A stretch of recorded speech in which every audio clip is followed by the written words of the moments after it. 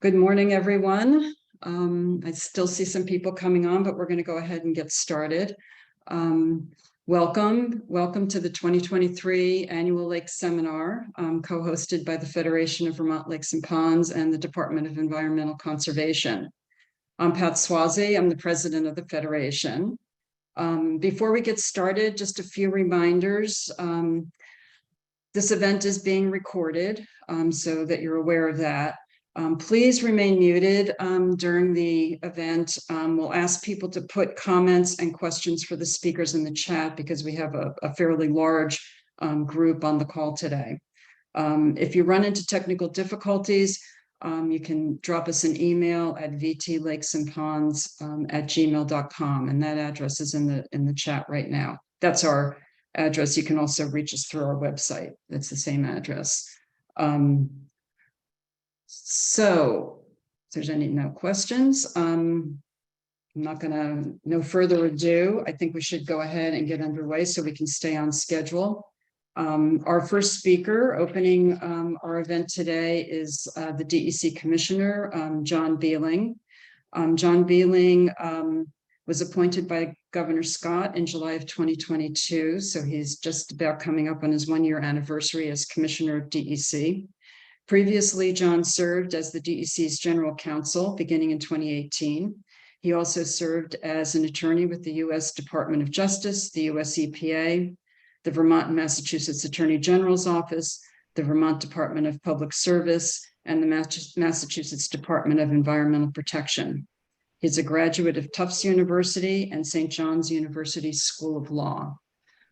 So I'm pleased to introduce you to Commissioner Beeling. As soon as I can unmute him, we'll get going. Right. Are you able to be unmuted? Can you hear me? Yes, we can. Thank you. All right. Thank you, John. Great. Thanks, Pat. Commissioner Beeling.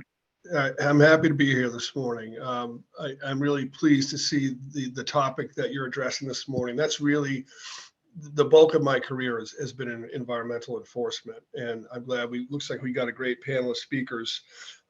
Before I talk a little bit about our efforts in that regard, I really wanted to thank Pat Swazi for her efforts, particularly in the legislature this year, in particular with regard to H31, which was the effort to have a pause on aquatic invasive species treatment. I'll tell you, I think Pat's testimony, coupled with Oliver Pearson's testimony, was what turned the tide.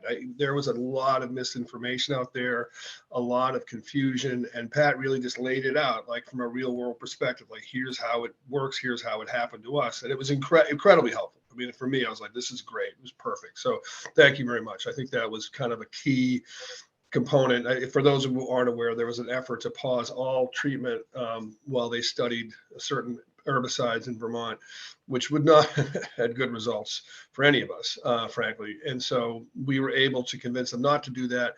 They set up a study, which we still oppose, but it's like, that's a lot better than a moratorium. And I encourage any of you who are interested to follow and participate in the study group. It's really helpful to hear all different perspectives. And I think this group has a very good perspective and a very balanced perspective on that issue. And it's very helpful, I think, for the public to hear from you, as demonstrated by Pat's testimony. So thanks, Pat. On enforcement. So it's really a good time to have this topic come up for DEC, because as you probably know, traditionally in DEC, there's kind of not a division, so to speak, but there's a specific assignment for enforcement within the department. And obviously the media programs get involved in enforcement, but typically it's in conjunction with this other division. And it's been very effective, but we've recognized over the years that there are certain circumstances where the division itself, the program itself, in this case, watershed management, should have the ability to pursue enforcement just on their own and move forward. And so one thing we've done, some of you may be familiar with the citations process. It's a means of pursuing enforcement that's a more streamlined approach than a full-blown case. There's really two ways you can do this. You could go to a full-blown case, which means it's assigned to an attorney. It could either be assigned to a A&R attorney or to the Attorney General's office. It's a pretty long process, but for bigger cases, that's what's appropriate. For some, relatively minor violations, that's a lot of effort, both for the government and for the respondent to go through if we're talking about a relatively modest sum that we're pursuing. And so there's this process called the citations process. And just this year, we started giving the ability for program staff to seek citations. And we just got it off the ground. I want to say last month, the first 3 citations were issued by program staff. And we're excited. I think this will be a way that it'll take some of the burden off the investigators and the lawyers that traditionally do most of the enforcement, and give us the ability to really get these smaller ones taken care of and put people on notice that we take it seriously. It's just because if we don't do them, people aren't as aware, right? It makes sense. That's what enforcement is both educational. There's a punitive component. Let's not be mistaken, but a lot of it's also just to make sure people know, like, if you do this, this is what happens. So very excited about that. Also within that division, they've started to reorganize and actually are going to be appointing really an enforcement coordinator. It's a person I've worked with for a number of years, very, very talented guy. I think he'll fit right into the job, and it'll give them the ability to do, more direct enforcement. So we're also going to put additional training on compliance and enforcement. We're going to increase compliance monitoring inspections, issue hopefully more NOA, what are called NOAVs, notices of alleged violations, and it's a good way to handle a lot of these things. You basically issue what's called an NOAV and give the respondent an opportunity to correct the violation. And if it's a relatively minor violation, there may not be any consequences. If it's a relatively major violation, there still may be consequences. But our main goal is to fix the problem, right? Our main goal is not to collect penalties. Our main goal is to fix the problem. So we always want to give people that opportunity. And if they cooperate, that goes a long way towards helping us decide what to do next.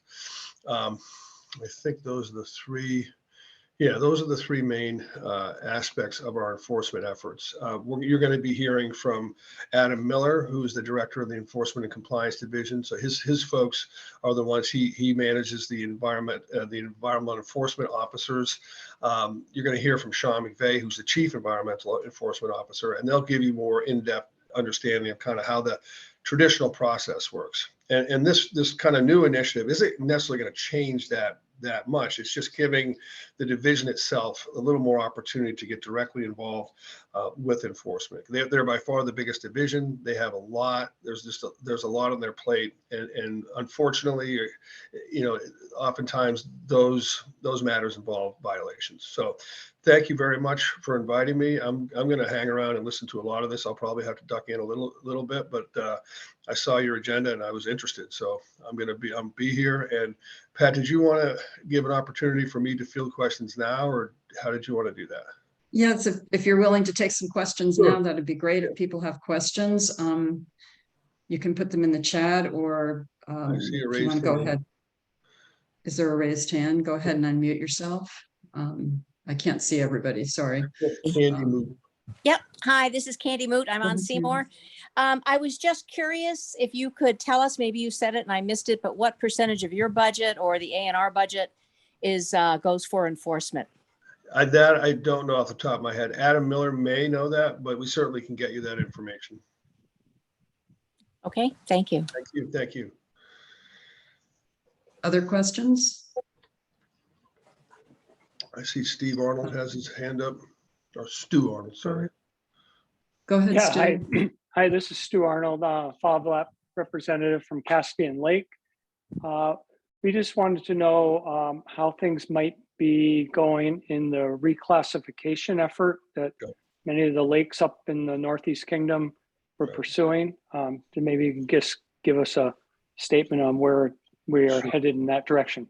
Sure. So another matter that Pat helped us out on, which unfortunately didn't go the right way, was a bill that we introduced to remove the 1,000 gallon per day restriction for sewage in Class A watersheds.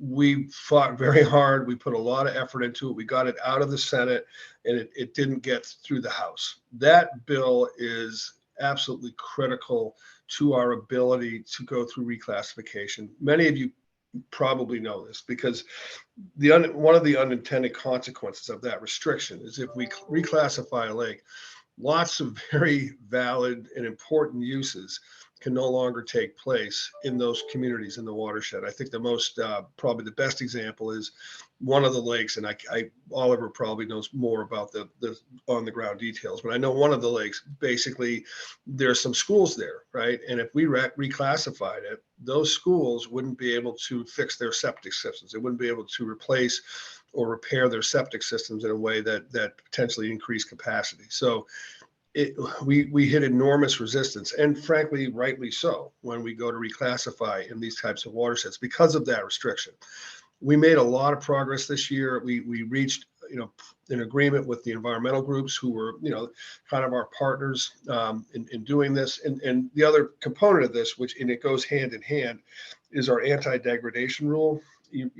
Most folks here probably are familiar with that. We initiated the rulemaking process for anti-deg, and to us, one of the reasons we are very comfortable removing the 1,000 gallon per day restriction is because of robust anti-deg rules. We believe that we can manage these systems in a way that protects those watersheds. And the idea is to make sure we protect the lakes. It's not to prevent development, at least not to us. I think there are those out there who would take another position. They'd say that we don't want to have development, and that's why we have this restriction. We don't think that's really scientifically valid. And so we're going to keep fighting this fight, but what I can tell you is, unfortunately for now, we're going to run into the same wall, with reclass until we get the 1,000 gallon per day provision fixed. So it's going to be a major effort this summer.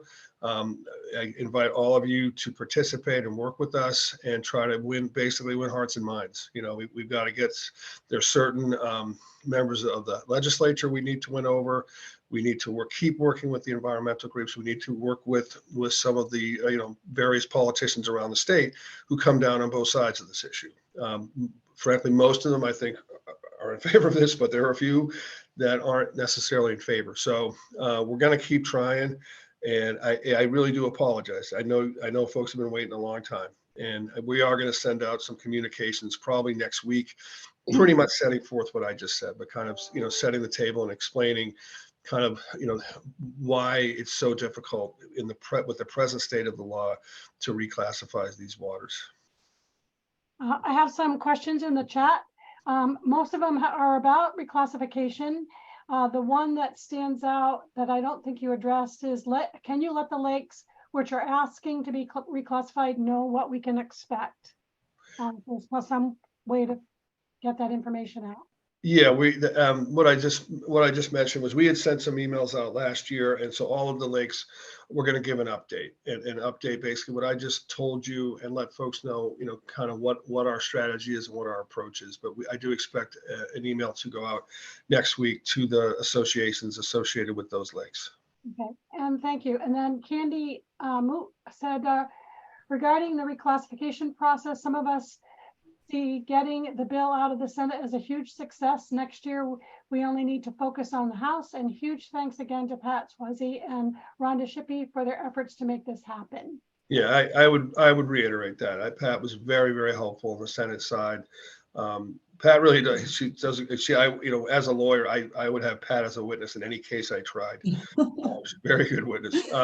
There was a question about number of citations. Yeah, that's a good question. I don't know. It's hard to predict, right? It's hard to predict how many violations there's going to be. I mean, just to give you kind of a frame of reference, we don't issue very many right now. But I think with this more streamlined process, like I said, we got 3 out in 1 month. That's pretty good, and I'm hoping, and just so folks understand, we're starting this just within the watershed management division. Like I said, it's the biggest division, probably has the most, it does have the most violations. And my hope is if we can succeed with this division, we'll expand it to other divisions and have them have the same ability. But it's hard to predict on a year-to-year basis how many we're going to actually issue. And then the last one I have right here is, what is the status of the anti-degradation change? Are they in effect? So they are not in effect. You can see the draft rule. I believe it's available online.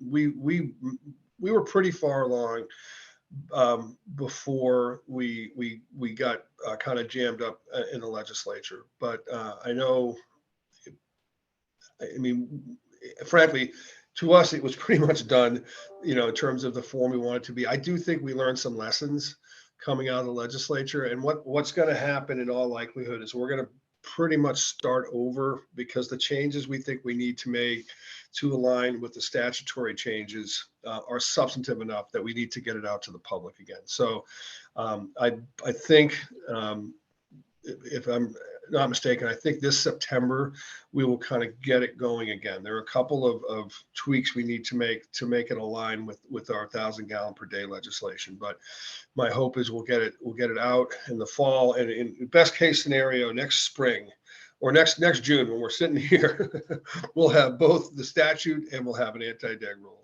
and everyone will be better off for it. That's hopefully, I'm knocking wood. I actually have actual wood here. I'm knocking that, but that would be a best case scenario. Maybe I could jump in again on the reclassification. As you can see, it's a topic of considerable interest. But there have been some of the petitions were declared administratively complete, and the understanding was that the process was going to begin this summer, obviously hoping that the legislation would have happened. Is there any way that can still go forward in terms of at least having some public hearings that might be able to collect more information about the situation and the need for making that legislative change, just perhaps as further support for moving forward in the next legislative session? That's a really good suggestion. I think that's something I'll take up with both the director and the legal team to see kind of how we could do that. But I actually like that suggestion. We thought about going forward just to say, look, this is what happens, but I don't think that's fair to anyone. But I think if we can gather more data and more information, that might be helpful. But I think part of that's a legal call. And so I want to talk to both our director, Pete Laflamme, and our counsel about how we might be able to do that. But I like the idea and concept. Thank you. So Candy asked if there was anyone here in Addison County or have connections in Addison County. After this meeting, please contact Pat or me to help in working with the key House members on the A1 reclassification issues. And Peggy wrote, please inform us how we can move forward with anti-degradation, the septic restriction, and reclassification. Right. So I think, they're all tied in together. So I think, to me right now, a lot of it is kind of winning over key legislators, making sure we get the environmental groups who have a very, and rightly so, a very strong voice in the legislature in this area. And if we can get everybody kind of on the same page, I think we can get it through to the finish line. And the rule itself, like I said, we were pretty much done with it. We had dealt with really all the major stakeholders all across the spectrum, and I thought we were in pretty good shape.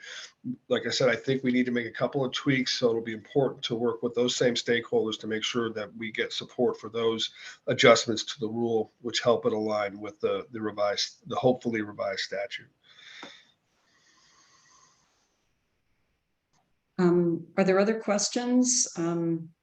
I could switch the topic just a teeny bit, and since we still have a few minutes, just ask you if you could maybe describe for the group. I'm not sure everybody understands what that study committee, that H31, assuming it gets signed. It hasn't. I don't think it's been signed yet. But what that study committee, who's going to be on that study committee, and kind of what they're going to be doing? Yeah. So it was a bit of a moving target. I think the way it ended up, if I'm not mistaken, I think there's two legislators, someone from DEC, from Fish and Wildlife, someone from the Health Department, and someone from a professor from the University of Vermont. I think that was the final version. Do you remember, Pat? That's the last one I remember. I think that's correct. Yeah. Okay. Just one clarification. Two professors from UVM, sort of one on the biological and biophysical science side, and one more on the social science and environmental toxicity risk side. Thanks, Oliver. Yeah, so that's the composition of the study, and they're really supposed to look at a variety of factors. And I'll tell you, we did feel, and it's just so folks know, and I think probably everyone here knows this. I mean, we thought we could make all the changes necessary to the rule. That was our position, that we didn't need to have this study. And basically this study is going to be disruptive, because there's no point in issuing a rule with a statute that's in flux, right? So it's unfortunate, but you can't write a rule which is based on a statute and then presto, the next session they change the statute and we've got to start over again. That's nonsensical. So it's kind of unfortunate. There's a legal dispute here. Some of the environmental groups feel like the changes we wanted to make required a statutory change. We don't agree, but the legislature apparently did. So, we do think there's room for improvement, and we made that very clear. And we're hopeful that, we get through the study, we make some, frankly, relatively modest adjustments, and then we get back on track. Thank you. Any other questions? Jackie, is there anything else in the chat? Any other questions for the commissioner? Okay, I think Lisa. I have one more Great. From Lisa. I don't know if I'm pronouncing it right, but Barod. RE, the H31 study group. How will this affect the rulemaking group already in play? Yeah, as I just mentioned, we're going to need to suspend rulemaking pending the outcome of the study, and see what happens in the legislature next year. Rules are based on statutes, and if a statute's going to change, rulemaking takes a lot of effort, and it just doesn't make sense to pass a rule and then have the underlying statute change, and then you're going to have to go back and fix the rule. So, it's unfortunate. I thought we had a good rule. I think we were making really good progress, and this is this was the pitch we made at the legislature. It's like, look, let us do this, and and if we do it, and someone wants to come back in a couple of years and say, look, it still doesn't work, fine. But I mean, unfortunately, a lot of effort went into this, and we're going to need to it's not like it's all gone away. We'll be able to use a lot of that information in the study group, but it is what it is. We can't really come up with a rationale that supports continuing rulemaking efforts while the statute is in flux. Thank you. Any other questions or comments for the commissioner? We appreciate everything that you said with us and talked with us today, and thank you for being here, and thank you for staying on and listening in. Thank you. So we will move on. Thank you so much, and thank you for your kind words. Let me just say, it wasn't just me. It took a lot of support from a lot of people, Candy Moot and Virginia from Miles Pond, and a number of other people who were really helpful in helping me to present. And so I definitely appreciate the support of the board and of our members. All right, moving on, I'm going to turn things over to Laura DeLugalecki from DEC. She's going to introduce our next speaker. Okay. I am going to introduce Adam Miller. Adam Miller is the Environmental Compliance Division Director for the Vermont Department of Environmental Conservation. As a native of Northwest Pennsylvania and a graduate of Penn State University with the Bachelor's of Science in Wildlife and Fisheries Science, Adam has worked across the United States from Alaska to Vermont, managing fish culture and wildlife management programs, as well as protecting and conserving the natural habitats that they need to survive. Adam ensures that Vermont environmental rules and regulations are followed by directing both proactive environmental assistance efforts to prevent environmental violations before they occur, and through reactive environmental enforcement efforts to address environmental harm after it's occurred. So it's my pleasure to welcome Adam. Hi, good morning all. How are you doing? Thank you so much, Laura, for the generous welcome. I'm gonna try and share my screen here real quick. I put together a PowerPoint presentation and I'd like to share it with you all. So feel free to let me know whenever you can see my presentation. We can see it if you want to put it in presentation mode. Yep, I'm just trying to move something here. All right, are you able to see it in presentation mode? Not yet. Okay, sorry. That's okay. See if I can.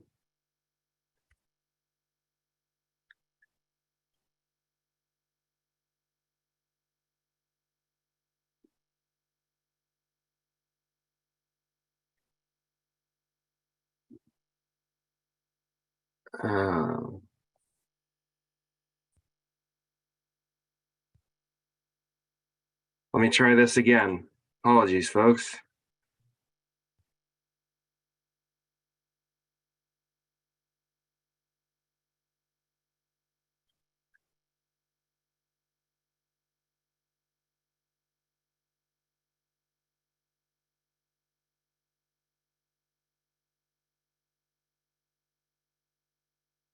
Okay, how about now?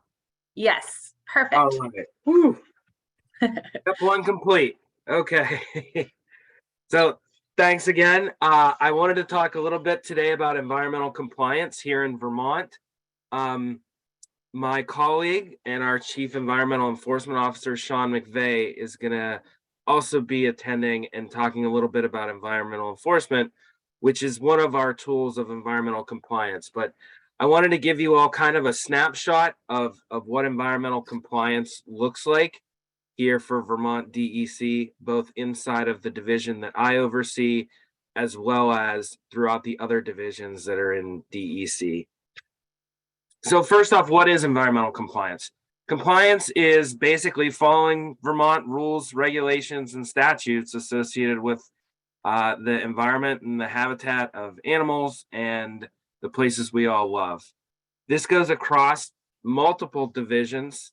My division is actually a service division that I oversee, and we serve the various media divisions that are out there. So Air Quality Climate Division, the Drinking Water and Groundwater Protection Division, the Watershed Management Division, and the Waste Management Prevention Division. And the important thing that I wanted to talk about today is we do both proactive and reactive compliance. So I'm going to talk a little bit more about proactive and reactive compliance here shortly, but I just wanted to give you a brief snapshot of what things look like in the Environmental Compliance Division, which is its own separate division. So like I said, we support a number of the media programs and divisions. We have about 20 full-time staff that work for us. And when I talk about the proactive end of environmental compliance, that's what we call our environmental assistance program. The reactive end is more of our environmental enforcement program. So proactive assistance, what is that? Proactive assistance is essentially working to prevent a violation before it ever occurs. Those are things like providing necessary education, outreach, and assistance resources that are out there. Sometimes people don't know the rules, not because they don't want to know the rules, they just haven't heard it, they haven't understood it. So we have a robust program that works to make sure the Vermonters know and understand and have the resources to comply with the environmental rules and regulations that are out there. On the reactive end, we are working to address violations after they occur. And I don't want to steal a whole lot of Sean's thunder, but I will say that the way that we do a lot of this is just through our enforcement. We have various tools that we have environmental enforcement officers that will go out when there's a complaint or when there's some sort of an issue. We'll go out to a site, investigate, see what's going on, determine whether or not a violation is present, and then work with that respondent to figure out how they can correct the violation. And then if there's different measures that need to be used. Sean's going to go into a lot more detail about that. So I'm going to kick that to him when it comes time. So I really wanted to talk a little bit more about our proactive efforts. Like I said, our Environmental Assistance Office utilizes education and outreach, as well as financial assistance to make sure that folks comply with rules and regulations before they ever become an issue or there's ever a violation. So our educational end and our outreach end, we have a number of different tools that are out there. First, we have our community and municipal assistance kind of section. This is 2 full-time staff that are devoted to working specifically with communities or municipalities to make sure that folks understand the rules and regulations that are out there, and that we can partner with municipalities and various communities to make sure that not only are they protecting the community, they're also following all the environmental rules and statutes and regulations, especially when it comes to development activities. Then we have our outreach assistance section. There's one person in this section. She is awesome. She is an absolute rock star. Her name is Maggie Citarella, and Maggie's sole job is focusing on press. So what Maggie does is on pretty much a daily basis is putting together press releases, working with different staffs across divisions to come up with ideas as to how do we get the message out about the lakes and ponds rules? How do we get the messages out about wake boats? How do we get the messages out about aquatic invasive species? And what Maggie's doing is she's working with those individual members to not just come up with like a press release that might be a media story or a WCAX story or a newspaper article, but she's also putting together social media posts like Facebook, Twitter, Instagram, things like that. And Maggie's really not only following up on general public outreach, but figuring out who are our targeted populations that we need to cater to.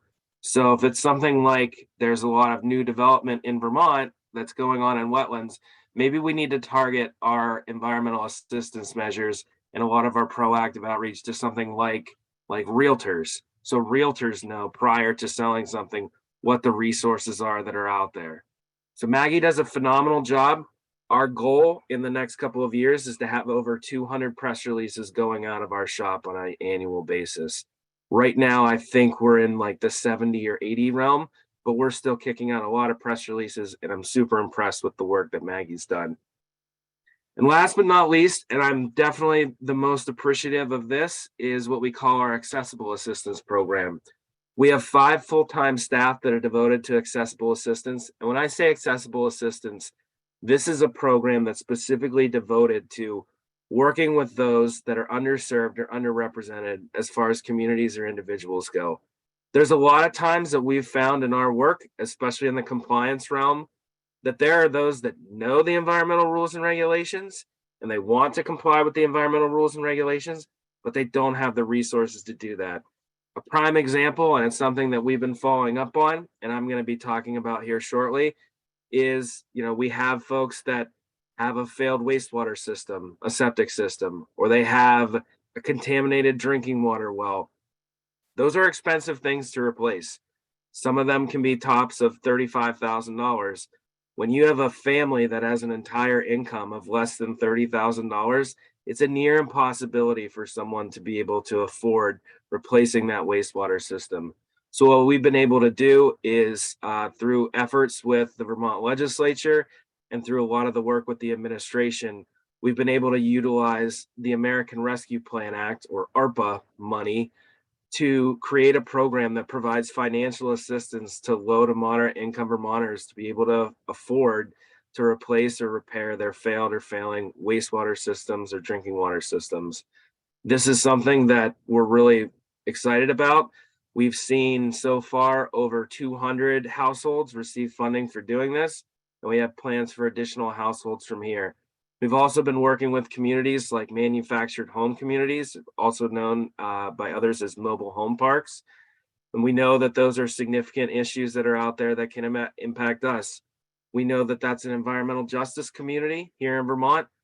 When Irene hit, I believe over 40% of all the affected individuals that received some sort of flooding impacts from Irene were manufactured housing community residents, even though manufactured housing community residents only make up less than 25% of the general population here in Vermont. So we also have what we call our Healthy Homes program, targeted at providing financial assistance to manufactured housing communities to have necessary water and wastewater infrastructure. So what are some examples of accessible assistance? I just talked about our Healthy Homes program a second ago. Those are programs that I think we're actively working with our staff to provide funding for those that might not have the financial means to come into compliance with the environmental rules and regulations. Specifically, we've focused on water and wastewater infrastructure. But another really important tool that I wanted to share with folks is what we call our Permit Navigator tool. So Permit Navigator, it can be very difficult to navigate through the permitting process in Vermont. Sometimes people don't necessarily know what kind of permits they might need. And it can be really hard without hiring, a high dollar financial or a high dollar environmental consultant to understand what kind of permits your project might need. So what we've done here is during the pandemic is we partnered with the administration through the beginning of the pandemic to develop an IT tool. And this Permit Navigator tool, essentially what it allows you to do is get started by dropping a dot on a map and saying what kind of an activity you want to do. So say I'm an individual, I bought a vacant piece of land here in Vermont.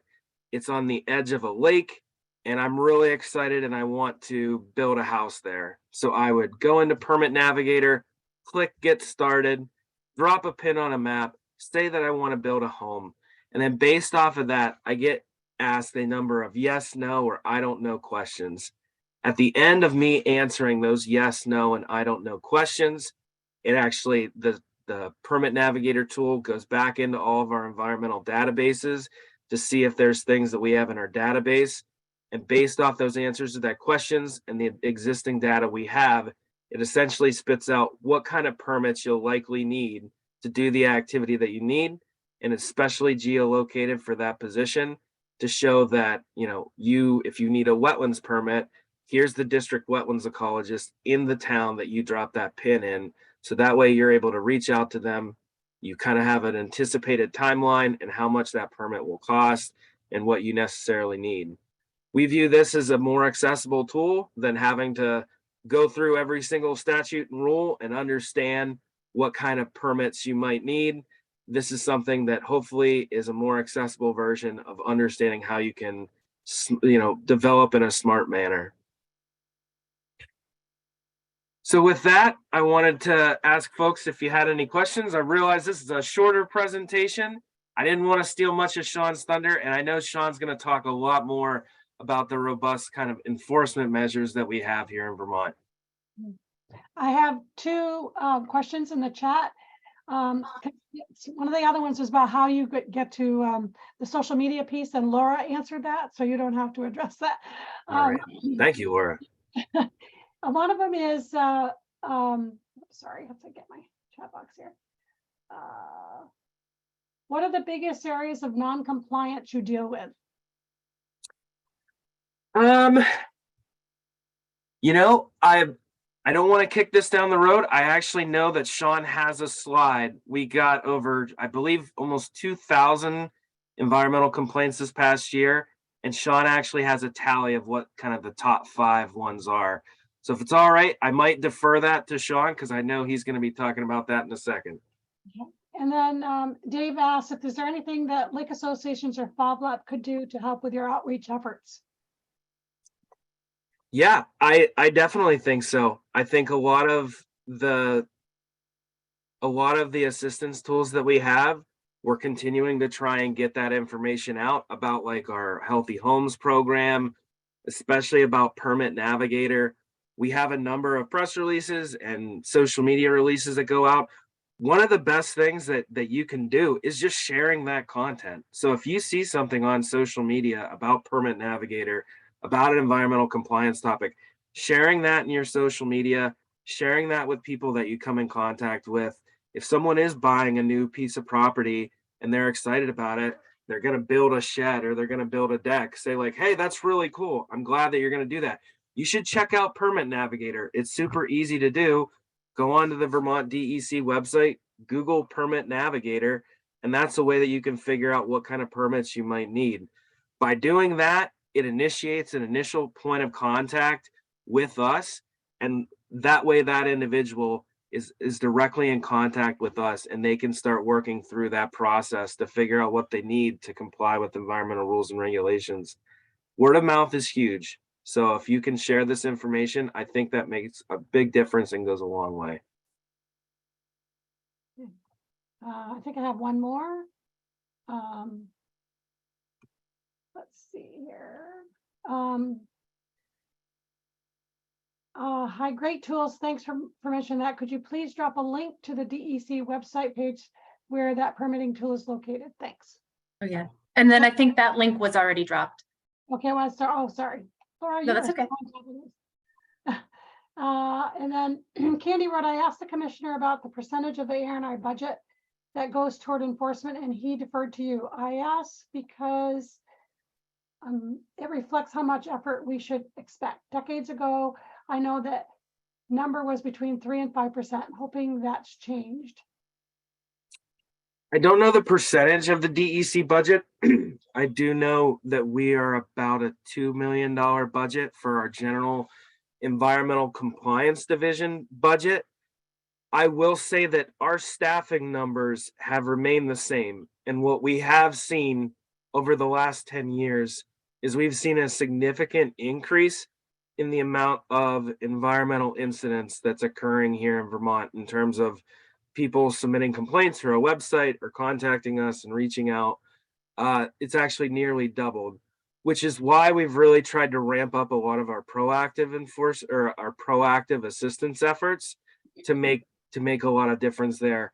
It's been astonishing. Like when we started our environmental, like our healthy homes program that was targeted for individuals to replace their failed or failing wastewater systems and couldn't afford it, we thought maybe we would get like 100 applicants.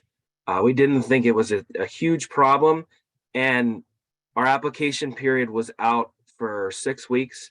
And in that period of time, we received 1,600 applications.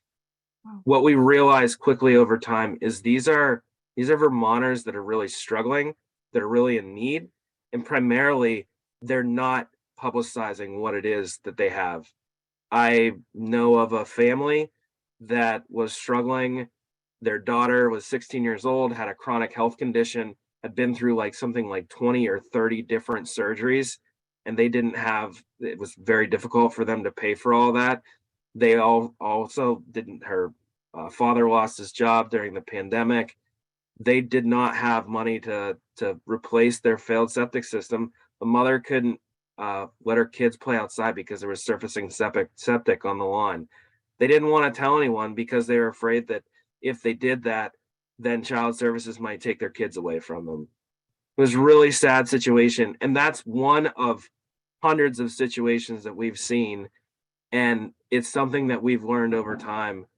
Doing the proactive work to provide folks the tools that they need to be able to comply with these regulations can be, and sometimes is, more effective than coming in, as an enforcement program and saying, you need to comply. We could go after that family and find them till the end of the day and till the end of all times.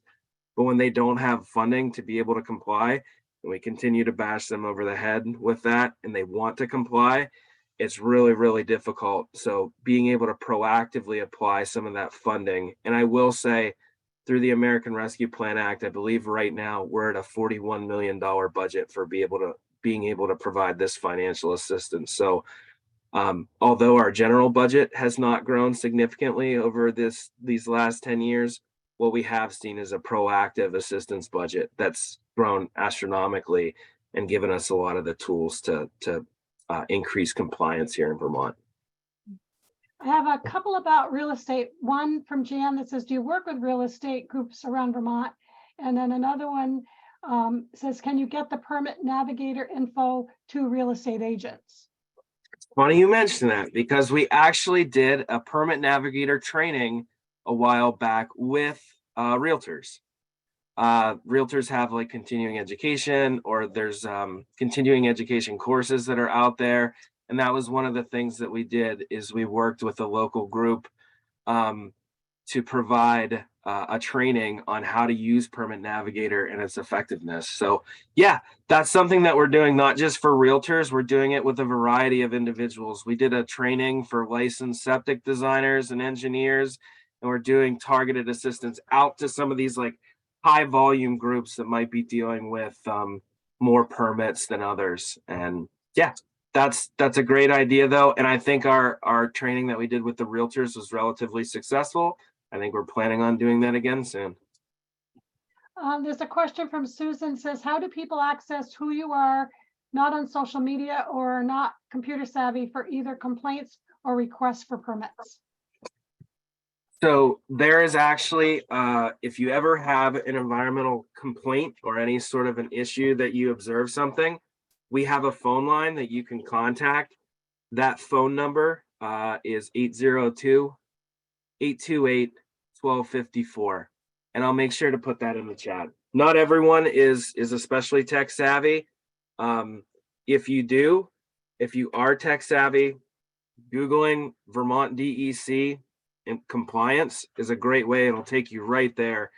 But not everyone has those access to resources. So if you ever have anything that you need environmental assistance on, if you have an environmental complaint or you see an environmental incident that's going on, contacting that environmental compliance main line makes a huge difference.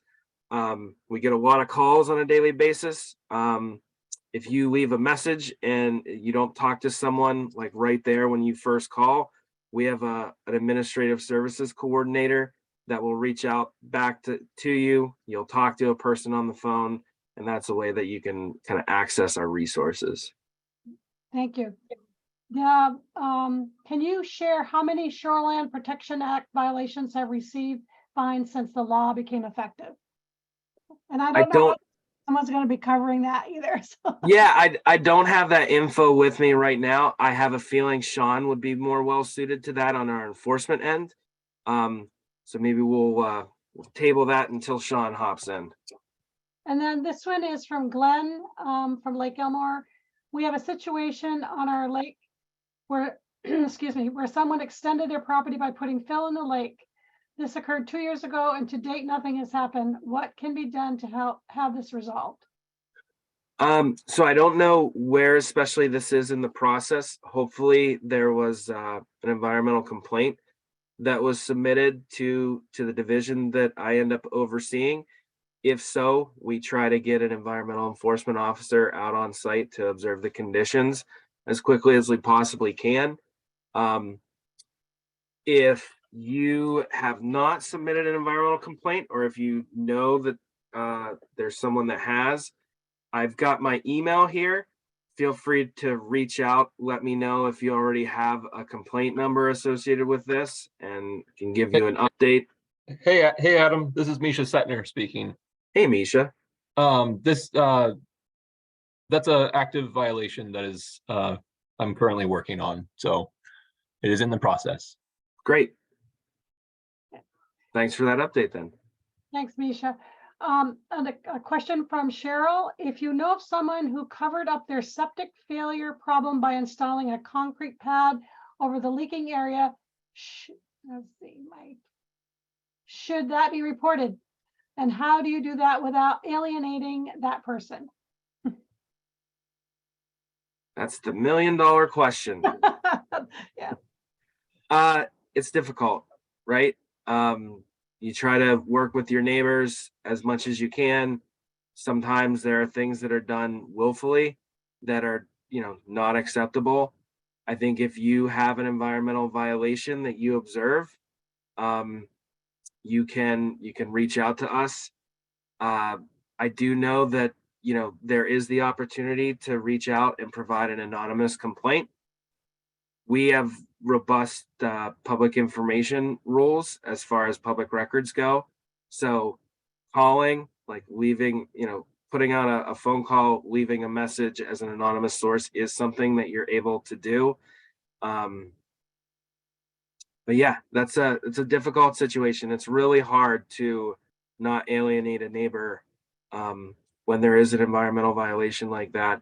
I think a lot of times you have to think of what the greater good is, in terms of, that individual neighbor might have that active violation might not be just impacting them. It could be impacting all their neighbors. It could be impacting the fish and wildlife around that are connected to that resource and that habitat. So I think a lot of times thinking in terms of the greater good is really important.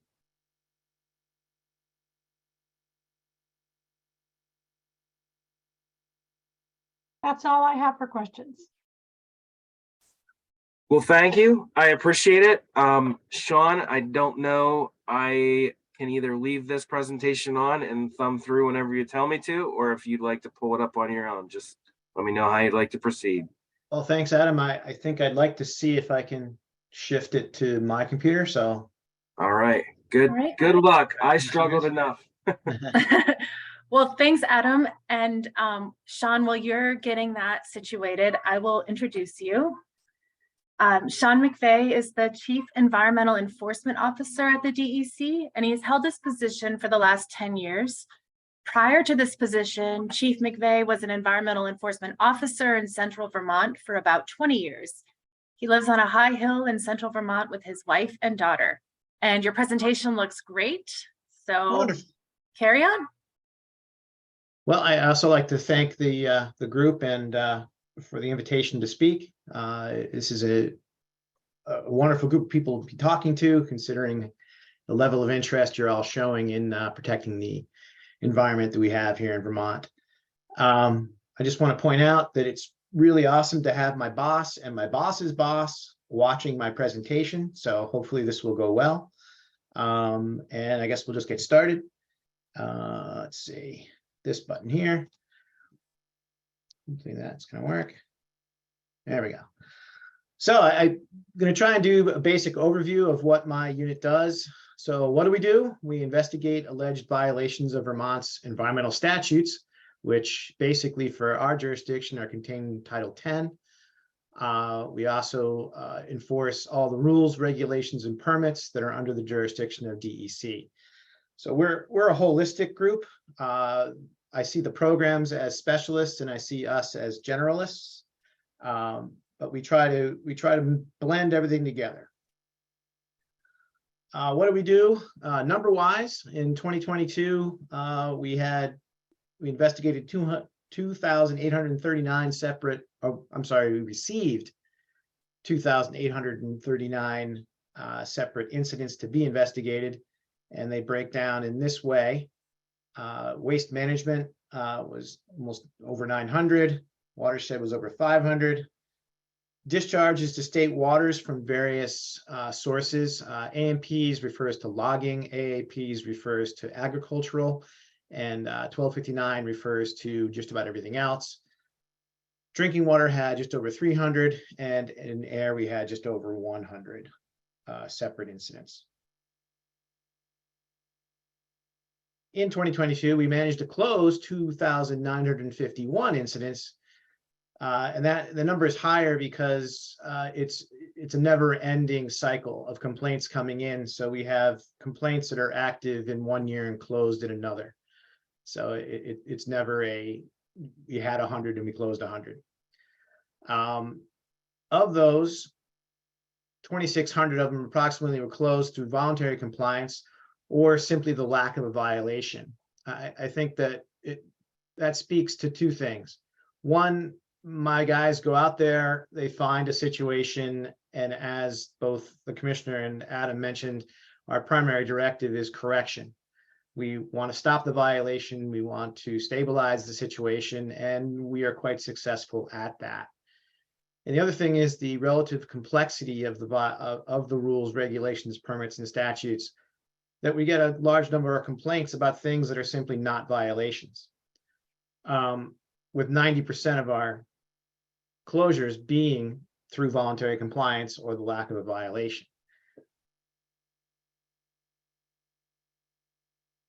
Of the ones that became cases, 27 of them were handled by our what's called the Office of General Counsel. There are in-house prosecutors. They in 2022 closed 27 cases with 22 AODs, which are assurances of discontinuance. I'll explain these terms later on. 3 AOs and 2 citations were issued, and 3 more cases were referred to the Attorney General's office. Those are for much larger violations where either larger amounts of penalties are going to be sought or things cross into maybe other agencies or just simply large, complex issues. So who does the work? It's my staff. I have 7 officers geographically located around the state. This is the district map. At this point in time, the Northeast Kingdom is actually the person on the map, EEO Smith, has retired. We have a trainee up there right now, EEO Miller, Alan Miller, not Adam. The rest of the state is currently marked correctly. They all have large territories. They all cover 30+ towns. A lot of area to cover, and a lot of complaints. They do a very good job considering the volume and the distances they have to deal with. So how do they do that? Well, we receive a complaint. Typically, these are from citizens, outside agencies, or they can be from internal program people that have gone out on permitting site visits or during inspections. When we get the complaint, it goes into a queue, it's assigned, and the investigator has to prioritize it and then get to the site as soon as they can to see what's going on. That's one of the biggest functions of the officers, is to be the eyes, ears of DEC. You really have to see this stuff to understand what's going on, to understand the whole picture. Again, to try to handle it holistically, you have to go, you have to talk to the people. We find the witnesses, we find the respondents, we collect evidence, both through interview and through usually photographic means.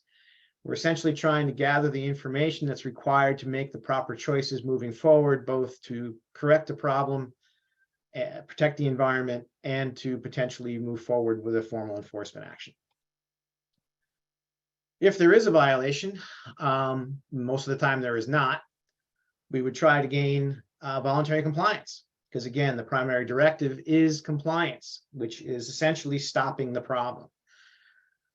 If the problem is more complex, or maybe require permitting to make it okay, we would contact the program people that you'll be hearing from a little later in the presentations, like Oliver and Kristen.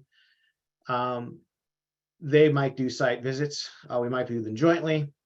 Of course, all of this winds up in reports, and we write thousands of reports to bring it all together.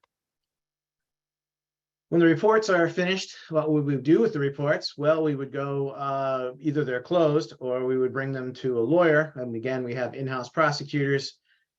We would consult with them. We would issue notices of alleged violation that were mentioned earlier. That is essentially official notice that the state believes you have violated a permit, rule, statute, or and we want something done. It lists that, and it lists what we expect you to do to come back into compliance. We do, again, issue citations. There's over 500 different potential violations within our jurisdictional area, and it could be even higher, frankly.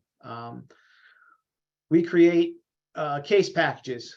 So all this information that we create by going out in the field and gathering statements and pictures and just a basic understanding of situations get put into a package, handed to the attorneys. The attorney will make contact with the respondent. The respondent is the violator, and they attempt to settle cases, or we have to go to court. Here are some of the tools we use during this process. Our version of a search warrant is called an access order. It is a court order that we apply for when we have basically what's called probable cause to do so. We would lay out a situation where we believe we need to access a property to fully assess what's going on after we have been refused access to the property by the owner. An assurance of discontinuance is something that the lawyers draft up near the end of the process. Again, it's a court order, but in this instance, it's essentially a settlement. The respondent would have agreed to sign the paperwork and do what we want. The administrative order is essentially another court order, but it's used in situations where the respondents do not cooperate, and we've gone to court and things have to be forced. So it's basically a court order to do it. An emergency order is actually probably used earlier in the process than these other tools, but it has to do when there's something happening that must be addressed immediately, that the respondent is either being uncooperative in correcting or unable to correct, but it's basically another court order to do it, but faster. We work with in our department. We have these 5 divisions that we work with: the air division, the drinking water division, the water investment division, waste management and watershed. Those are the major major divisions of our department. We also work with the Natural Resources Board, which is the Act 250 world. A lot of our violations cross over between those two entities. Essentially, the Resources Board puts a lot of our work into their permits as conditions. We also work with other departments within our agency. We work with Forest Parks and Recreation, and that would mostly be the forestry part, in that we do a lot of work on logging operations.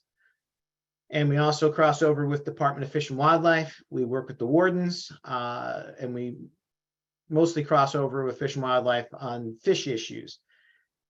Usually things having to do with discharges, where there's potential fish kills or actual fish kills. We also work with the Department of Health, specifically town health officers typically. They have a lot of powers to do things on their own. We assist them with understanding that and gathering the evidence to do that. And in reverse, they give us things that we use. We work with other state agencies within state government. We work with town officials, typically fire departments, or select boards, or even dog wardens. But we also work with the state police, local police, and the Environmental Protection Agency. That's the federal Environmental Protection Agency. Within our department, the breaking down the divisions, each of the divisions has a number of sections that do very specific things that my unit is responsible for enforcing if there's rules, regulations, permits, or statutes involved. It can be a typical example would be something that would, in this instance, the house in the picture on the left had a fire, an accidental fire. It started and it burned a good portion of the house. The owner then decided that the house needed to be torn down. So they started to demolish it and burn it in the backyard. This was in a village setting, and the owner of the building happened to be the fire warden for the town, and he gave himself a permit to burn the house, which is illegal. So it was an interesting situation. It was also a dangerous one because it was a village setting. So we had that one we had to get stopped. Thankfully, there was a fire department available to do that. Drinking water, another division with these sections, again, with very specific duties in each, mostly having to do with either wastewater or drinking water, either singular properties or large facilities having to do with the delivery of drinking water to villages and cities. A lot of permits there. An example of a permit for that program or that division would be the on-site program. And oddly enough, this picture of an RV is a pretty average violation nowadays. We're seeing a lot of properties, undeveloped properties being lived on with structures such as this that become permanent and then become violations, because you need permits for this. If it's not just camping, if you're there all the time and you don't have a wastewater system, it's a problem. We're seeing more and more of these. Another typical violation for the drinking water program is actually a septic failure. And just as an example of how we would handle a violation, we would go out, we would confirm the failure, we would notify the landowner, almost assuredly issue an NOIV that would state the failure has occurred. We would try to set up the safety limits, limit access to the area, fencing, get them to set up fencing to keep people out of it. And as Adam mentioned, keeping little children out of there, keeping animals out of it. There'd be a directive to obtain a permit from DEC, and then timeframes to obtain the permit. and complete construction. And that's probably the biggest thing to remember when people complain about septic systems. They forget that it takes a while to fix them.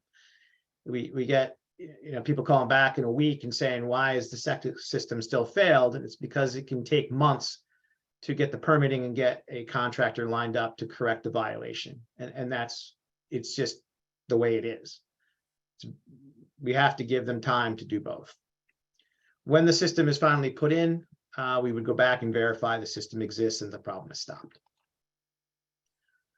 The Water Investment Division has a lot to do with federal funding and moving money around to build things. They also do dam safety, and they take care of state resources.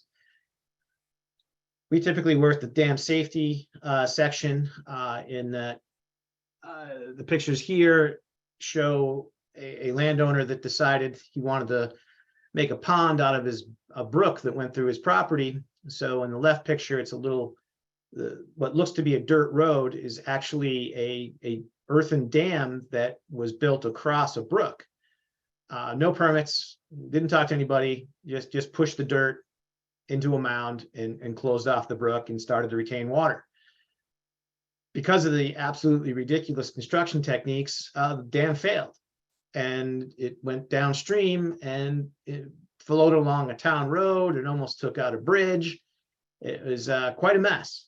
And it's odd that people would take on a project like this without any engineering background, but people do strange things.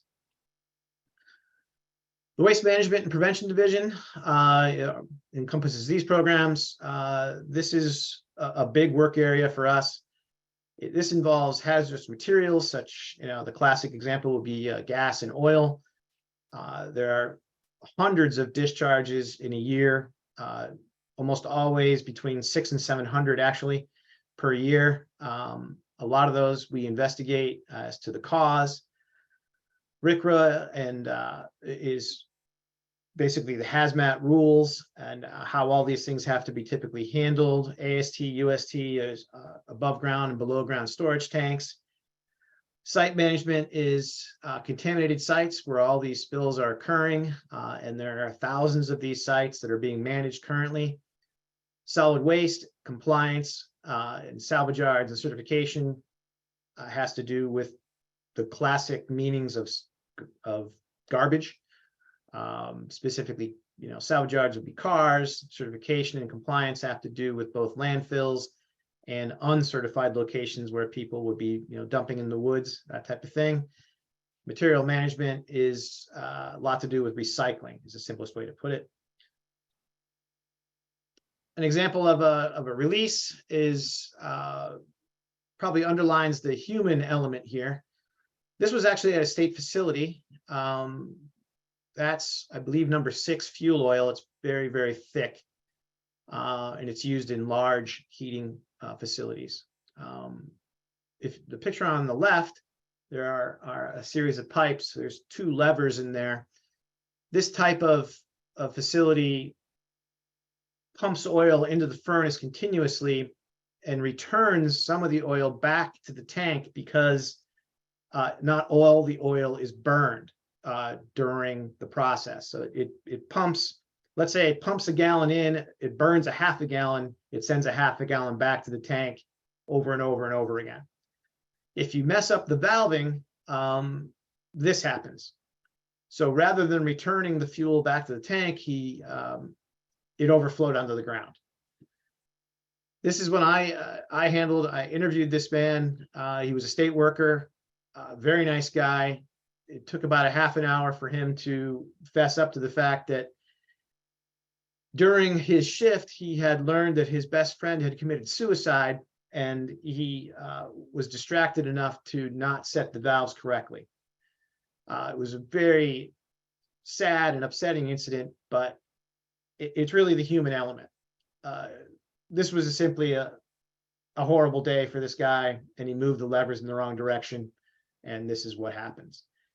And this is the type of thing that we investigate. Yeah, it's a bad thing, but it's negligence. And we penalized another state agency for this.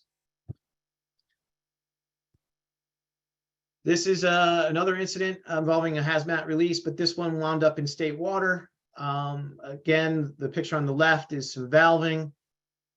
Don't really have a great answer for why the valving was incorrectly utilized, but this put oil onto a floor, into a floor drain that went to a municipal sewer, that then went to a treatment plant, that then was discharged to state waters. It was quite a mess. It was several thousand gallons of fuel. The picture on the right is a pump station that was full of fuel. It was quite a mess. And again, it was negligence, and this resulted in a penalty. This is another human element. This is just straight up trash dumping. In this instance, a young man was taking money from his father to take the trash to the dump on a weekly basis. He would take, $5 in a bag and he would head off to the dump, except that he wasn't going to the dump. He was going out into the woods and he was creating this pile of trash out in the middle of nowhere. When we found this one, we realized that almost all the trash went back to one house. And that's when we interviewed the young man and we found out that this is how he was making his $5 a week. His father was displeased. That resulted in a fine also. The next group would be the Division of Watershed Management. This is the one that I think you guys would care the most about: lakes and ponds, stormwater, rivers, wetlands. A very important area. This is all the water. This is my favorite area of our jurisdiction. This is an example of one of the sections, the direct discharge or wastewater section. This is a large wastewater treatment facility infrastructure. It's a UV light disinfection phase. So wastewater goes through a number of treatments at these facilities. The last one will be a disinfection phase where all the wastewater leaving the plant goes through a chamber. The picture on the right is the chamber where the lights basically kill the remaining bacteria before it goes back into state water. The picture on the left is the bank of light bulbs that create that light. The water basically flows through those bulbs.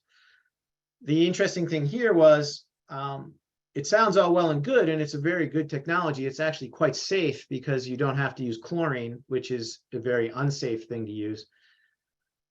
We found they had exceedances in their E. coli counts. When we investigated, we found that the issue was actually a software issue where coding was done incorrectly and the lights would turn out at night when everybody left. So, all this money is spent, all this effort, and it comes down to somebody left the lights off. You just can't make this stuff up. This is a wetlands issue. The picture on the left is not the wetland on the right, but it's very nearby. It was very similar. So the picture on the left, the owner of this property didn't like the way that looked. They wanted a big open water pond. So they did what you see on the right, which is annihilate the wetland and dredge it. You can't do that. It was quite a mess, and yes, it did lead to penalties. This is an example of a combination one where there's a discharge and the river corridor issue. In this sense, the homeowner of the house on the left wanted a better view across the brook, so he started cutting trees on the embankment and then digging the stumps out, which caused destabilization of the embankment, which started to flow down into the water, which is the discharge. And by working on the embankment, he should have had a permit from the river corridor people, which they wouldn't have given him because this is not a good idea. In the end, we were able to save the house. He was in danger of losing the house here, just because he wanted to cut some trees down. And here's an example of what we're here talking about today, a lakes and ponds violation. And again, the holistic approach here. Because the picture on the right is the final work. The wall was replaced with both boulders and blocks. During that process, you can see the machine is still there. They caused a pretty decent discharge because they took no precautions for erosion. They did, if you do see the bottom of the wall, it's got a wet foot. Absolutely need permits for that. You can't work in the water without permits. The picture on the left is of the wall that was taken out. That wall was taken into the woods and basically dumped. So what starts as a pretty innocent attempt to safeguard their property turns into a discharge, a permitting violation for the wall itself, and then a secondary violation at another property for the improper disposal of the waste wall. Just trying to show that these things become complicated and they involve multiple parts of our department.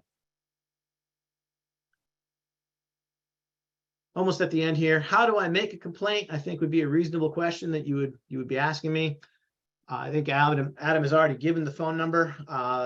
That's the fastest way to reach us with this phone number, 802-828-1254, and you'll be talking to Dale Brooks, our admin coordinator. She's very good at taking complaints and getting the information that we need. And that would be almost immediately sent out to our staff through electronic means. Another way to do it is you can Google us and visit our webpage. If you were able to find our webpage, on that page is a green box on the right, circled in red, that will take you to a violation report form, which is basically a series of questions that help us. This is not the actual, this is the paper form. It displays the information we would typically ask for, which is, what's happening, where is it happening, both town and address, who owns it, and if you want to know, if you want to help us out with your name and address, that'd be great. But there was an earlier question about how can I do this without upsetting my neighbors. Possibly, I believe the best way to do that is anonymously. You can both call us or fill out this form anonymously. We're not looking for your name, we're looking for your information. It is very common for us to receive anonymous complaints. If you see something, say something is the classic line. And I'm ready for questions. And again, our website there, decvermont.gov/enforcement, could get you to our webpage, the phone number, and there's my email if you want to reach me directly. But if you have any questions, I'm happy to try to answer them.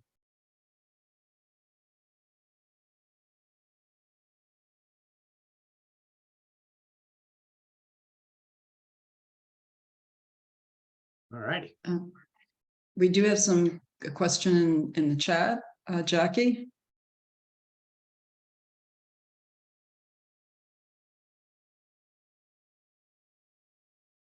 Jackie is on. The question from Jessica in Wilmington. Question about using lime and straw and orange netting. She was told that only experts should use lime as it's caustic. Should I be telling people to lime and straw or to hire an expert? Well, it is a caustic. The biggest thing is you don't want to get it on your skin. I've not had any issues where people have caused themselves damage, as long as they don't get it on themselves. I would tell them to wear long sleeves and gloves. They certainly can, if they don't wish to do that, they could certainly hire someone to do it. But keeping people out of raw sewage is a benefit. It's, you got to weigh that one out. Do you want people in the septic, or do you want to have the potential problem with caustic material?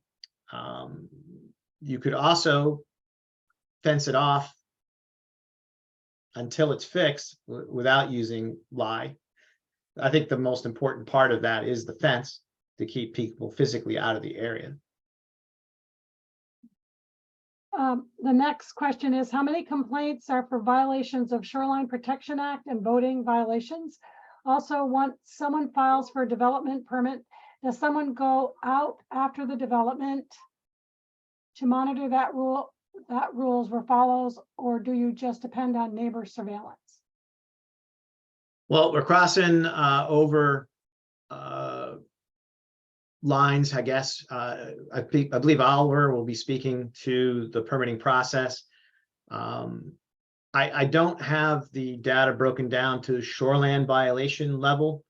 I know we receive shoreland complaints. I can't give you an exact number at this time. But And I'll be talking after the break. This is Laura DeLugalecki about what kind of monitoring we do after a permit is issued. So I'll address that in the next talk. Yep. Rhonda asked, you mentioned calling with a complaint will get quick action. Can you request the complaint be anonymous when making by phone? And it said you could do it anonymously, but that's a good question about by phone. So yes, we'll accept anonymous calls either on the web or on the phone. And I said that was the fastest way to reach us. If a priority response is warranted, we will make it. But I'm not trying to say that calling us will get somebody there faster. I'm trying to say that's the fastest way to reach us, to let us assess what the situation is. Another group who needs some outreach is landscapes. We have had several on our pond who have violated Shoreline Protection Act regulations, even when telling the homeowners they know and follow those regulations. This is from Martha. So Again, I just wanted to jump in. I'll be talking about the groups we provide outreach to for shoreland in my next talk. So and yeah, and just to try to turn that question into a complaint question, it would be, if you feel you're seeing commercial enterprises violating the rules, that's a viable complaint. And then this is status information on complaints or violations available online? No, at this time, we don't have a transparent outward facing system for that. If you make a complaint, we would ask that you give us at least a few weeks to finish an investigation and try to get our hands around the problem. And then we're happy to give you feedback to your questions.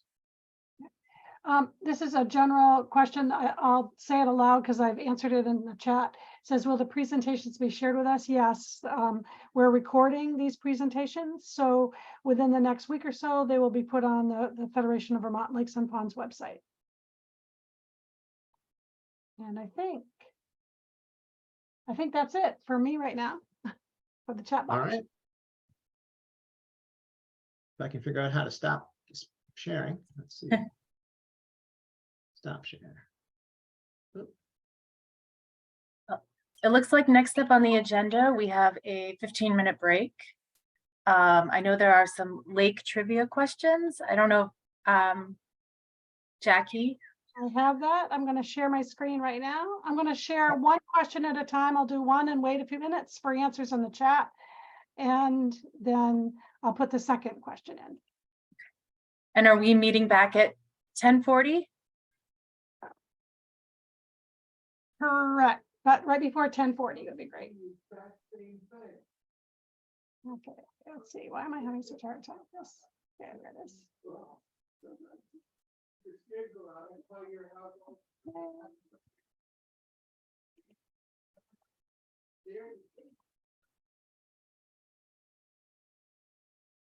Sorry, I have 3 screens open, so I have to move stuff around. Okay,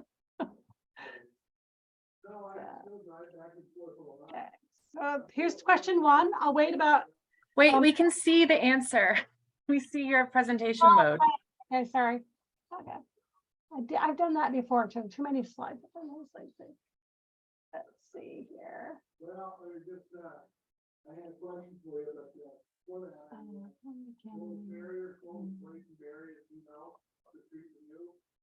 It's doing the same thing here.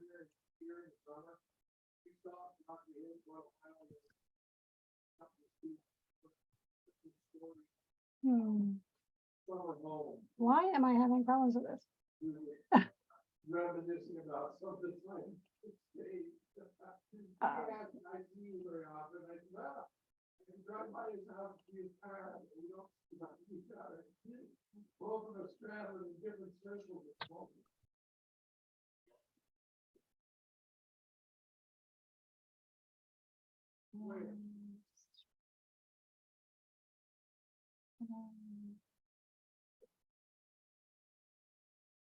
Jackie, if you click on the icon on the lower right, you go into presentation mode. Yeah, that's what I have. It says that it's in. Hold on a second. Well, Presentation. This is weird. I do this for a living and I'm messing it up. So let's stop sharing and start again. The original one was Robust 95. I get a fiber optic. Connect to it like you would expect. You know. Okay, where's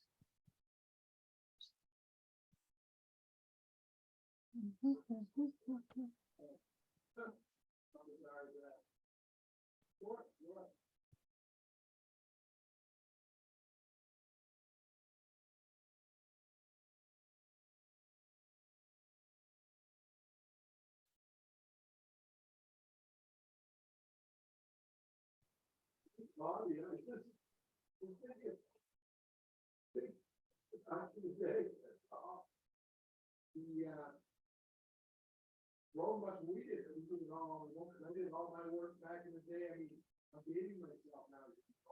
On IBM 50. it's doing the same thing? Okay, tell me again, Dave, what you're telling me to do. so if I'm you not- move your cursor down a little bit, Okay, down to where? down to the bottom of that window. Okay, now down a little more, and out to the left. Right there. Click on that. Got it. Okay. That's what it's still showing on my one screen. Okay. Okay, maybe what I'll do is I'll hold on a sec.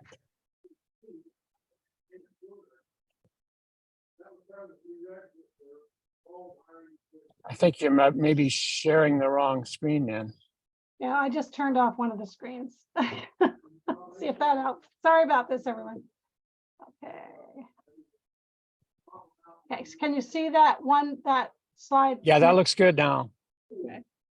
All right, so whoop, there's the. Why is this? Let's see. Okay, there we go. Sorry. I just had to turn off one of the screens. So in a few minutes, I'll come back and I'll give the answer and show the question 2. Okay. It's funny because I remember like yesterday, you and I were Bill Fogg.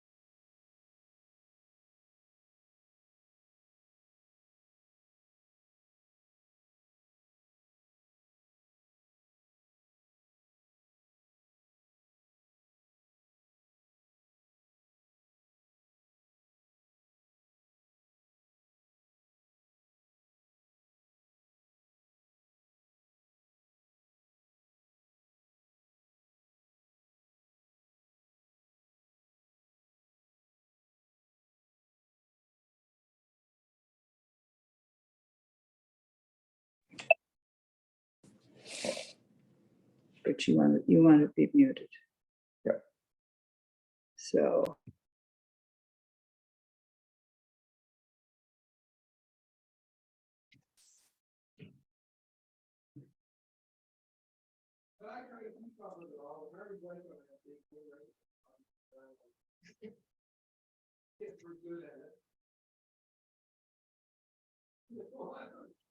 So thank you, Jackie, for the trivia questions.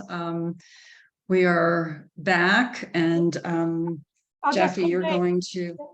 I'm going to introduce Laura, but I just wanted to say that Yes. the first question is, what is the Vermont state's warm water fish? We didn't have any correct answers. It is the walleye pike.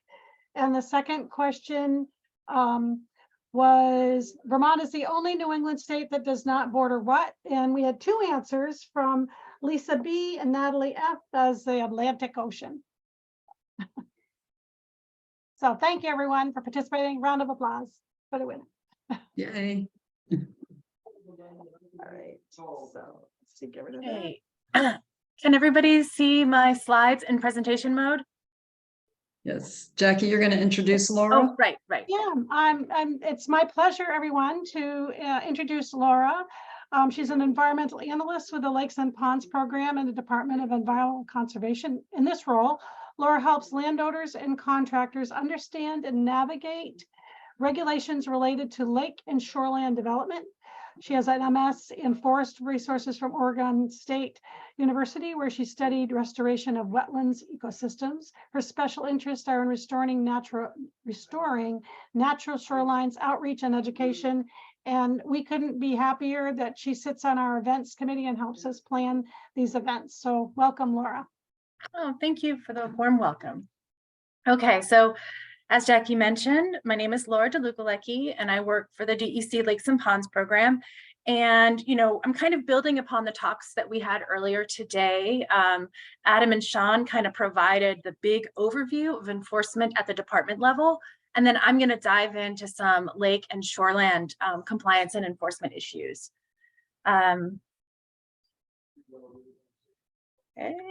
Okay, this is a really big topic. So today I just want to give it kind of an overview of what our program regulates, how we handle violations or compliance issues, and how this interacts with the public. And I'm hoping to save some time at the end for questions, but here's an outline of what I hope to cover today.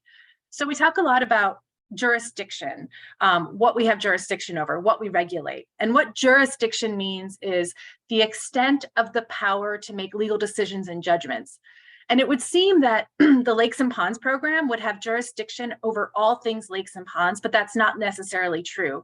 It really depends on how the laws and regulations are written as to who regulates them, who makes the permit decisions or compliance decisions, or who enforces on these issues.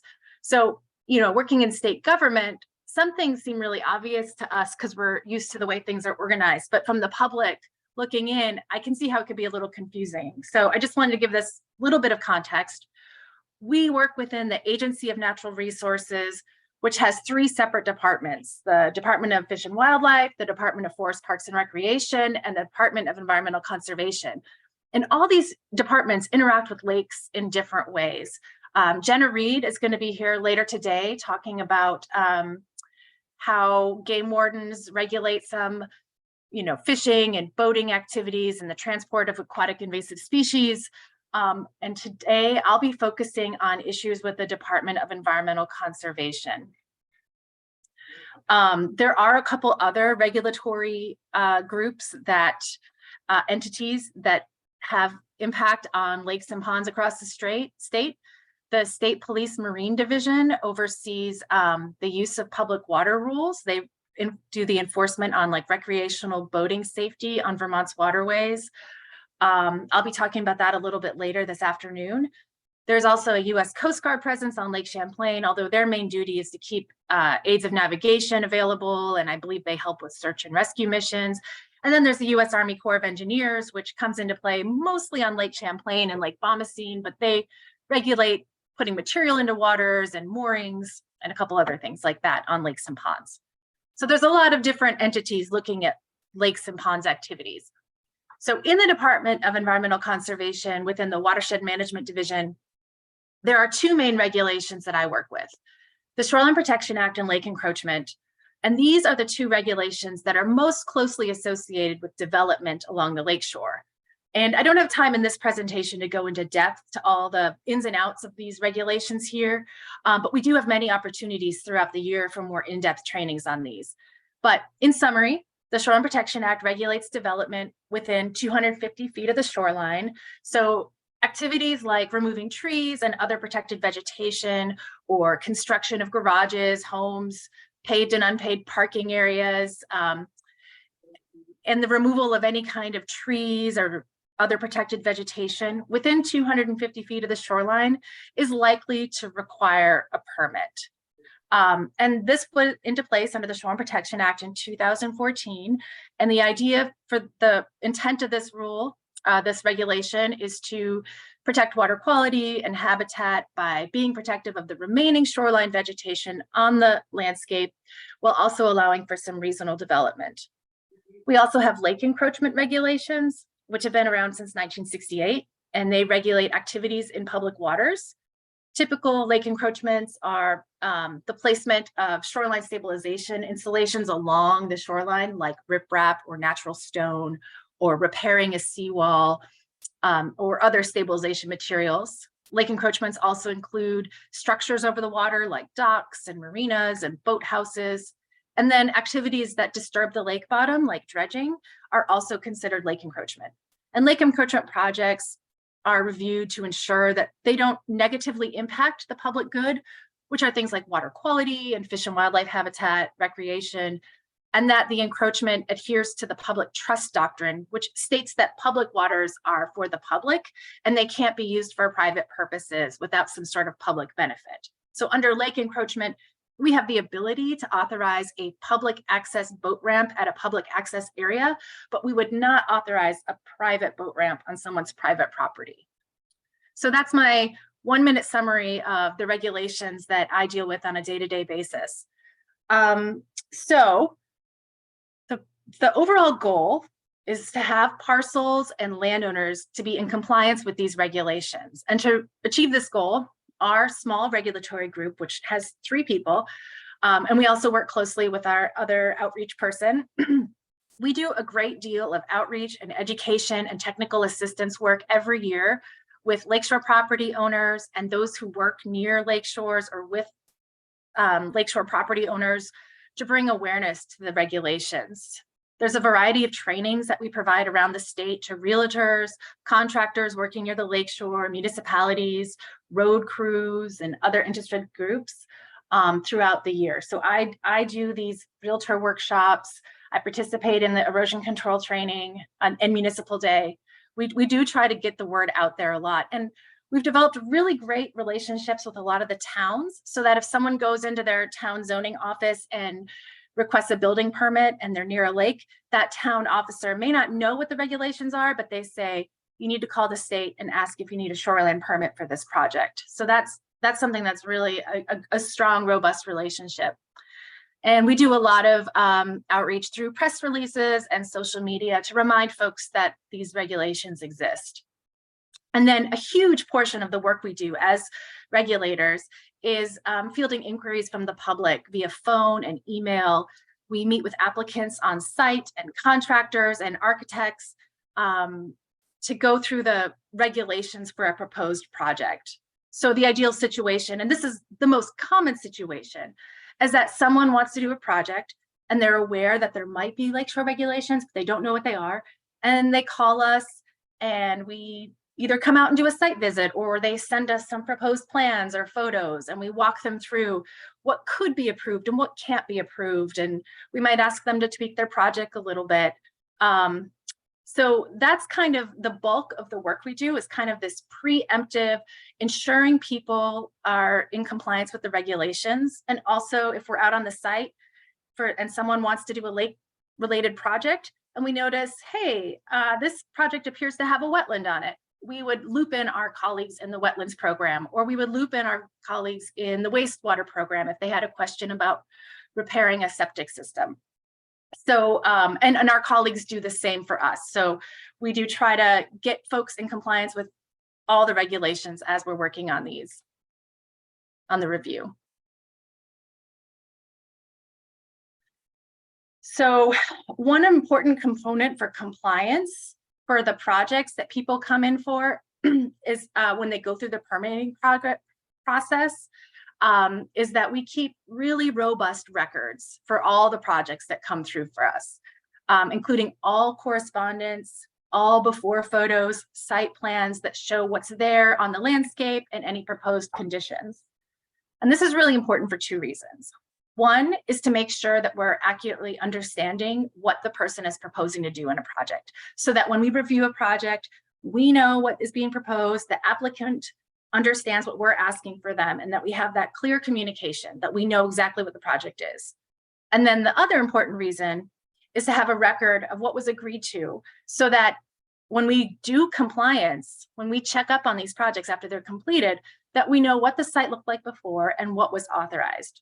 So for example, if someone gets a permit that says they could remove a couple trees to install a shed, and we get a complaint that a lot of trees were removed, even if the owner were to deny that they removed a lot of trees, we could look at our before documents and see what the situation was like before. We can see what was authorized to really investigate this potential violation. So we work with the applicant to ensure that the project complies with the regulations. As mentioned, sometimes that involves asking them to kind of change the project a little to meet the standards, or we might require the installation of a best management practice, like establishing some additional vegetation, doing some restoration, installing some kind of stormwater infiltration installation. But once the project meets the standards, the draft permit is written, it goes on to public comment, and the permit is issued. So this is kind of our normal process. After the permit is issued, we continue to want that project to be in compliance with the regulations. As a team of 3, we do not have the capacity to visit and check on every single project. We get about 300 applications a year, so we have to do some prioritization. And we do that to try to prioritize seeing about 10% of the projects. And we prioritize the ones that we see based on a number of factors. So if a project is really complex, if there's ever been any history of compliance issues on that site or with that landowner, or if they are required to do some restoration or revegetation as a part of that project, that's going to raise it to a higher priority for us to get out there and visit. And then if there are other permitted projects nearby, those priority projects, we'll check those out as well. So that's when people get the permit, and that's kind of like the normal process, and that's how we ensure compliance. But this is where I'm going to kind of switch gears from that preemptive compliance to more enforcement of compliance with regulations. Regarding any kind of potential violation, they all start from the same place. But we do, as was mentioned with Adam and Sean, our goal is to get things back into compliance, but they all start with some sort of complaint. So a complaint could be generated from a site visit that I do out in the field. I might see something. A colleague from another program might see something. I might be doing a compliance visit and see something's not in compliance, or the public might make a phone call or an email or do the web complaint form. And this is kind of a review of what Sean was saying, but once a complaint is made, an environmental enforcement officer visits the site, and they gather information, photos. If a contractor is on site or a landowner, they may interview, ask them about what's going on, and then they document what's going on. Generally, the environmental enforcement officer will reach out to the appropriate program staff to discuss what they saw, and then they work together. They try to determine, is this a violation? Is this some sort of exemption? Or do we need more information before we can make a determination? Sometimes it's really obvious that it's not a violation. Sometimes it's obvious that the project is a violation, and sometimes it's hard to tell and we need more information. So here's my attempt to make a flow chart for all the possible outcomes and options that can happen when we get a complaint. I know this is kind of tiny, so I'm going to zoom in just a second. So here is kind of the left side of this flow chart I made. So here's the scenario. An environmental enforcement officer gets complaint and they go out to the site, they get a complaint that says a shed is built in the protected shoreland area. So the environmental enforcement officer goes out to the site and they see that somebody is repairing a roof to a shed that has existed prior to 2014. So I should have said, yeah, the shed is in the protected shoreland area. So that environmental enforcement officer doesn't know all the details of the Shoreline Protection Act, but they know that repairing a roof to an existing structure does not create new impervious surface or create new cleared area. They see no violation is present and they're just going to close that complaint. Another scenario on this left side of the flow chart, we still have that they get a complaint that a shed is built in the protected shoreland area. The environmental enforcement officer goes out and he sees that there is a brand new shed on the property. So he sees that there's evidence that there could be a violation. So the next thing they do is they reach out to the Lakes program and we review the facts and we go out, we might get pictures, we ask the landowner some questions, and we decide what to do about this. In this case, this person built a shed within the footprint of an existing impervious surface that existed prior to 2014. So that is an exemption under the Shoreline Protection Act. So in this case, there is no evidence of a violation after reviewing the facts and the complaint is closed. So these first two examples I gave you showed that no violation was found. And as Sean said, that's a really common scenario. And even though no violation is present, I always think it's a really good idea that the environmental enforcement officer went out on site and we had that opportunity to interact with the landowner, because this is an opportunity for outreach and education. That landowner might have just gotten lucky that they put the shed on top of some old driveway and they might not have even known that any regulations existed. So I feel like all these points of interaction with the public is good. It's a good opportunity to ensure future compliance. So now we're going to go over to the right side of this flow chart where things are a little bit more complex. So say, for example, we stick with our scenario about somebody built the shed in the protected shoreland area. The environmental enforcement officer goes out and does see that there's evidence of a violation. So if they see that there is some sort of jurisdictional activity that occurred without previous authorization, there's several pathways that this can go. And our first objective is to get back into compliance. At the program level, we outline what steps are required to reach compliance. And we let the landowner know that there's an issue through some kind of official notice. So we would ask them to bring the parcel back into compliance and tell them that they're out of compliance. So if the new shed was constructed in the protected shoreline area without a permit, we're going to talk about this one scenario. So if the shed was constructed in a size and location that meets the standards of the Shoreline Protection Act, say if they had come to us ahead of time and asked to put a shed of this size in this location and it met our standards, it's something that we would have easily given them a permit for. We're going to ask them to apply for an after the fact permit to bring the parcel back into compliance. So that's one route. Sometimes someone might construct a shed maybe 30 feet from the water in a size and location that we could not authorize on that parcel. In that case, we're going to ask for the project to be removed and that area to be restored to its previous condition. They could choose to request to move the shed further back from the lake in a place that we could approve it and get a permit for that, and that would be okay. Sometimes our compliance directives, is what we call them, are a mix of removal, after the fact permitting, and restoration. Those are our most common activities to reach compliance.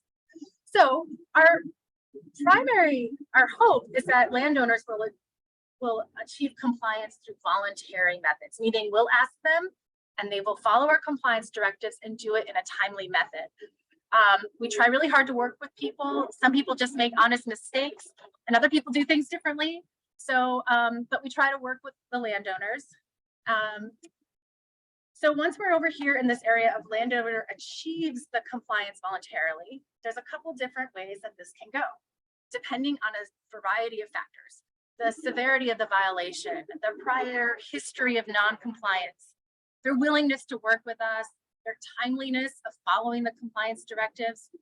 Either the complaint is closed and a citation is issued, which includes a fine, or compliance is reached and the complaint is referred to enforcement for some kind of penalty action.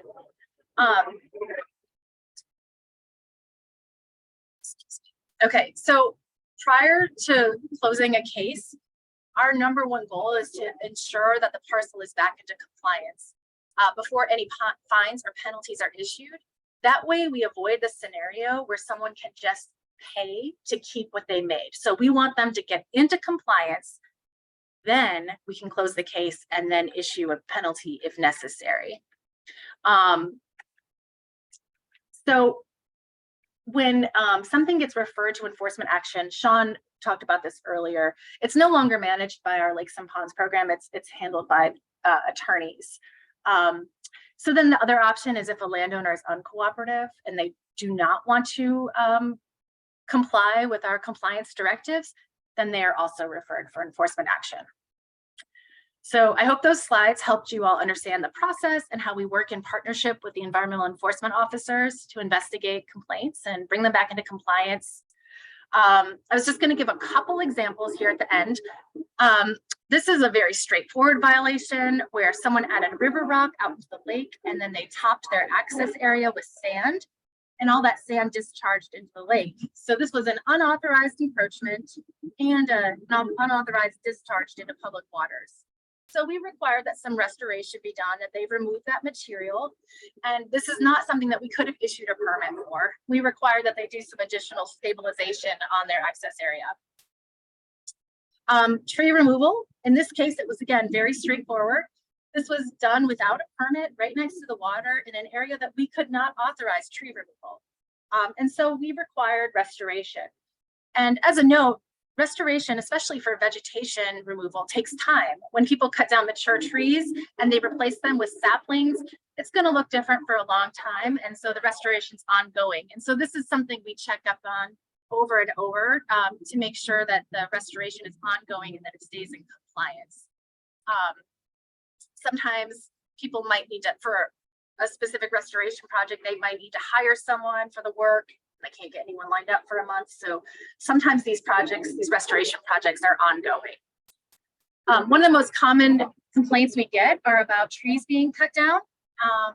And this example I just showed you is very straightforward, but it's not always when it comes to tree removal.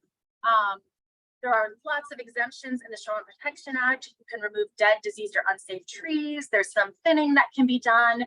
You can remove trees to install a state-approved wastewater system. So there's a lot of different exemptions, and these are not all of them.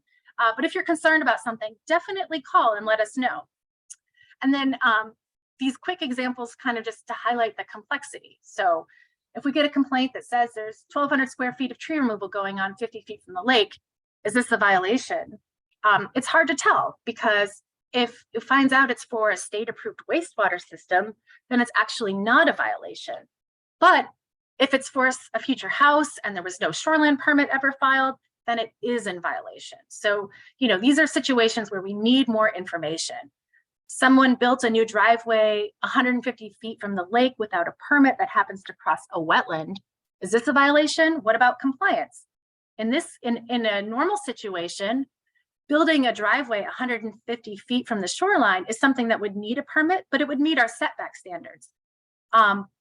It would be a violation because it was done without a permit, but in normal situations, that's something that we could probably issue an after the fact permit for. But because there's a wetland there and wetlands would require removal, then we wouldn't give a compliance directive that would violate wetlands regulations. So we would work with them to find some sort of alternate plan, either rerouting or no driveway allowed. And we would just work with wetlands to require restoration. Sometimes we get complaints about something like, oh, a new house is going up 30 feet from the shoreline. It's something that sounds like a violation, but there are a lot of different possibilities. It depends on whether or not it's a violation. They could be rebuilding in the same footprint, which is allowed under shoreline protection, or they might have a permit to rebuild and do a small expansion away from the lake. So we need more information. These are often complicated. It's hard for the public to know all the regulatory details, and there are a lot of exemptions out there.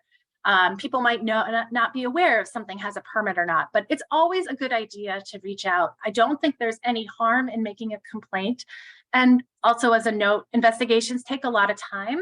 Sometimes it's landowner's word against the complaint's word, and it takes time to gather the evidence that we need to make a decision and come up with a compliance plan. This web form that has been brought up on every talk is a really important way to get your concerns to us. It's really important that you be specific. Sometimes we get things like, hey, you should come down by the lake and see what's going on. And we're like, what lake? Where on the lake? Because we have very large regions and there's only a couple of us. So specific addresses, photos, and a description of what you're concerned about is always helpful. And that's all I got. Thank you. Laura, thank you. We have a few questions for you. Question one, is there a property on a non-lake side of a private road? Is that property controlled by 250 feet? Yeah, so the Shoreland Protection Act is jurisdictional. The regulations apply between the mean water level and back for 250 feet. If that parcel is bisected by, or if the land is bisected by a public road, so like a town operated road or a state highway, any kind of public road, then the non-lake side, the Shoreline Protection Act does not apply. But for private roads, it does apply. That's good to know. The next one is there a set of rules available online for checking what's allowed along the shoreline? Yeah, I mean, we do have some fact sheets on our website. I don't know if we have a checklist of what is allowed and what isn't allowed necessarily, but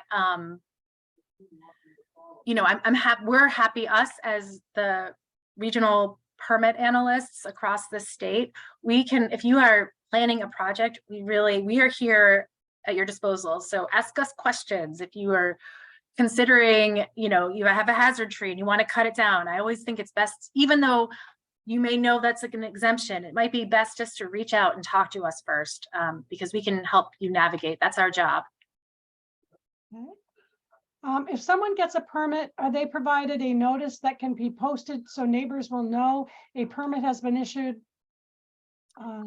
Yes, yeah. When a permit is issued, they get an electronic copy of it, and with that, they get a sign they can print out and post. We request people to do it because it's not a law. We can't require them to do it, but we encourage them to do it. I think it helps people. I think it's a really great communication tool for your neighbors, but we do, with every permit that is issued, we give a sign to post. How many shoreline protection violations were found last year? I think this was asked to Sean or Adam too. Yeah, I wouldn't know. I mean, I would say for each of us, we're constantly the three of us that work as the regulators, we're constantly each working on at least a dozen or so to try to bring them back into compliance. There are also probably dozens that get reported that are closed with no violation found. I don't have the exact number, but we're always working on them. And said, yes, permit signs would be helpful. The road bisect rule should clearly be changed. More of a statement than a question. And this question is, you ask people to reach out with questions regarding projects potentially requiring permitting. Can they email you directly? Yes. We really appreciate email communication. It's honestly the easiest for us. So yes, you can email me directly, and either of my colleagues, Laura Woods and Misha Setner. If on our website, there's a contacts page that shows who your regional permitting. Oh, thank you, Misha. Misha just put it in the chat. Just put it in, yeah. So yeah, you can email us directly. And is a permit required if there is no increase in impervious coverage, such as a shed on stilts? Yeah, so what I mean is, like, you know, that example I gave, if you are putting a new roof on a shed, or you have an existing shed and you want to tear it down and rebuild something else in that exact same footprint, we consider the footprint kind of from the overhead view, like looking down. So if you were going to take that shed and remove it and rebuild it, that would not require a permit. However, you know, when people do these projects that don't require a permit, they're not really required to work with us, but I always think it's good practice to just reach out and let us know, because we do get complaints all the time, and that kind of just helps with our overall compliance. You know, it gives us a heads up when the environmental enforcement officer goes out and be like, oh, I spoke with that person, that's a replacement project. So, and just a note on maintaining footprints, it's not just, it's not like I'm going to take down this 200 square foot shed and I'm going to build a 200 square foot gazebo somewhere else. It's really just that same footprint, same location. It doesn't trade around the parcel. What is the best source of information for shoreline residents on what constitutes a violation? And we have the book that FOBLAP has printed out. Would that be a really good source online? Yeah, I don't know if we have an exact, we don't have a specific resource pointing out what are violations. Again, it's good to just, if you're concerned about something, to reach out. But anytime that you see sediment going into the water, that's pretty much going to be a violation. Or machinery entering the water, unless it's permitted, it's a violation, you know. So there's a couple things. If you see a large amount of trees coming down, there's a chance it could be. It's so hard because some projects, one of the things with the Shoreline Protection Act is that you're allowed to kind of maintain existing development. So if you had an existing house 10 feet from the water, you could get a permit to do some work on that house or on that, you know, expand that footprint slightly. But if you have an undeveloped parcel, everything needs to be set back 100 feet from the water. So there's different sets of guidelines depending on how parcels were developed. So it's hard to have kind of a blanket rule of what is and isn't a violation. But if you are concerned about something, you can reach out and you can even ask us, hey, does this project have a permit? And that's a really helpful way to find out. Is there a time limit on building an existing permit? For example, if a shed is torn down and then 3 years later or more, someone wants to rebuild the shed in the same place? Yeah, that's a good question. So we are basically looking at, we want that impervious surface is maintained. So if you took the shed down, but the concrete slab is still there, or you know, the foundation is still there, if it's still an impervious surface and it's been maintained over time, you can continue to maintain it. However, if you remove the shed and then it's grass lawn for a while, that footprint is gone. You can no longer maintain it. Are paved driveways acceptable as an allowed impervious surface? If so, do you prefer unpaved over paved? We look at them the same. So it all depends on the location and how much impervious surface you are creating. And there are situations that, you know, perhaps a paved driveway is going to reduce erosion if you've got a very steep driveway and there's a lot of dirt running off of it. But we look at paved and unpaved both as impervious surfaces, and we review them the same way. Can FOBLAP help educate the public, be educated on these rules? Yes. I think, you know, the more people who are aware that these exist, again, like these rules are kind of complicated and have some nuance. So I don't think it's, you know, expected that everyone should be out there being experts on this. But I think talking to your neighbors, providing outreach, attending one of our trainings is really important, just so that they're aware enough to know, hey, before I cut these trees down, I need to call the state. I need to see if this is an acceptable, you know, if I need a permit or not. So spreading awareness would be really great. And just how to, you know, what to watch out for, what exceeds the exemptions. Misha actually put in the link to the Protection Act summary and for the Sharing the Edge property owners little manual that they have, which is terrific. I would recommend having that. So thank you for sharing those, Misha. And that's all I have in the chat box. Okay. Thank you, Laura. That was great. So we're right on time. Yeah, wow, look at that. Yeah, so we're gonna move on. I think, Laura, you're introducing our next speaker. I am, yes. So I'll be introducing Kristen Ashmakas. Kristen is an environmental analyst with the state of Vermont's Department of Environmental Conservation, Drinking Water and Groundwater Protection Division. In this role, she works with engineers, designers, and the public in permitting wastewater and potable water systems. Prior to joining the state, she was a high school STEM teacher and a college professor of physical science. She's been a geological and environmental consultant for various organizations and governmental agencies.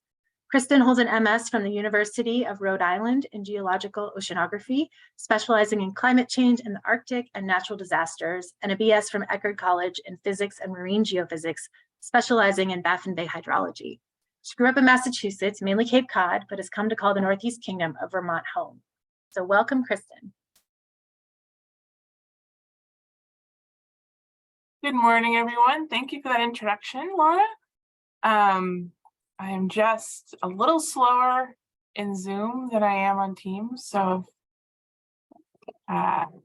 everyone can just give me a thumbs up if they can see my presentation. Excellent. Okay. So I work for the wastewater and potable water supply program. It's oftenly just referred to as the regional office program. Oh, here we go. There we go.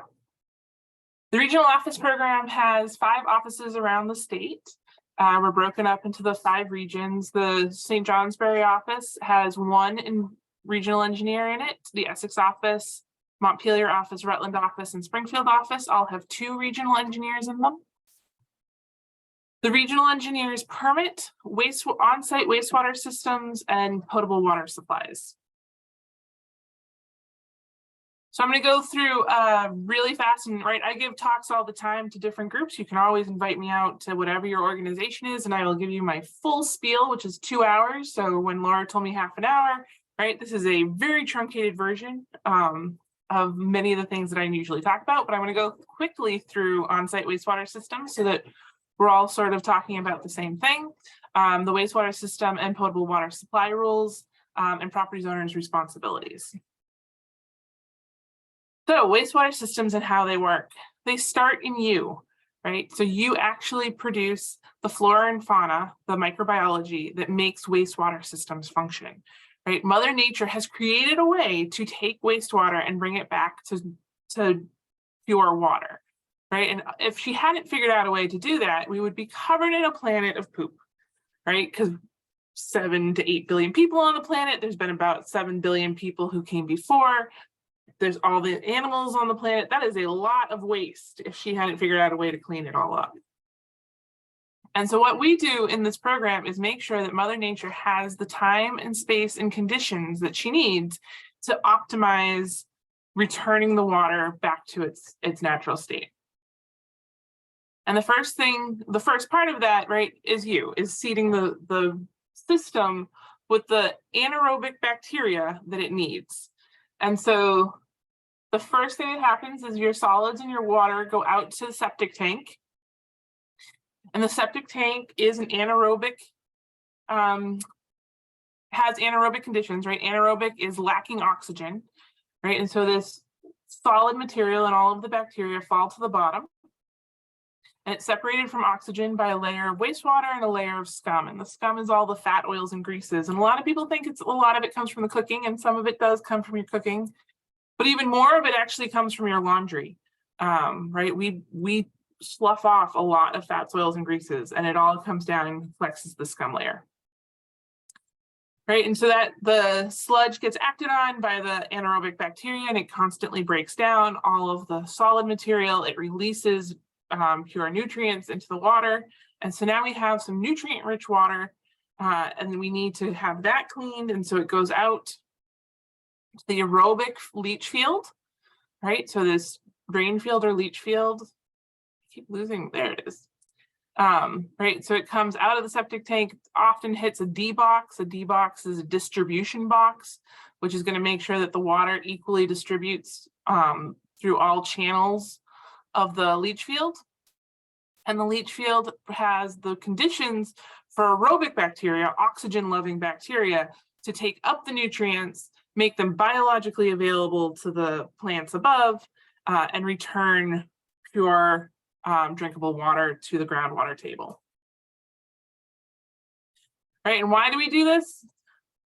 We do it to protect human health and the environment, right? We make sure that we have a separation between where this water is coming out and any potable water supply. We like to make sure that there's enough space for pathogens to be eliminated, right? Those are all the bacteria, the viruses, the cysts, other microorganisms that can cause illness. And we want to make sure that it has an opportunity to take up all the excess nutrients, and so that the nutrients and the pathogens aren't making it into surface water and causing issues with the surface waters. Right, and so part of making sure that the drain field can fully function and get rid of all of the excess nutrients and pathogens is we make sure that it disperses the water in the top 3 feet of the soil. Right, because we know that there's lots of oxygen exchange. And again, we want that aerobic bacteria, and we want the oxygen-loving bacteria. And so we make sure that it has that oxygen exchange happening up here. Right, and we make sure that there's 3 feet of separation to the seasonal high water table.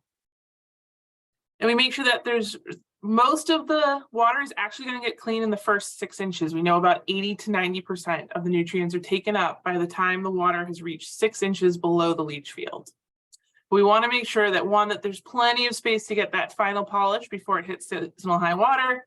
And 2, we make sure that there's 4 feet to ledge, because when water hits the ledge and it can't go down anymore, it actually starts to mound up. And so when we have some water mounding, it sort of eats into that 36 inches, right? And so we want to make sure that there's plenty of room before the water hits seasonal high water.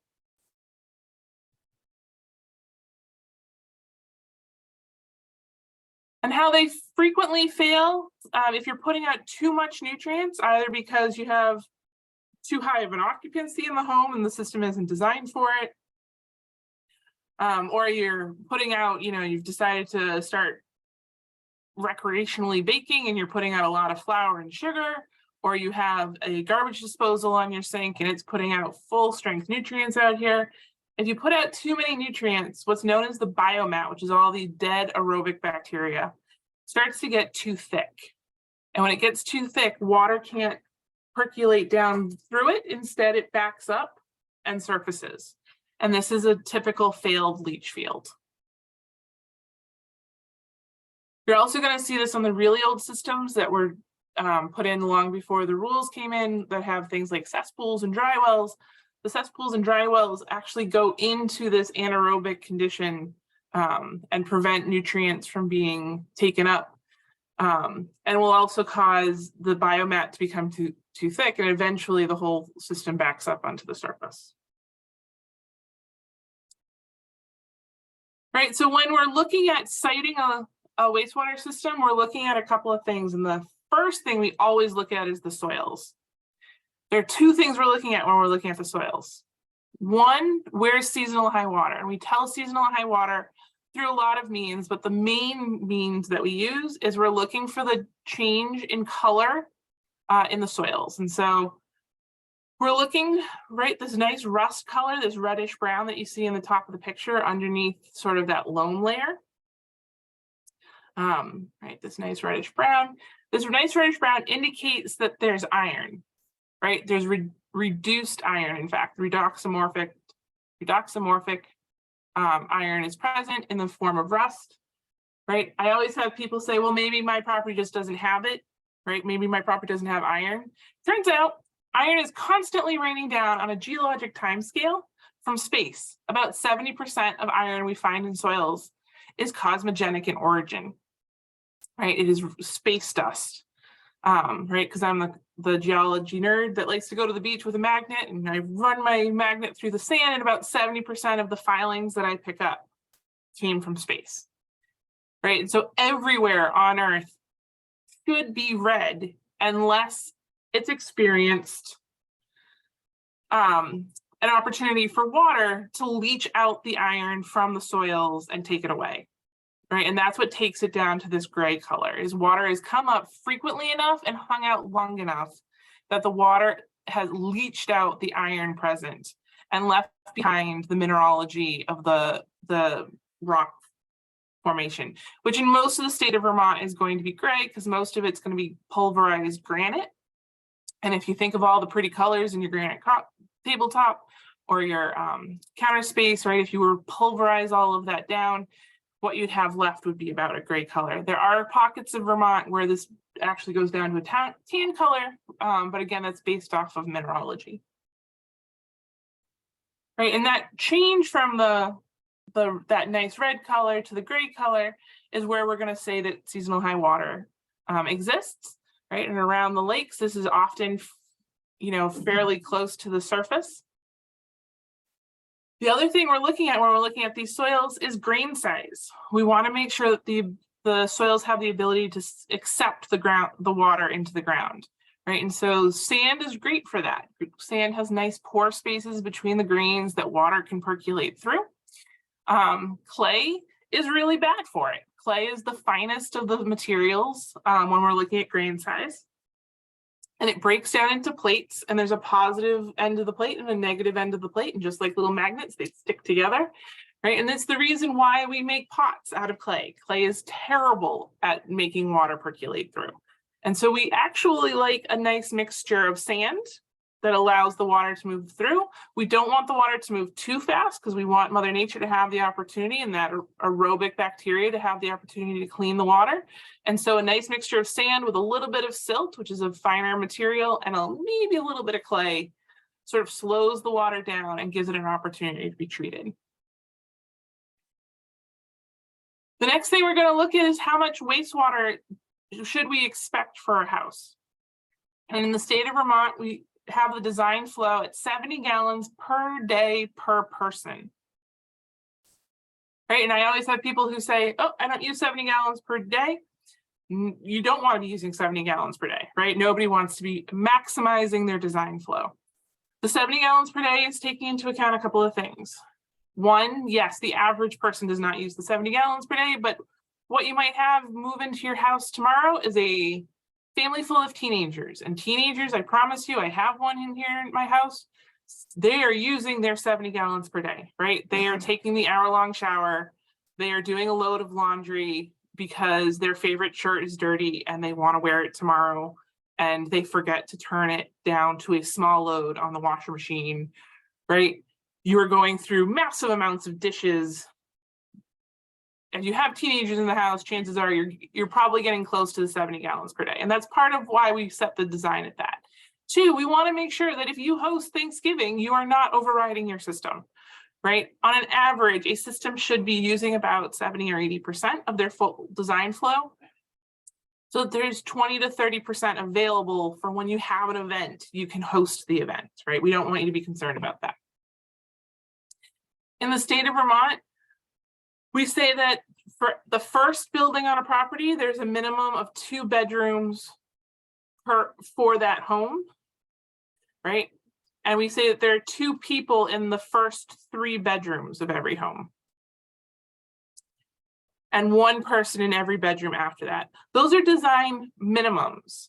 People can, if they want, for example, in a lot of the lake houses or ski chalets around the state, if they would like to say, hey, I want to put 4 bunk beds in that 3rd bedroom, right?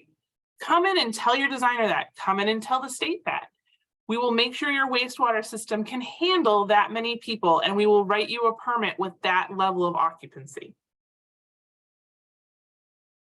Right, and so for a typical 5-bedroom house, right, if you do the math of 70 gallons per day per person, 2 people in the first 3 bedrooms, 1 person in the bedrooms after that, that's a system that can accept 560 gallons per day. Treat it and get it back into the groundwater.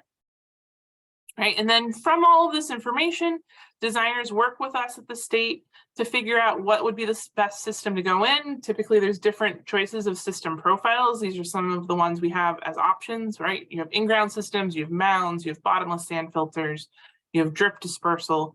And we go back and forth and figure out what would be the best solution for a particular property. The other thing is, we always get the question of, do I have to have a potable water supply? And yes, in the state of Vermont, it was determined that in order to maintain sanitary conditions, the state of Vermont requires that every campground structure and building that is for a habitable purpose, right? When you determine habitable to be that you're going to occupy it for at least 8 hours a day, has a potable water supply. We recommend that that water supply should be tested annually to ensure potable quality. It is required that it be tested when a new water supply is drilled. And if you have a potable water supply that is surface water, which is allowed in the state of Vermont, you may not rent your building or structure. These buildings or structures must obtain, if you're going to rent it, it must obtain water from either a spring, a drilled, driven, or dug well. So the wastewater system and potable water supply rules, right? How do we interact with all of this? I'm going to go through the scope and purpose, the permits for wastewater and water supply, and enforcement. So the scope of the rules is that we regulate soil-based disposal systems with design flows of less than 6,500 gallons per day. That doesn't mean that all of a sudden, if you go over 6,500 gallons per day, you're no longer regulated or it's not allowed. It means that you jump to a different program that's known as the indirect program, where they are going to look at a wider span of criteria, right? They're going to look at all of the surface water impacts at the indirect level. And then we also regulate municipal connections and water and sewage. Municipal connections to water and sewer. When you start to think about this, right? All municipal connections, including connections to village indirect systems, all of the on-site systems, it ends up that we end up issuing permits eventually to almost every property on the state. On a yearly basis, we're issuing approximately 3,000 permits per year. We do this with the 10 to sometimes we have up to 13 regional engineers issuing all of those permits. We try to do site visits on at least 20% of all of those permits. And a permit is required, or we regulate all construction, modification, or replacements of buildings, structures, campgrounds, and associated wastewater systems and potable water supplies. So when is a permit required for an existing system? As of January 1st, 2007, something came into effect in the state of Vermont known as Clean Slate. And Clean Slate says that if you did something prior to January 1st, 2007, that should have had a permit and you didn't get a permit, you are now grandfathered in, right? And so my example is if you put a bedroom in prior to January 1st, 2007 and did not update your wastewater system and did not get a permit from us to do that, we will now count that bedroom that you put in. If you put in a bedroom after January 1st, 2007 and did not get a permit, you are now out of compliance and we will enforce and make you upgrade your system to match the number of bedrooms that you are requesting, or we'll have you remove the bedroom. Right, and so my general rule of thumb is to tell people you get what you got, right? You get what you got up to 2007, but you don't get any more without meeting the rules.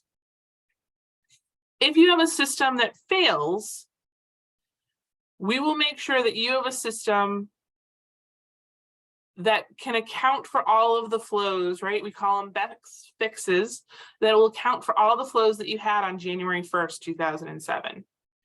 If you want more flows, you now have to be fully compliant in whatever system you come in with.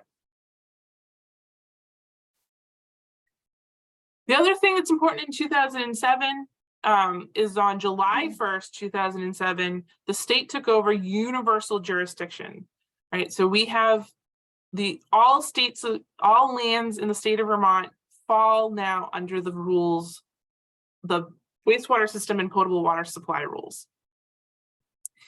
We do have Charlotte, which has chosen to have delegated authority. So they have to follow our rules, but they may issue their own permits.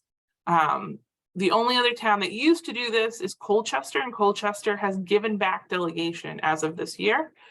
So it's down to just Charlotte issues their own permits. Prior to July 1st, 2007, some towns had delegation and didn't need to follow state authority. And so there's no state permit. And so you should look into the town land records for any permits existing prior to July 1st, 2007. How do you find out if you have a permit or not, right? So permits go with the property. They don't go with the individual who came in requesting them. Permits do not expire. If a permit was issued, but the system was not installed, it may still be built exactly as it was permitted.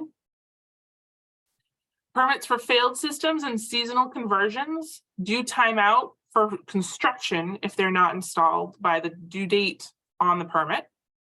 Installation certifications must be on file to make a permit complete and valid. And you can find all of our permits. We are the only program in the state that has all of our permits publicly searchable. And you can go online to that website. I always recommend put in the least amount of information that you can, right? Because if you put in the full amount of information, it often says it can't find it because 911 address has changed at some point, right? And so it may be that you have the wrong number. It may be that the town renamed the road.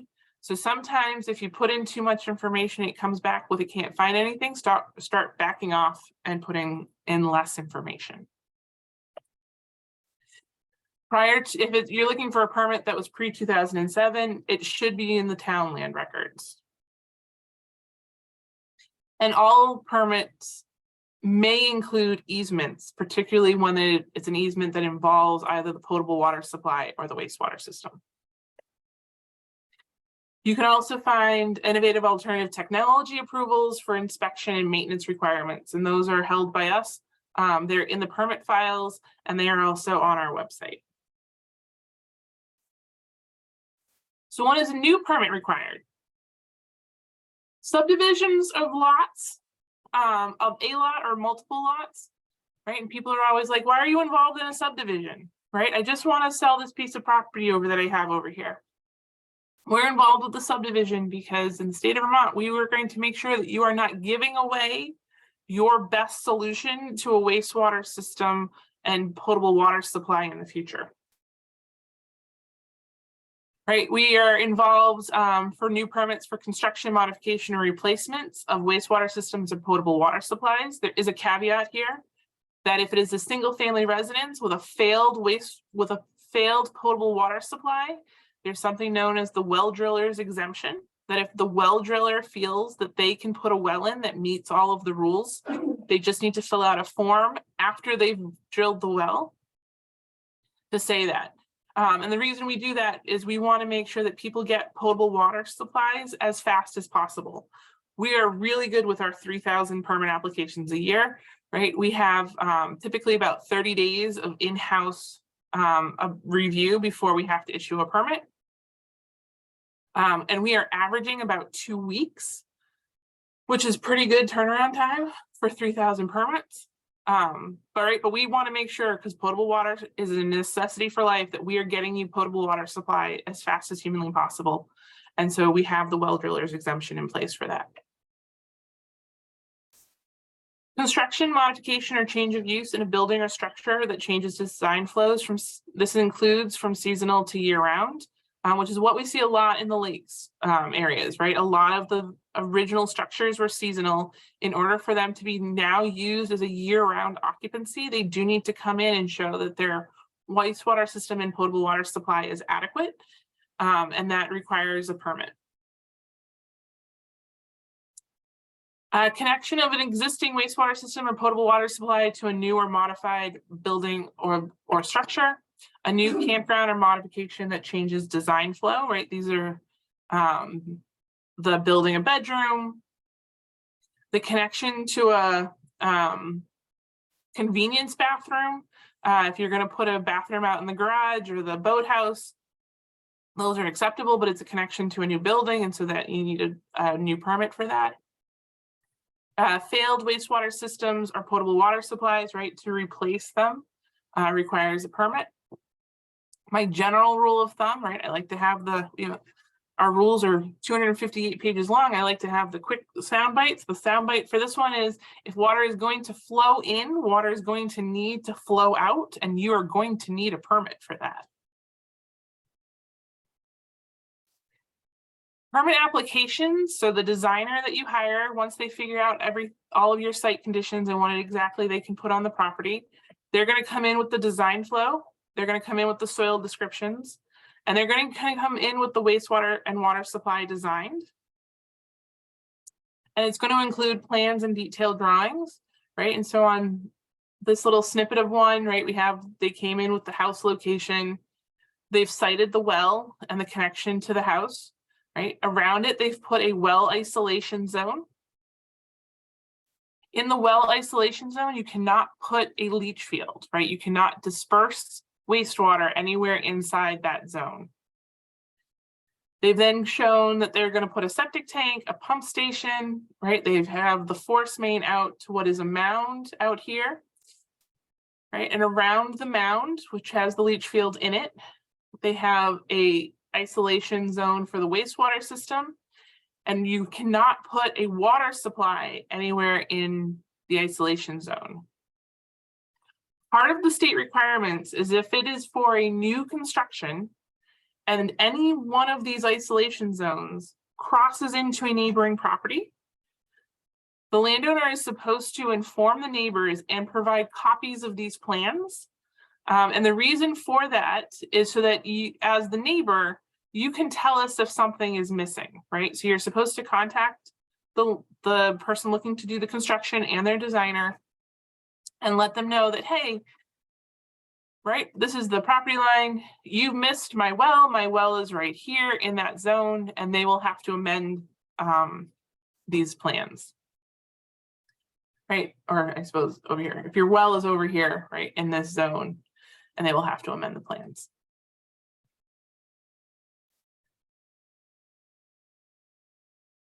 Requirements for landowners is that projects shall be completed as shown in the permit application plans.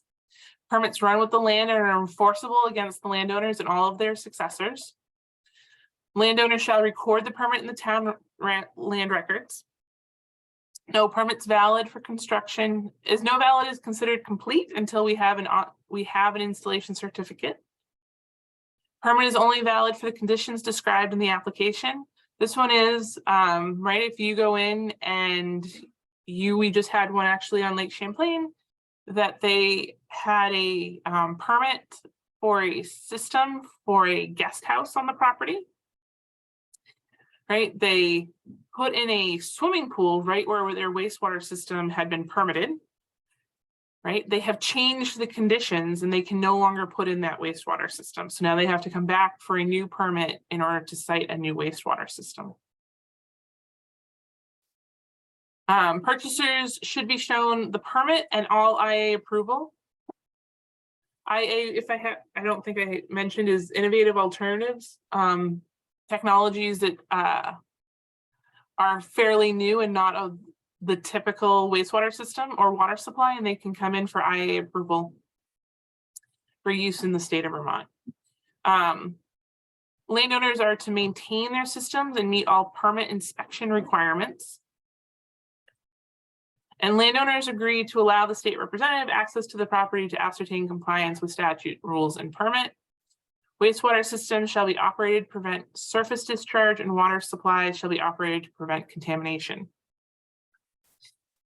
The big thing with the wastewater systems preventing surface discharge, right? If you have a failed wastewater system, it is your requirement to lower your water usage and have your septic tank pumped out until a wastewater system replacement can be put in place, right? Because the goal is to keep that wastewater off the surface.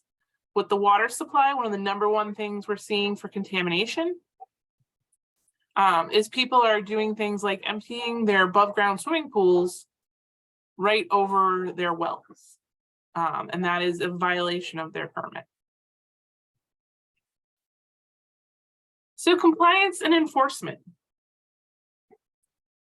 Individuals who are out of compliance with their permit are sent letters from the compliance team, right, which is I'm the supervisor for the compliance team, asking them to come into voluntary compliance. These letters are placed online in their public permit file, and because they are now publicly available, title lawyers do search for them. If they are there, it's considered by the title lawyers a cloud on the title. Individuals out of compliance with the rules, right? So if you did something you didn't get a permit for it ahead of time, they're sent letters by the regional engineers asking them to come into voluntary compliance. These letters are again placed on file in the online searchable database for us, and again become a cloud on the title until it's resolved. Failure to respond and to the voluntary compliance with either the compliant letter from the compliance team or from the regional engineers is going to require it to be turned over to the environmental enforcement program. Right, and I understand that you already had talks today from Adam and Sean, right? It gets turned over to their team to pursue. Clouds on titles may result in delayed property transactions. There we go, I can talk.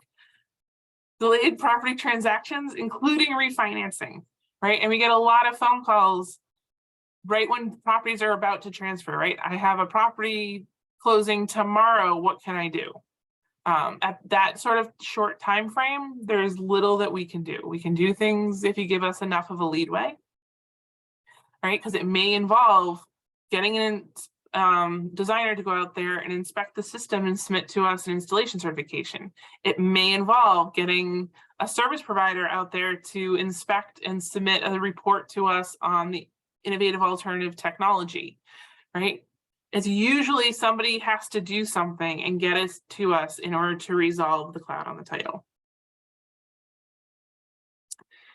Types of violations may include operating a failed wastewater system, constructing a home or bedroom without permits, listing a home for higher bedroom or occupancy count than permitted for, failing to have an IA system inspected, failing to submit water quality results. A lot of these are things that we are aware of. If things like the operating a failed wastewater system is not something that we're naturally aware of, right? If you are aware of a wastewater system, you can either report it to the regional engineer for that area, or you can report it through the enforcement office.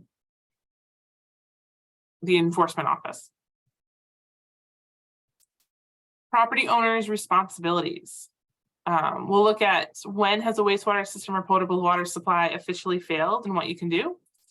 How does water supply and wastewater systems affect rental listings, and what you can do if you have more questions. And Kristen, I just want to give you a heads up, just a few minutes left. Yep. Okay, thanks. So a wastewater system has failed when it's exposed on the ground surface. It's discharging to surface water, right? And it's backing up into a building. It may qualify as a minor repair, right? So if it is exposed on the ground because somebody ran a tractor over a pipe and a pipe broke, you can replace the pipe, and that is then considered a minor repair. Anything else, if you can't easily replace something to fix it, it's going to be a failed system and it's going to need to be fixed.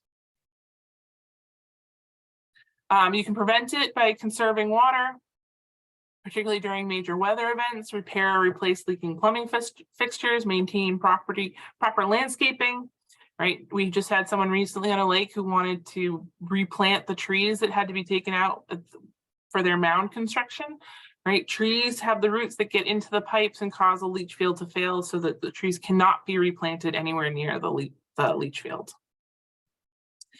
Pump your septic tank regularly. The EPA recommends every 3 years. Limit what goes into your system. Do not drive or build on any part of your system. Inspect your system routinely, including cleaning the effluent filter. If a system has failed, you should contact a licensed designer, and they're going to submit a design on your behalf. In the meantime, you should fence off the area, keep people and animals away, redirect water, place hay bales, and have your tank pumped. Where do you find answers to some of your questions? You can go to our website, you go to drinking water and groundwater, look for wastewater systems and potable water supplies. We have the program education, outreach, and resources. We also have the designer licensing if you're looking for a designer. The permit search, which can let you see if there's any permit existing on a property, and the innovative alternative page. If you can't find your answers there, you can go to a designer. They should be able to answer your questions. You can go to the environmental enforcement for anonymous reporting. You can contact your regional engineer. You can contact me as the compliance manager. And if you're still unsure or unhappy about anything, you can always contact my boss, Bruce Douglas. Questions?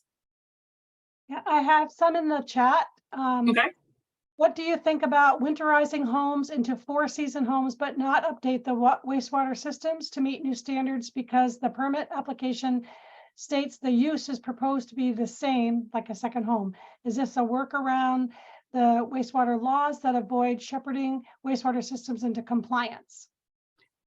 A little. So it's the expectation is if the home is going to be used for more than, I believe it's in the rules, is 8 months of the calendar year, right? So not that it's going to be fully occupied for that whole time, but if you are going to be present at times of the year that exceed 8 months, an 8-month span, that is year-round occupancy, and you should come in for a permit. And it shouldn't change on your lister's card until you have a WW permit saying that you have year-round occupancy.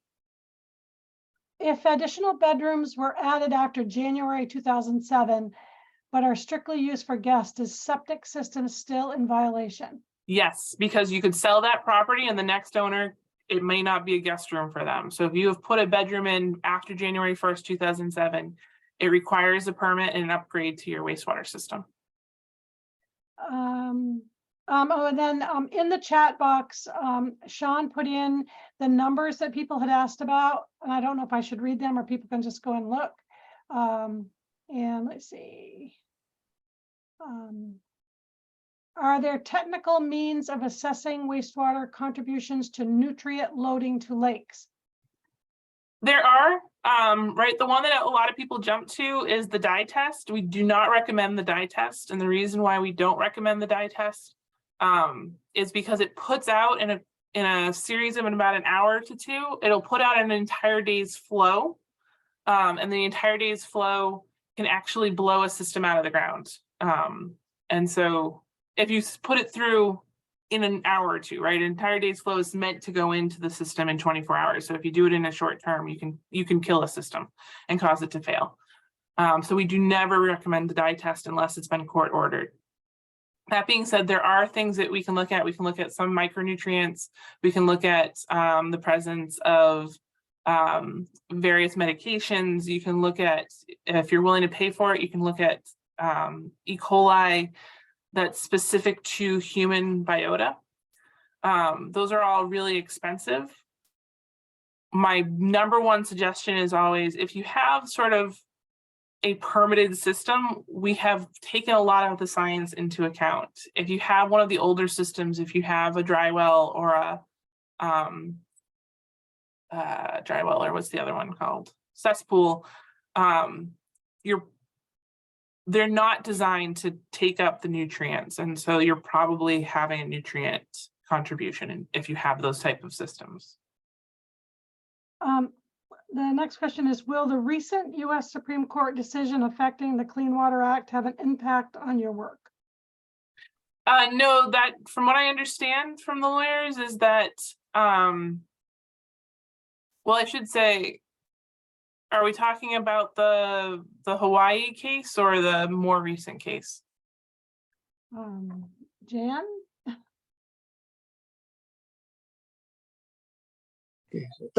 The more recent case.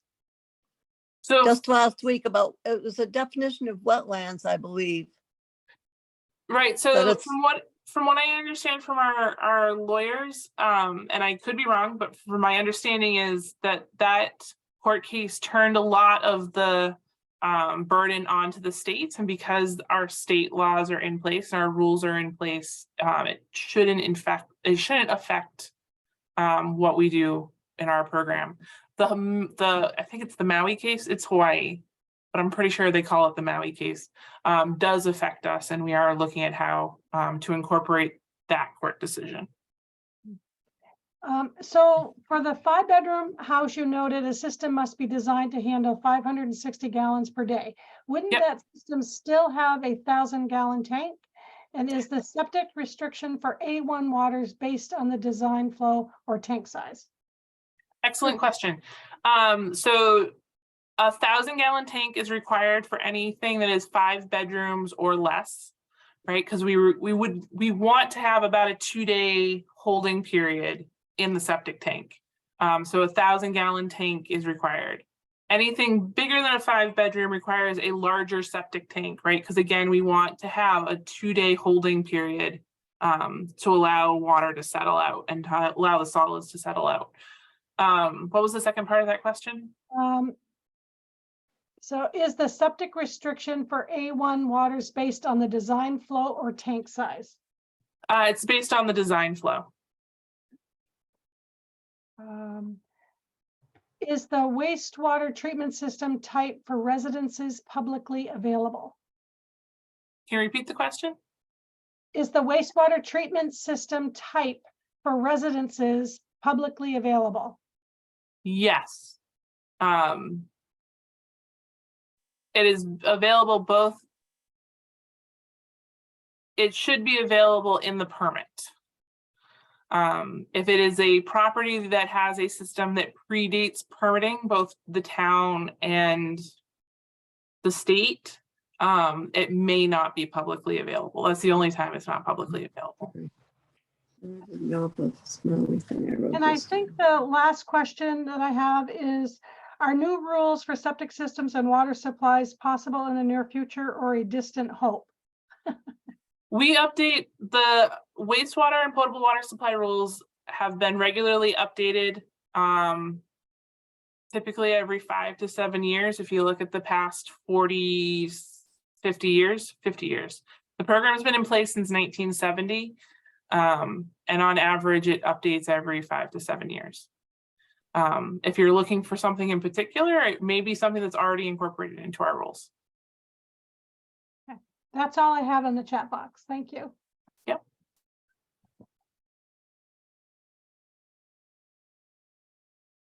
Thanks, Kristen. That was a really great talk. I think right now we have lunch scheduled for 45 minutes. So it says 12:35 to meet back here. That's right. Yeah. So we're a little over, but I think should we just stick to 12:35? Yeah, I think that's enough time. Sure. Okay. All right, great. Well, we'll see everyone at 12:35.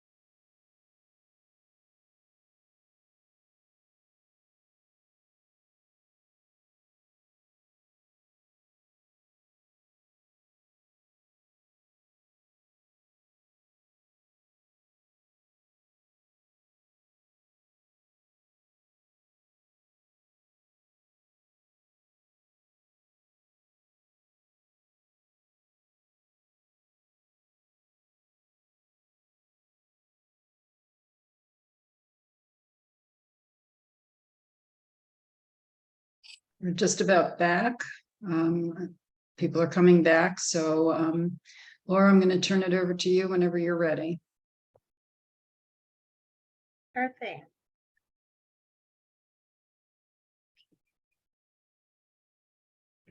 I can go ahead and introduce Oliver. Oliver Pearson manages the Lakes and Ponds program for the Department of Environmental Conservation. He's a natural resources management and sustainable development professional with 20 years of experience working on water resources management and conservation issues in Africa and the United States. Oliver received an MS in Natural Resources Ecology and Management from Cornell University and a BS in Geology and Environmental Studies from Yale University. He lives in South Burlington, Vermont with his wife, Julie, and 2 kids. So welcome, Oliver. Thanks, Laura. I was going to try to share my screen, but it seems that it's disabled. So if that can I'll be let you do that. great. Hang on 1 minute. If that can be I'll enabled, let you do that. that'd be great. So anyways, thanks for the introduction, Laura. I'm Oliver Pearson. I manage the Lakes and Ponds programs for Vermont DEC. You should share it. And I am sharing now. I just wanted to put up a couple slides that talk a little bit about who we are and then what I'll be speaking about in my brief remarks with you. So Lakes and Ponds program within Vermont DEC. We're nested within the Watershed Management Division. And we have 3 sections: the Lakes Regulation, Restoration, and Planning section. So that's our regulatory work as well as our shoreland restoration work, AKA Lakewise. Misha, Laura D, Laura W, and Allison are part of that section. We do a lot of lake monitoring and assessment work. And so we have 5 folks there. Peter Isles and Kelsey Colbert work on Lake Champlain monitoring, and Kelly Merrill, Leslie Matthews, and Mark Mitchell do our inland lake monitoring. Some of them I think are well known to you. And then our aquatic invasive species prevention, management, and regulation team is Kim Jensen and Olin Reed. So this slide has this long list of things that I want to talk about in the next 10 or 15 minutes. And put it up there just so y'all can keep track of what I want to cover, but feel free to ignore it. I'm just going to talk through these things. I won't be able to get into a lot of detail today, but if you have specific follow-up questions on these that we don't have time for, please look me up. I'm always happy to talk. So as I always do, just want to start by thanking the FOVLAP members, the members of the individual lake associations, the members of the FOVLAP board, and everyone else that's here, interested in what's going on with Vermont lakes, how to protect our lakes, how to improve water quality in our lakes, how to ensure lake health, and what we all can do as residents and visitors to Vermont to maintain these assets that we all cherish so much. So thank you for your efforts, most of which, if not all of our volunteer. And we really appreciate what you do. We couldn't achieve our lake protection management and restoration goals without your involvement. And also thanks to Laura D for working with FOVLAP members and putting together a great lake seminar today. I think it's a great topic, lots of participation, really happy to be a part of it. So, Memorial Day is come and gone and our 2023 lake season is here. It's exciting. I'm really looking forward to being out on the water and on our lakes and ponds, as I'm sure all of you are. I put this up here just to say we get incredibly busy in the summer. We compress lots of field work and regulatory site visits and AIS prevention work and shoreline restoration work into 3 to 5 months of the year. So if you have trouble getting in touch with us, please be persistent and patient. We'll get back in touch with you as soon as we're back from the field and back in the home office. So, touching on some of the remarks that others have made, this was a busy legislative session regarding lakes and ponds issues. There was, at one point, we were tracking 4 or 5 or 6 different bills. And what I think is the most important accomplishment, and many of you on today's call were an important part of this, was the funding for our work from the legislature. We received in the budget that hopefully will pass via one form or another by the end of June, $500,000 to supplement the motorboat registration and federal grant money that goes into the grant and aid program. That program had a reduction in funding this year, and it was nice to see that people recognize that it's such an important program and it's underfunded. We're only able to fund, in most cases, 25% of the grant applications that come in. And so getting this additional base funding, which theoretically means it's available on an annual basis, will really increase the reach and impact of the ANC Grant and Aid Fund. We also received 2 general fund positions. There's the restoration of the so-called Lakewise position that's been vacant since Amy Peacock retired in December 21. And then there's, depending on how you look at it, the restoration or the creation of an aquatic invasive species position. So those 2 positions are in the budget. Again, the budget was vetoed. We'll see if it's either approved via some veto override process or via conference with the administration. But I think the issues that are the basis for the governor's veto are much more significant than this small amount of funding to support lake work. But this came about through a lot of effort and energy from you all and people talking to members of the House and Senate, testifying, providing information, phone calls, backroom conversations. So thank you for your support. We appreciate your trust in us. We'll do our best to make the most of this new funding and these new positions. I'll keep folks who are interested updated on how this goes. Even when the budget passes, we have to sort of get permission, despite the legislature's intent, we have to get permission from the administration to fill these positions. And hopefully that'll be a straightforward process. And if there's any roadblocks or barriers, I'm sure I'll try to keep folks in the loop. Strategically, we also were able to receive some funding from the Lake Champlain Basin Program, that's LCBP, for an aquatic invasive species position. Really, the goal of that is to increase the Vermont's capacity to prevent the spread of aquatic invasive species in the Champlain Basin for the next 3 years. So Secretary Moore was instrumental in acquiring that funding to supplement what we already have going on. And we hope to bring that position into DEC, and we would hire a 3-year limited services position to, again, do AIS work in the Champlain Basin with that funding. So, if all goes as is written on paper, we would have 3 new positions in the Lakes and Ponds program sometime between now and the end of the calendar year. There'll be some twists and turns in that process, and we'll see how it goes. But I'm really thankful for the work that folks have done to help get that support from the legislature and the Lake Champlain Basin program. I think cyanobacteria is on a lot of people's mind, especially with this hot weather. There's already been some report of small isolated algae issues on lakes. We'll try to figure out exactly what's going on, but the season is coming. It's an El Nino year, which means we could have above average temperatures again. We'll see what that means for precipitation, but we could see some intense blooms this summer. So please, those of you that are monitoring and reporting blooms on the tracker, please continue to do so. Reach out to Peter Isles if you want to learn more about cyanobacteria monitoring, particularly on inland lakes. And the Lake Champlain Committee does the monitoring on Lake Champlain. But that data and those observations are so important for us. And if you have a sample and you want to know what it is, you can reach out to Peter Isles or go into our website, and there's information about how to send that to us so we can look at it under the microscope. New this year as well, we have funding from the NOAA, the National Ocean and Oceanographic and Aeronautic Administration, or something along those lines, to do cyanotoxin monitoring. So we'll be able to send cyanobacteria samples to the lab and analyze them for 4 toxins to see if those toxins are present or not. Most cases, the toxins are not present. It's very rare that we see toxins in our cyanobacteria blooms, but we're trying to get a better handle on when the toxins are present, which of the 4 toxins we can analyze for are present, and if we see any patterns when they do show up, that'll be useful information. And we have that funding for the next 3 years.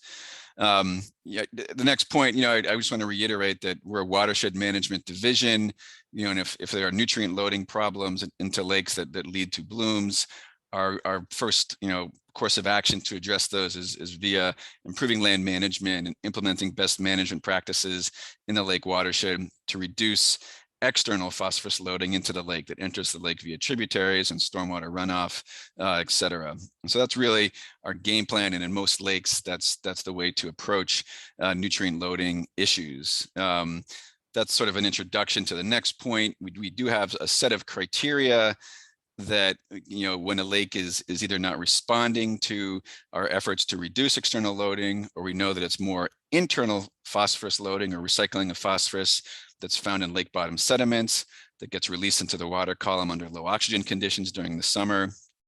And if lakes meet other conditions, like they're impaired, they have cyanobacteria blooms, we're beginning to consider phosphorus inactivation treatments to reduce or eliminate those cyanobacteria blooms on those lakes. And the most common form of phosphorus inactivation treatment is alum. And so Lake Maury is one of those lakes that's eligible for impairment. It has blooms.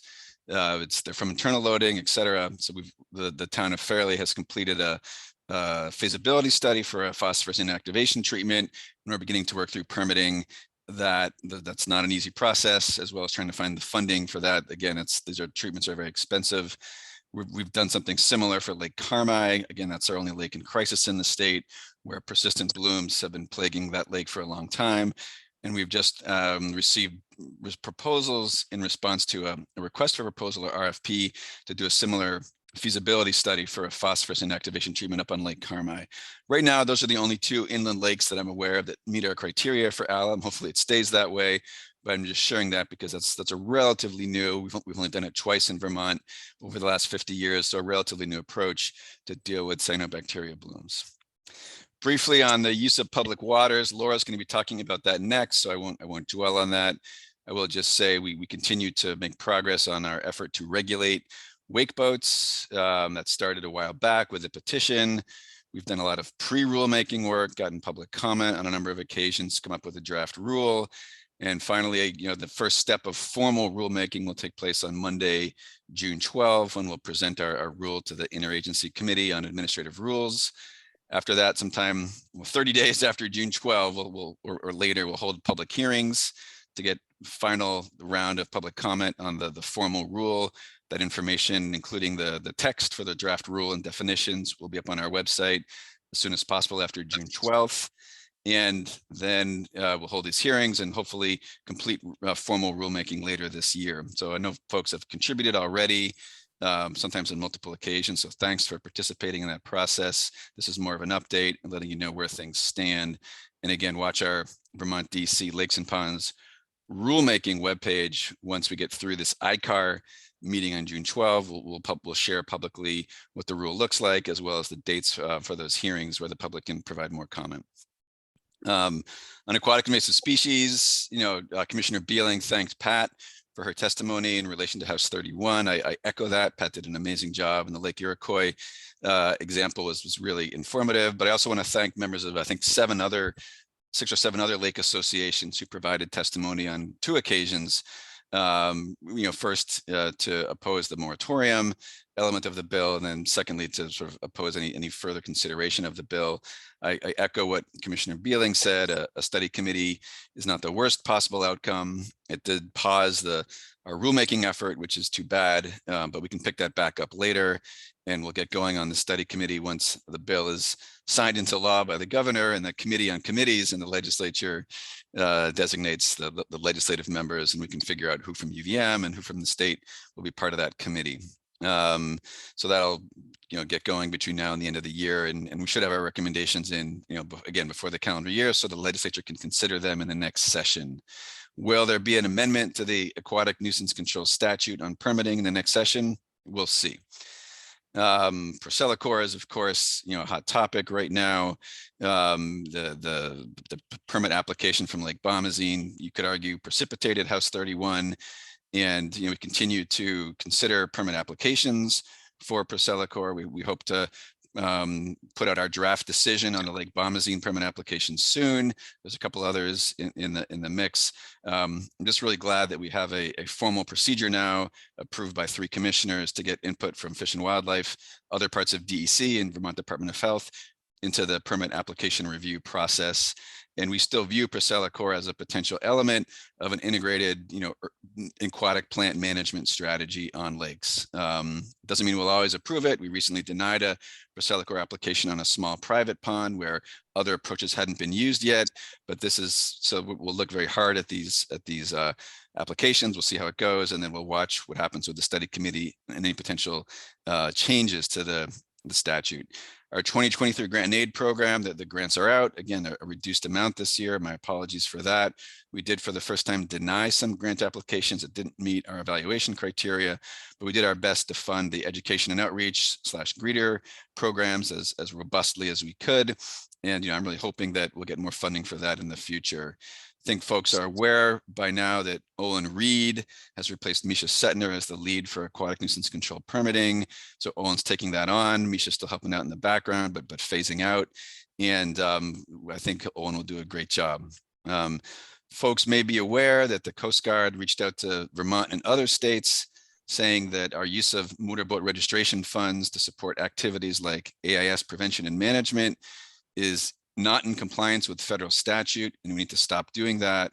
So what the state has done is submitted a corrective action plan to the Coast Guard that gives us essentially 2.5 years until 2026 to try to find a solution for this, probably through some state level statutory change, and come up with a substitute program to raise the revenue that the motorboat registration funds currently raise for things like aquatic invasive species, mosquito control, access area improvement, etc.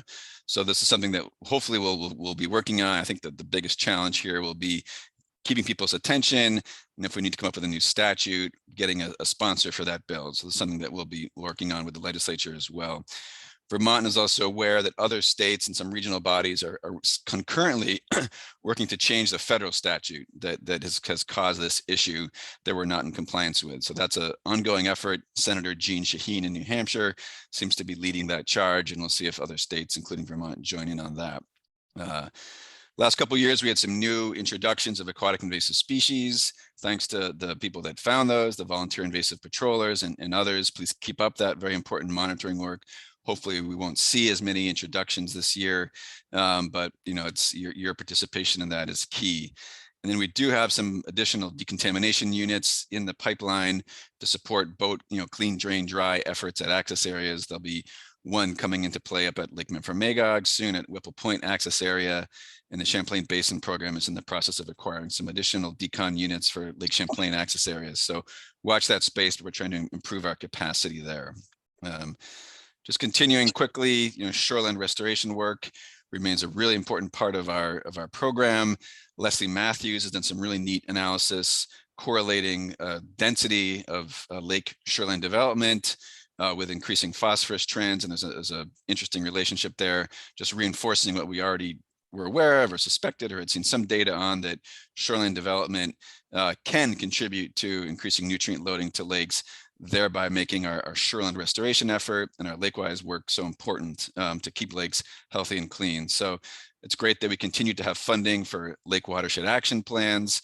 We've recently awarded contracts or grants to develop these plans on Seymour and Echo, Big Pond in Woodbury or Woodbury Pond, Halls Lake, and there's a number of other ones ongoing, and we'll have another round coming up as well, so we can continue to identify lakes where these plans would be a good fit. So if you're interested in lake watershed action plans for your lake and lake watershed, please reach out to Allison Marchioni. And what's really exciting is we're beginning to see projects that were identified in lake watershed action plans move into implementation phase. Like Elmore, like Dunmore have completed these LWAPs, and they're beginning to implement projects with funding from our DEC Act 76 clean water service providers, or DEC clean water funding managed by block grant holders. So that's sort of proof of concept in my mind, and very much what we want these plans to do. So thanks to folks that helped make that happen.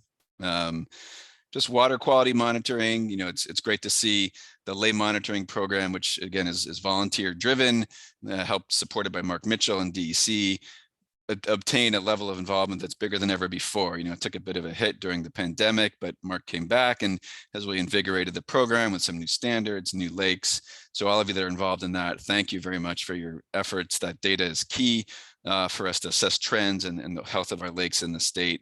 We have a lot of other monitoring going on. Our spring phosphorus monitoring just wrapped up. Tons of work going in Lake Champlain and its tributaries, and some really exciting work on what we call sentinel lakes or undisturbed lakes to look at the impacts of climate change on our lake ecosystems. We have some preliminary data there. Leslie and Kelly will also be working on establishing biological criteria to assess lake health using existing data sets we have about bugs, plants, and diatoms. And we'll be able to set up sort of indices of biological integrity where we can say, hey, this is what the lake should look like in terms of the bugs and plants and diatoms that should be here. And then we take a current sample, and if it's not how it should be, we will know that the lake is suffering a little bit. And that'll be another way for us to see if a lake is healthy, excellent, or impaired, in addition to the phosphorus values that we use to designate lakes as impaired or eligible for A1 reclassification now. So that's really exciting and important work. And then if you're interested in lake data, we have tons on our website. We have this great table now. When you click on the lake scorecard, there's a table that lists really the key data sets for all of our lakes. Does it have a scorecard? Yes. Does it have a high resolution land cover, land use map? Maybe. Does it have a new next generation lake assessment or plant survey? Maybe. So check that table out for information on your lake. And Leslie is also coming up with some new tools using a really cool data visualization piece of software called our Shiny. And those will be available soon. And they're much more interactive than some of the stuff we've done in the past. I won't spend too much time on enforcement. You've heard a lot about that today. But as Commissioner Beeling mentioned, the Watershed Management Division is beginning a pilot where we can issue our own citations. And the Lakes program will be able to participate in that pilot sometime in the next couple of months. We have some citations in mind that we will try to issue when we become eligible to participate in that pilot. And it should make it easier to issue citations and allow us to be a bit more responsive. So watch that space and continue to reach out to DEC as described this morning if you see things that look like violations. Finally, looking forward, I think Commissioner Beeling provided an update on reclassification.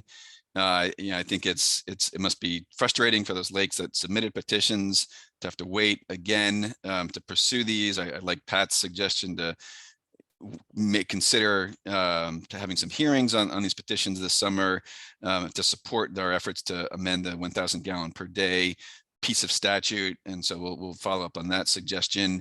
And I'm continuing to watch this closely, and I'll participate in efforts to create legislative support for this amendment to the 1,000 gallon per day rule, and see if that allows us to resume our review of these petitions as soon as possible. And yeah, I think as Candy Moot said, if folks can look at the members of the House Energy and Environment Committee, and if those folks are in your district and you have strong opinions about reclassification, can reach out to those legislative members to let them know what you think, that'd be great.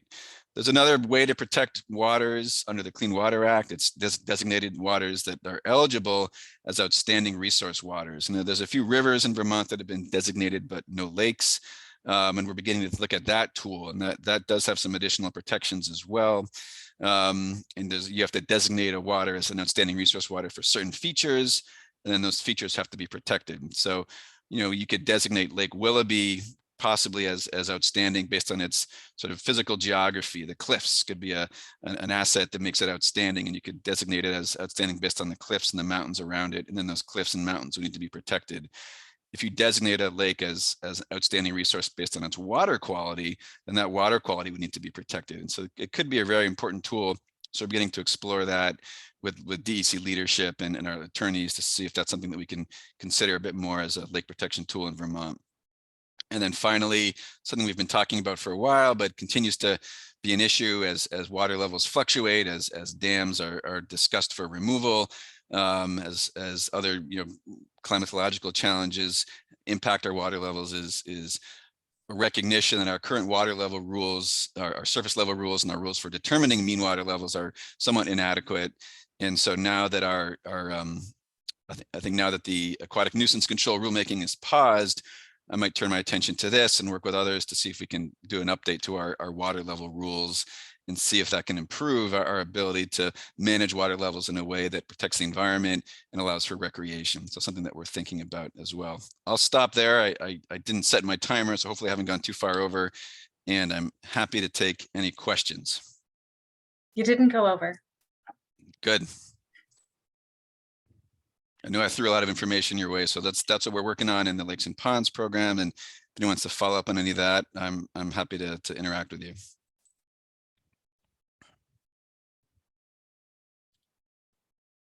I don't have any questions in the chat. So if people want to raise their hand, they can do that. Yeah, one thing I didn't mention is with the wake boats is I'm aware that some lake associations or lake communities are interested in submitting follow-on petitions once our state rule comes out. requesting either an exemption to that rule or basically saying, even though our lake is eligible for wake boats, we would like wake boats to be prohibited. And of course, there's precedent for that under the use of public waters rules for other types of uses on lakes. So you are more than legally entitled to do that. I'd encourage folks to talk amongst themselves and try to submit those petitions in a grouped or integrated manner that'll just facilitate review, particularly if some of the rationale that you believe should be the basis for exempting your lake from wake boats is common between lakes, and we'll do our best to review those when they come in. And I'm happy to talk more about the wake boat rule or rulemaking process if anyone's interested. Yeah. I do have a comment from Candy. Following up on what Oliver just said, maybe Pat could post the FOBLAP members, the names and contact information for members of the House Energy and Environment Committee. A few of us are working on a strategy that we're happy to share with anyone who is interested. Yeah, I think that's a great suggestion. I think there's some concern that removing this 1,000 gallon per day prohibition would unlock or unleash, rampant development. And the point I've tried to make is none of these lakes are A1 right now, and they're not seeing rampant development with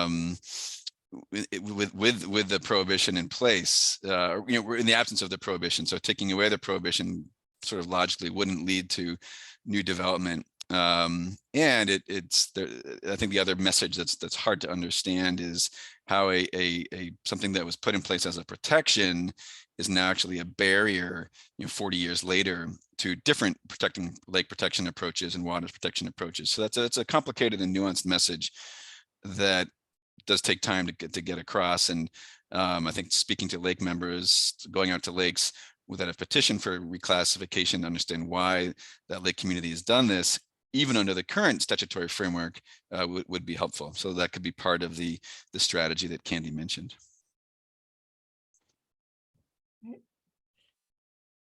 I see Allison Gardner has a hand raised. I don't know if that's new or left over, and I see Stu Arnold as well. So maybe Allison and then Stu. It takes Stu first. I think we probably have the same question, but I think he's more up to date. Sure. Hi, Stu, go ahead. Hey, yeah, Stu from Caspian Lake. I wanted to just applaud that you're headed back towards water level rulings, and we had worked in the past with Perry Thomas and Jeff Crocker for Caspian, and so if we can be of help to get you launched with some ideas, we have some things we need to do right here at Caspian. Thanks. Yeah, and it's a thorny issue, and I always look at the Great Hosmer Pond rulemaking effort, trying to regulate or mediate between different types of boat use, where DEC spent a couple of years working on it and then decided the status quo was the best. That's sort of the cautionary tale with any rulemaking effort. Try to avoid that. But I think what we're seeing is there's a better understanding of the negative impact of water level fluctuations on lake ecosystems. So trying to, if we can, move away from winter drawdowns and the like, and simultaneously aware of climate change, perhaps leading to drier summers and bigger storm events in the off seasons. And so how can we manage these lake levels in both an ecologically friendly way and a way that promotes recreation as much as possible? So lots of different needles to thread. Stu, thanks for your suggestion of help. I'll certainly reach out. Allison, is that what you wanted to say? My question is different. I wanted, when you were talking about reclassification, it was my understanding from the letter that the stewards of the Greensboro watersheds wrote to the commissioner of DEC last summer. In that response, he promised we could go ahead with reclassification this summer, whether that special septic 1,000 gallon regulation was removed by the legislature or not. Yeah, you're exactly right. That language was provided in writing to 3 different lake associations. I guess the best way to describe the answer to that is, because of what happened in this legislative session, getting close, but not quite getting to the finish line, but thinking that it's possible in the next legislative session, DC has decided to essentially backtrack from that position and beg your essentially your patience to give us more time to try to amend that piece of statute. And as Commissioner Beeling said this morning, we think that piece of statute and the trade-offs that it requires in a lake watershed, if you're promoting protection, then you really can't, with that piece of statute in place, put in a school that requires a large new septic system. That trade-off creates divisions, and we don't want to really move forward with a process that will exacerbate, or promote conflict at the lake watershed level. So I think it was a very difficult choice, and I think we just need to give us a bit more time to try to amend this. I'm aware that folks are concerned with water quality and increasing total phosphorus trends, and they view reclassification as a tool to address that. And I think we'll continue to work on all the other lake protection measures we have, and hope that we can get to reclassification after this subsequent legislative session. And just essentially, once again, ask for your patience on that point. So things evolve, but I think the concerns we had that were expressed in that letter, and the reason why we paused it in 2022, are still valid today. And so we think we're close enough to amending that statute, and that moving forward with the petitions could possibly upset the apple cart or undermine our ability to convince the legislature that this change is needed. So we're just begging for more time. So Allison, hopefully that answers your question. And Oliver, I wrote the email, so I'll take the blame. Yeah, I really thought we thought we'd get there, and we thought very long and hard and had very hard conversations about whether to go forward anyway, as we had committed to do. And basically, on the balance, Oliver's articulated it well. We think we're getting close enough that it's worth waiting, one more session. I understand that that's frustrating, but when we just sort of gamed it out, there's a lot of negative ramifications for going forward right now, and we believe that they outweigh the possible positive benefits. I mean, one way to look at it is we try to do one of these, it goes down in flame because of all the reasons I've identified, and we go to the legislature, hey, look, this is what happens. I don't think that's fair to put people through that. I want to fix it. I want to fix it so that we can make these stick. But I do apologize. I mean, when we wrote that email, we were pretty confident we'd get this through. We were hoping we wouldn't have to get there, but we said, you know what, even if we don't, let's just do it. Let's go forward. And then in kind of the cool light of day, after all we went through this last session, I think where we ended up was we need to continue the pause. And I believe me, I appreciate the frustration. I'm frustrated. We're all frustrated. But we don't feel like it would be prudent right now to try to do a petition with this existing prohibition in place. Can I just comment, as someone who stood out and talked to, I think I gathered somewhere between 150 and 200 signatures in Greensboro. We do not, as far as I can tell, and we also went through a public hearing process, we do not have a problem with that 1,000-gallon rule regulation. I understand that some of the other lakes do. And I was very frustrated last summer that you weren't willing to go ahead with us. I mean, if we could do some more preliminary work and make sure that what some of us think is true is actually true, I don't know why you have to hold us back. And our phosphorus levels are creeping up, and we have a number of people that are working very hard, but we need the reclassification now. So here's what I'll do. So we can regroup. I mean, what we are thinking about is kind of equities. And if you look at temporally, when these positions were filed, if we do it sequentially based upon length of time they've been, with us, the first two are extremely problematic. But that said, you raise a good point, and it's not something that we take lightly. I'll regroup with my group and with the secretary, and we could talk about that. I think that's Yeah, what and we're talking. I can't speak for all of the stewards of the Greensboro watersheds, but I imagine we could do some preliminary work to make sure there wouldn't be resistance and that the 1,000-gallon rule isn't a problem for us. Okay, like I said, you're being persuasive. So I am not an unreasonable man. So I want to think about this. Okay. So I Okay. cannot give you an answer as we Okay, sit here. and But we as the stewards of the Greensboro watershed will be back in touch. yeah. Yeah. So I will. We just met this week with the secretary. We kind of landed where we landed, but I think it's worthwhile to revisit this specific issue. If there's a way to get a petition through where the 1,000-gallon per day is not going to be, a major obstacle, that might be something worth considering. So we will consider it. Thank you. Okay. So I'm just going to interrupt a second. I know that Peggy has her hand raised. We have like 4 or 5 messages in the chat, and I'm not sure if we want to do that now or if we should wait till later. Yeah, Jackie, I think Peggy has a comment. She has her hand raised as well. I think the other comments in the chat are more, for the record. There's the members of the House Energy and Environment Committee that were put in there. And I think most of the other content is from Peggy. So maybe we give her a chance to make a comment and then we can go from there. Yeah, and maybe just this one more to stay on schedule. Go ahead and unmute yourself, Peggy. Sorry.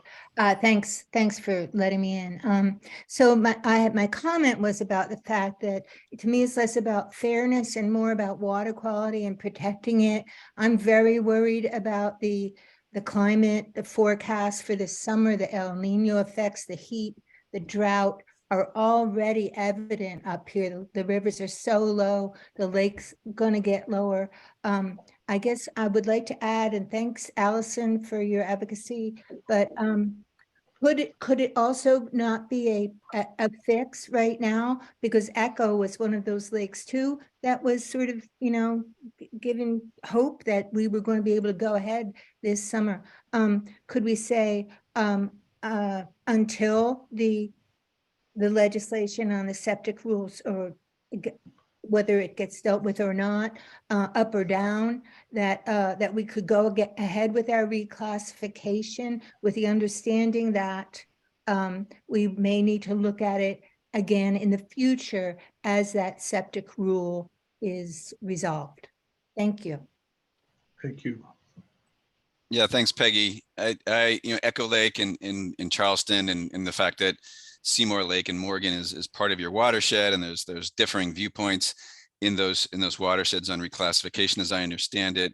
As Commissioner Beeling said, that might be one that is challenging or problematic because of the fact that it would be promoting sort of difference of opinions and forcing trade-offs at the lake watershed level. But you make a good point, and I think what I'll say is, it's great that Commissioner Beeling was here. I didn't realize he was here. Hopefully I didn't say anything silly.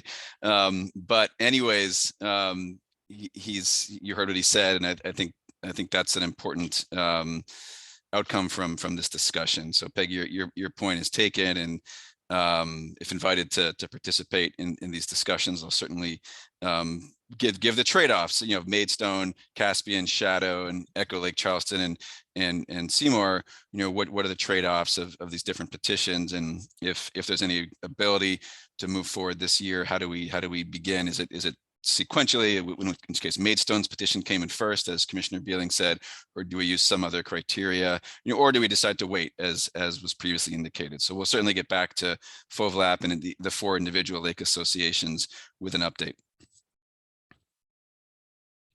I see that Shaterna Gordon has her hand raised, and I think you had put something in the chat as well.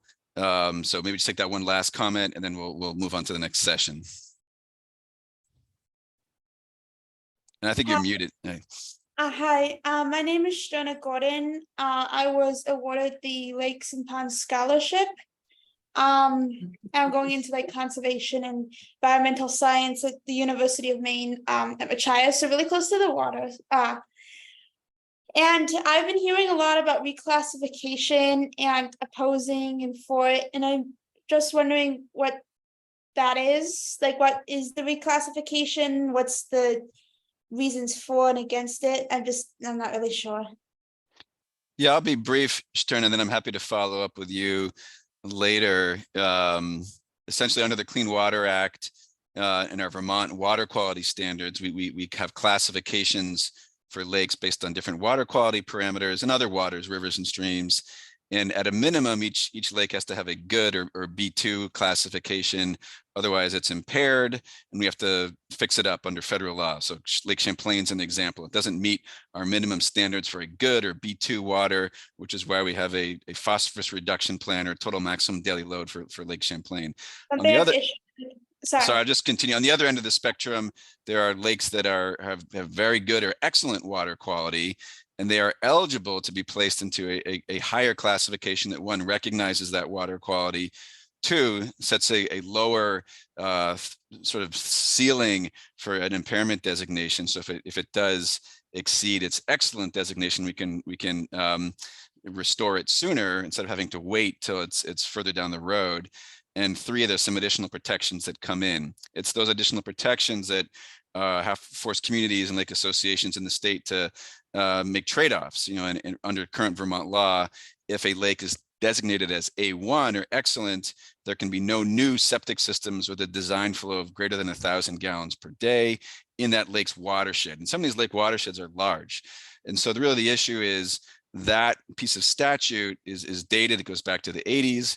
DC believes we can cite septic systems today that are larger than 1,000 gallons per day and not negatively impact water quality through good permitting and good design. And that's the statutory change we're seeking with the legislature, to eliminate that 1,000 gallon per day limitation on new septic in A1 watersheds and use permitting to ensure that new large septic can be done in an environmentally friendly way. So let's leave it there because we're a little short on time, but if you have other, I'll put my email in the chat and phone number, and if you want to follow up with additional questions. And Turner, congratulations on receiving the scholarship.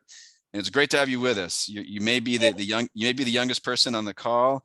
You may be the youngest person by a large number, and you're the next generation of lake conservation and protectionists. So it's great to have you with us, and I hope you stay engaged with your local lake association, your studies, and with FOVLAP.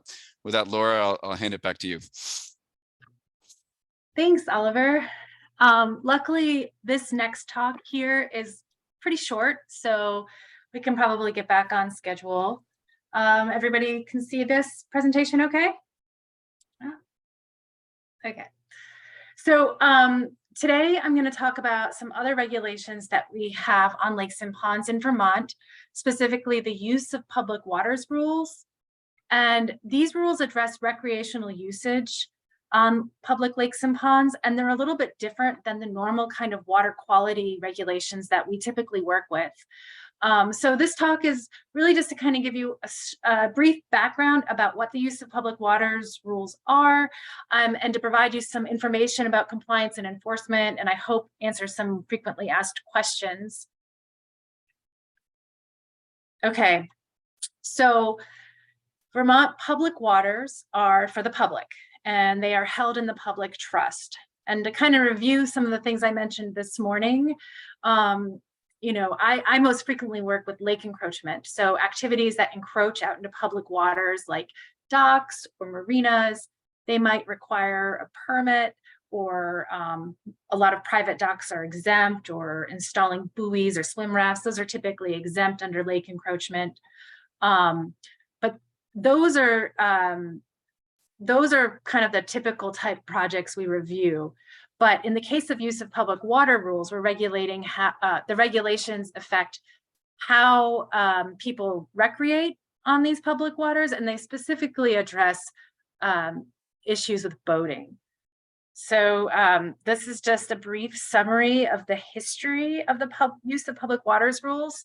So they were adopted in 1994 and originally administered by the former Vermont Water Resources Board, and then handed over to the Water Resources Panel And in 2012, the rulemaking authority of the Water Resources Panel was transferred over to the agency. So all the rules that already existed under the use of public water rules are now the rules of the agency, and we administer them.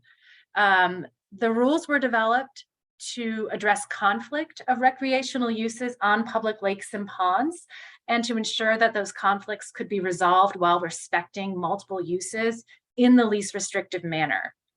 It also has the ability, written into the rules, that the members of the public can petition the state to adopt new rules, so to make new rules regulating particular uses of public waters.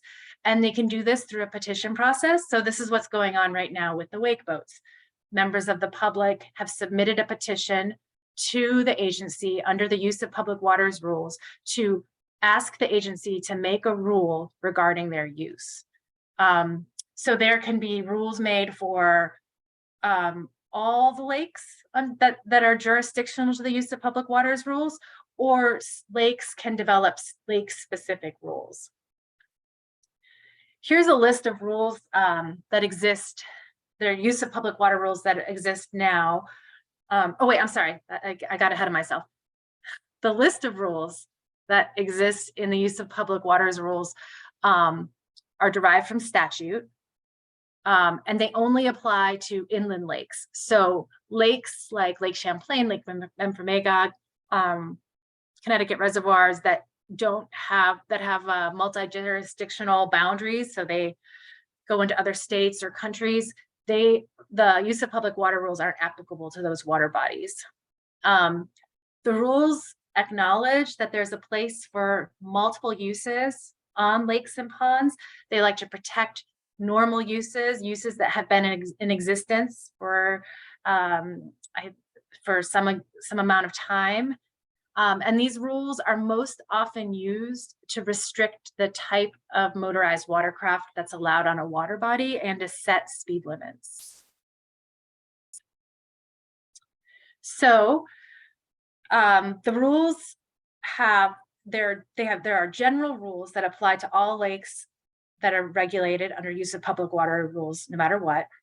And then there are specific lakes laid out in the use of public water rules appendix for specific water bodies. Not all lakes have established individual rules, but like a really common rule that many lakes have is a prohibition on personal watercraft like jet skis. So here's the list of rules that apply to all lakes. There are others, but these are probably the ones that many of you are familiar with. There is the ability for a lake to request to install control measures to prevent the spread of aquatic nuisance species. This is different from aquatic nuisance control permitting. You need an aquatic nuisance control permit to install something like a bottom barrier or to use an herbicide or to do harvesting.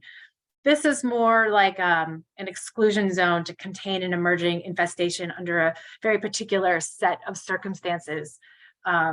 Under lake encroachment rules, you're not allowed to block off navigation. So the use of public water rules allows excluding an area under some very specific circumstances. Use of public water rules also allows lakes to protect loon nesting sites. You're not allowed to disturb them with wake. All lakes have a shoreline safety zone. So that's the 200 feet out into the water is called the shoreline safety zone. It's a no wake zone where boats are not supposed to exceed 5 miles an hour. There are rules about maximum speeds and negligent operation of boats. And then, as I mentioned, there are a lot of lake-specific regulations about boating on specific lakes, or what type of boats can be used on specific lakes, or what kind of speeds cannot be exceeded on certain lakes. The DEC has the rulemaking authority, which means we can accept petitions to add more rules. That's known as amending the use of public waters rules. So one of the really interesting things about the use of public water rules is that The DEC has jurisdiction over the rulemaking and the administrative side, but we do not have any jurisdiction over the enforcement of these rules. So if someone were to observe speeding in the no wake zone or the use of a jet ski where they're prohibited, our enforcement officers don't have the authority to enforce on that action. That authority lies with the State Police Marine Division. They're the ones that have the jurisdiction over enforcement. I know there are times when the game wardens have helped when address some issues with these kinds of enforcement when they have the capacity. They have a very broad range of responsibilities, so they can't always be involved in the enforcement on this. But Jenna Reed will be talking soon. So any issues or concerns relating to violations of these rules should be reported to the Vermont Police. And the best way to deal with these conflicts is to document the best that you can.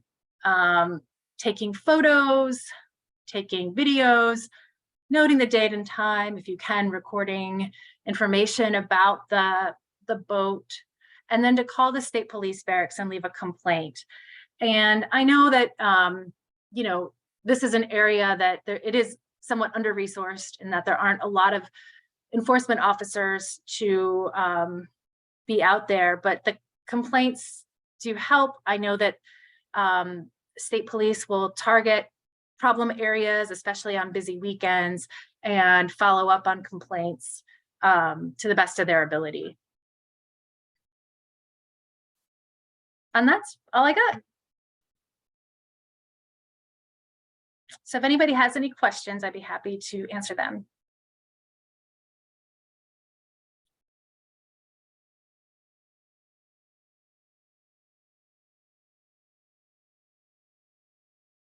I do have one.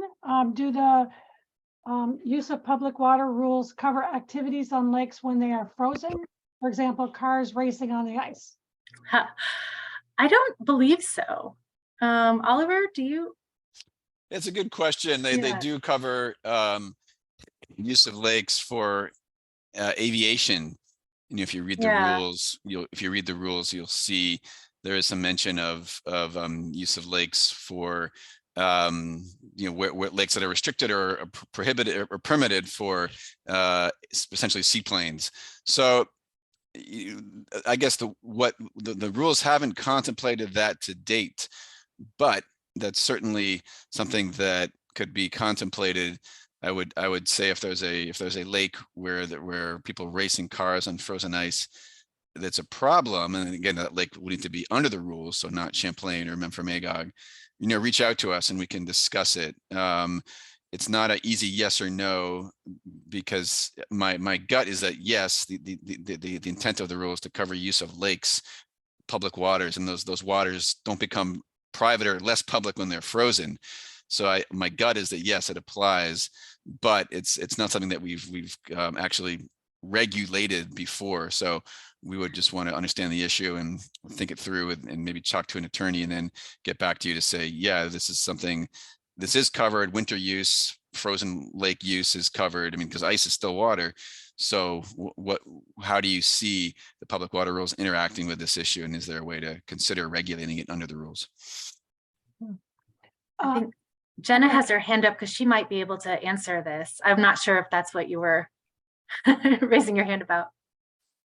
Yeah, so it's not about the public water rules, but as far as law enforcement goes, when the water bodies are frozen, they're considered public highways. So if somebody's racing, a call to the state police dispatch would be what I would recommend. And if it doesn't, break any specific laws, I'm sure it does. The careless and negligent operation would be an easy one to address. So more than likely, if they are racing on the ice, there's something that's being broken law-wise. So definitely report it to your local state police dispatch, and either game wardens or state police will address it. The next question is, have there been legal issues as a result of lake-specific regulations, for instance, after implementation of speed limits or engine size limits? I can start. have there been legal issues as a result of lake-specific regulations? I think there's more enforcement issues. A lake is listed as off limits for personal watercraft or motorized vessels, and someone shows up at an access area with a personal watercraft or motorized vessels and either isn't aware of the rule or is aware of the rule but decides to ignore it and uses it, and then that gets reported, and then game wardens and or state police marine division have to try to respond to it. So that certainly has happened. I'm not aware of specific other types of legal issues. The big legal issue is that frequently comes up that Laura already addressed is a mooring one where there's actually decided case law, but that's a bit of a different issue about lake encroachment. So I think there's enforcement issues in regard to lake specific regulations, and Jenna might be getting into some of that, and I think Laura D's presentation now gave you an idea of how to react if you see someone that you believe is violating your lake specific regulations. Hopefully that answers the question, Polly. Let's see, what are rules pertaining to the mooring? I know that you touched on that. So can anyone? I would just say that moorings are exempt from lake encroachment permitting, provided they don't impede navigation. So if somebody can navigate around a boat, you can moor a boat.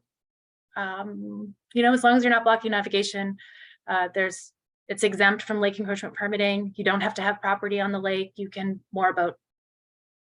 And Laura, isn't there a caveat that to access that mooring and that boat, you need to use a public access? So you shouldn't be planning to traverse private property. Right, you can't trespass. That's true. But yep. And then the last one that I have is, can we document concerns? Sorry. Can we document concerns about wake boats by video, identifying information, even as wake boat rules are on hold? Well, I wouldn't say the wake boat rules are on hold. They're in process. It's just part of it. They're chugging along. But yeah, if you see any kind of boat, whether it's a wake boat or anything, speeding in the shoreline safety zone or impacting loon nesting sites, you can certainly document that and send that into the state police. And then, is it legal to have tied up together? I would assume that's two boats tied up together overnight, not at a dock. The boats, like for moorings, again, as long as you're not blocking navigation, which would mean nobody could navigate around, you'd be blocking off access completely, but boats could be tied up together. That's fine. And then the last one I have is, if Frozen Lake is a public highway, is there a speed limit for them? I don't know the answer to that.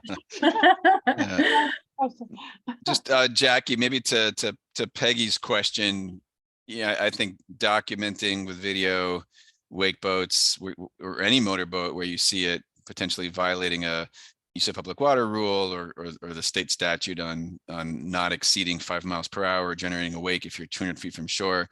That's always helpful if you're trying to use that video to influence the rulemaking process.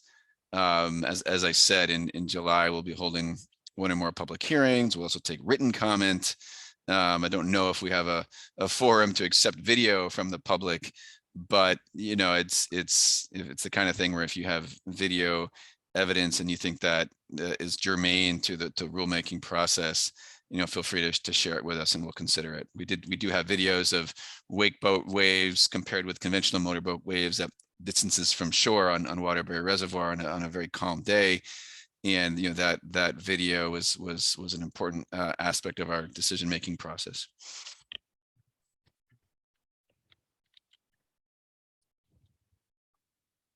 Okay, those are all the questions from the chat, I believe. Yes, that's all the questions. Thank you. Okay, great. Well, next up on our agenda, we have Jenna Reed. And Jenna works for the Vermont Department of Fish and Wildlife in the Warden Service Division. Jenna has been a game warden for over 13 years and was recently promoted in 2021 to the Boating Education and Law Enforcement Coordinator. So welcome, Jenna. All right, thank you. I'm gonna share my screen. and probably struggle. It's okay. We all do a little bit. Yes.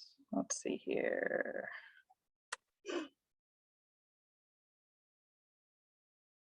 Not sure why. Let's see if I can do files.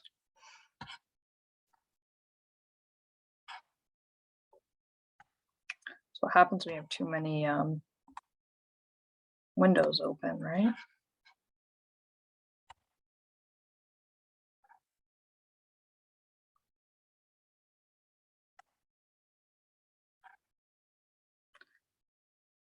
All right, everybody see that slide? Yes, we can see it. Thank you. Great. Well, thank you very much for having me. I have a full 6 slides, so I shouldn't take up that much time. What I do look forward to is the questions that are gonna come after, that I hope I can answer all of them. Any comments or any information that folks would like to pass along to me, if time allows. So again, I just became the boating education law enforcement coordinator. Prior, I was in the field. I started in the Burlington district on Lake Champlain, and then I moved to Newport area and covered Lake Memphremagog. So I was enforcing all sorts of laws at some point. Now I'm behind the desk most days. Let's continue on. So the history of boating enforcement. The primary boating enforcement agency is the Vermont State Police. They're the ones, they have a rec department where troopers can go out, and they also have auxiliary program. Unfortunately, they're auxiliary folks. There's not many of them, so they are definitely short-staffed, as are we. Back in 2021, the Warden Service partnered with the state police on boating enforcement specific. Prior to that, wardens were still out on the boats. We were checking, our prime focus when we went out there was to check for fishing activity. That was checking licenses, talking with folks, talking to shore anglers. But of course, because we are law enforcement, we would always ask the stereotypical, do you have life jackets? Is your boat registered? If we saw activities that were unsafe on the water, we certainly would address them. However, again, that wasn't our prime focus. Back in, I believe when I got hired in 2010, we were partnered with the state police doing this prior. And then since 2011 till 2021, we had not been doing it for several different reasons. But as of right now, we're going out there doing boat enforcement. And since we joined, the amount of contacts and boating enforcement specific patrols has doubled, which is great. One of the challenges we did face last year and the year before during the summer is a bunch of wardens had babies. So we did not have as many wardens out there. This year we are up to, I believe, 30, we'll have 31 field wardens. I believe 3 of those are just graduating today at the academy. But yeah, we only have 31 to cover the entire state, to put that in perspective. So let's see, as far as, I mean, the main talk has been the DC rules and regs.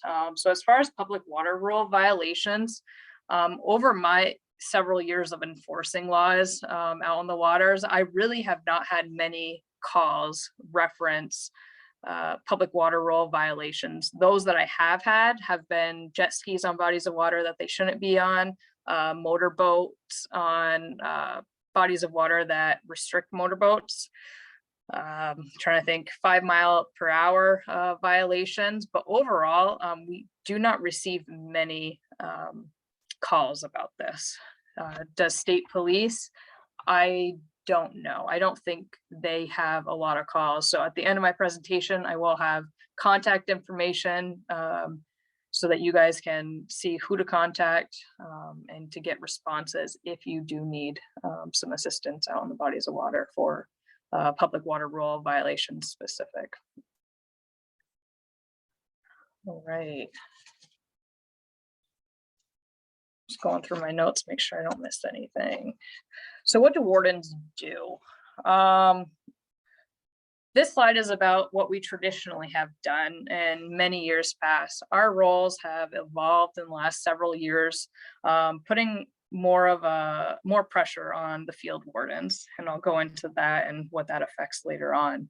But the prime focus of wardens are fishing, hunting, trapping laws and regulation enforcement.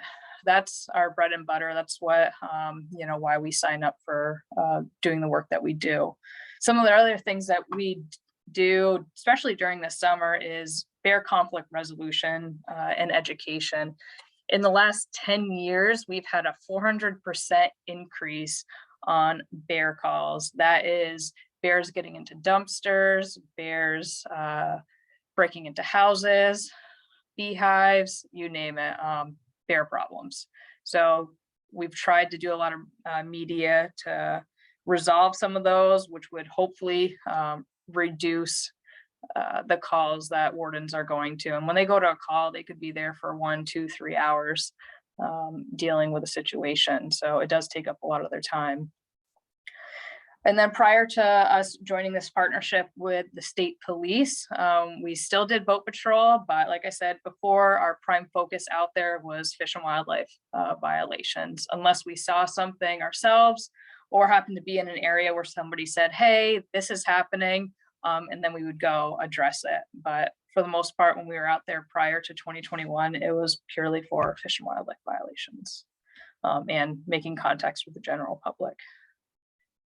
We also do a lot of public outreach events that could be hunter education classes, boating education classes, let's go fishing, outreach, and several other events that the Fish and Wildlife Department holds.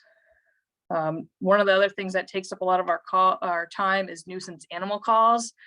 One of the things that we do handle a lot of, and we're usually the ones that do have to go, is bat calls. That's usually spiked in the summer. So we go to houses where there's a potential rabies situation where we have to take the bat and bring it for testing. And then there's always been special details. We get called to search and rescue calls. We have a couple canines. They get calls a lot more now than they used to. Just today, we had a search and rescue call up on Missisquoi Bay that I was handling in between listening to today's seminars, which have been great. But yeah, we had a search and rescue, a canoe that didn't have anybody in it, and happy to report that it was something that blew away from the shoreline, from my understanding. So it was not a bad outcome. And now what we do that we may have not done traditionally, 10, 15 years ago, nuisance aquatic specific details, where we go to access areas and hand out flyers and do some inspections and really address the public, those using their boats coming in and out, to let them know the importance of emptying the water, checking and inspecting your boat going in and out, and making sure that we're not allowing people to transport aquatic life anywhere. So that's one thing that we have always done before, but we have had in the last, I'm not sure, 3, 4 years, 5 years, maybe more. We've had specific details where we go, we sit, and we specifically look for nuisance aquatic violations. And most of the time it's just to educate folks. Other thing that we do in the summer is ATV patrols, making sure people aren't tearing up where they're not supposed to be tearing up. That doesn't happen as frequent as, say, boat patrol, but is something that we do. Boat patrol now, wardens go out and specifically look for boating violations. One of the most common, and I'll go over it later on, is wake violations. And what I mean by wake violations is people operating their vessels within 200 feet. And I'll go more into that in the next slide.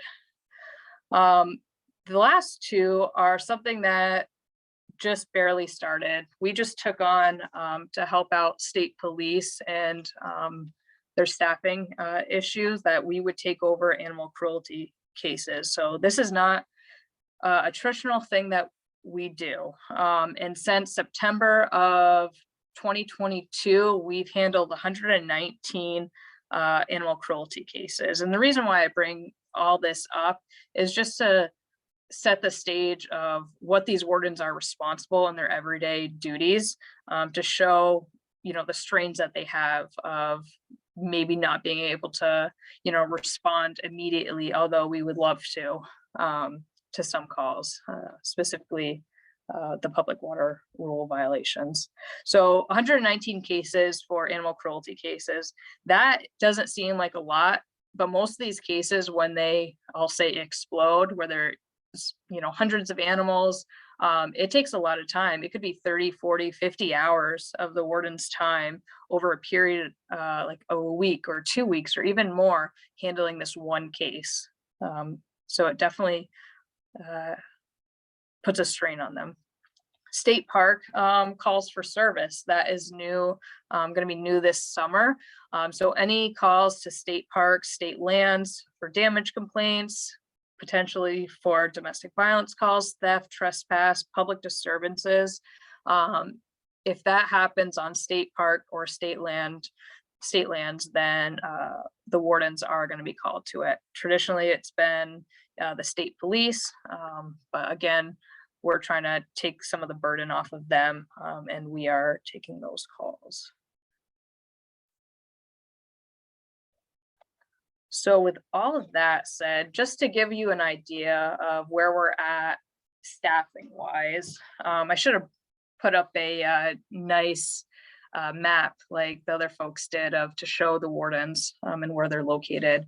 But like I said before, there's 31 in the field. We have 3 trainees, like I said, graduating, and then 7 individuals in the office. So that's myself, 4 lieutenants, a major, and a colonel.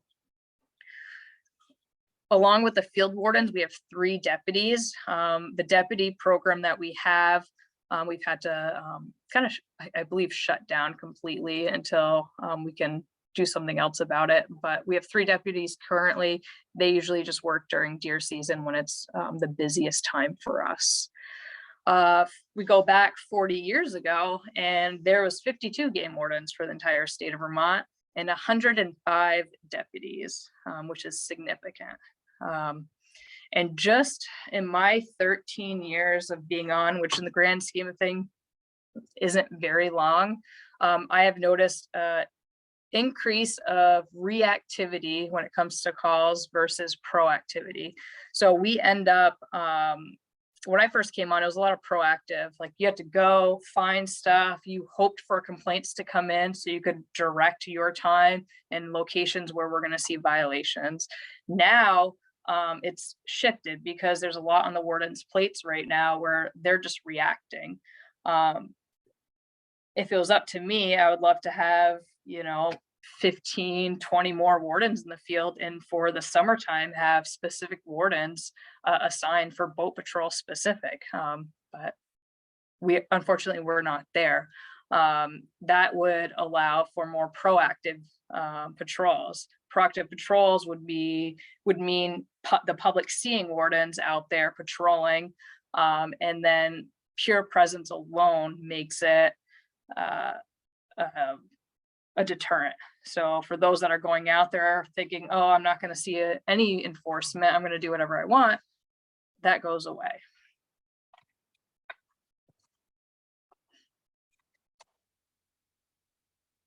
All right. I'm going to try not to rush through this, but I also want to make sure everybody has time to ask their questions. So most common complaints, and these are mostly for boating complaints, not so much the public water rule complaints. I already mentioned wake violations. This doesn't mean wake boats. To this day, I have not had, that I can remember, a single call about a wake boat that was doing something that somebody didn't like, until, of course, we've had the public hearings, and then some stuff has come to light since then. But prior to that, that's not something that I've heard about.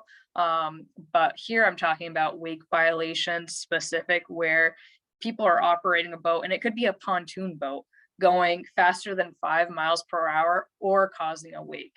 In the last 2 years, I've had several calls of, hey, can somebody come here and deal with this constant issue we have? Just today, I got a call about a jet skier or jet skiers that are going well within 200 feet of the shoreline, and hopefully we'll be able to address that this weekend when they're out there again. But yeah, wake violations. I went out on the water myself when I was finally able to get outside of the office, and I sat in this area. I'm like, I should probably see 1 or 2 wake violations here. And I think it was 3 jet skis come well within 200 feet of me. I stopped them. They all got paperwork. And as I sat writing the paperwork, because I was on solo patrol, I had 2, if not 3 other boats zoom by me, causing a wake that I had to then go and pursue after I filled out paperwork. So that is something that I just had a training with the wardens that I put on to, do directive patrols when possible for these violations, to make sure that people are being safe. Those that I stopped had no idea what their wake was doing. You had a kayak going and you go within 200 feet causing a wake to a kayaker. That's not very pleasant. And having that reality explained to some of these individuals that were causing the wakes, they didn't even consider it. So just purely me talking to them, opened their eyes, and they were super apologetic, which is nice to see. They weren't intentionally trying to harm somebody. They just were, clueless. So education was definitely helpful in that aspect. So we're hoping maybe to do some more media, social media blasts, and some of their outreach, topics, just to gear in on this wake violation that seems to be on the increase. And then one of the other most common, these aren't in a specific order, life jackets, people not having life jackets at all. If you're on a stand-up paddle board, you need to have a life jacket. You don't need to wear the life jacket, but you need to have it on the paddle board. Life jackets and kayaks, canoes, every person in those vessels needs to have a life jacket. The throwable cushions, the little square cushions, do not count. So that's one thing that we definitely see a lot of.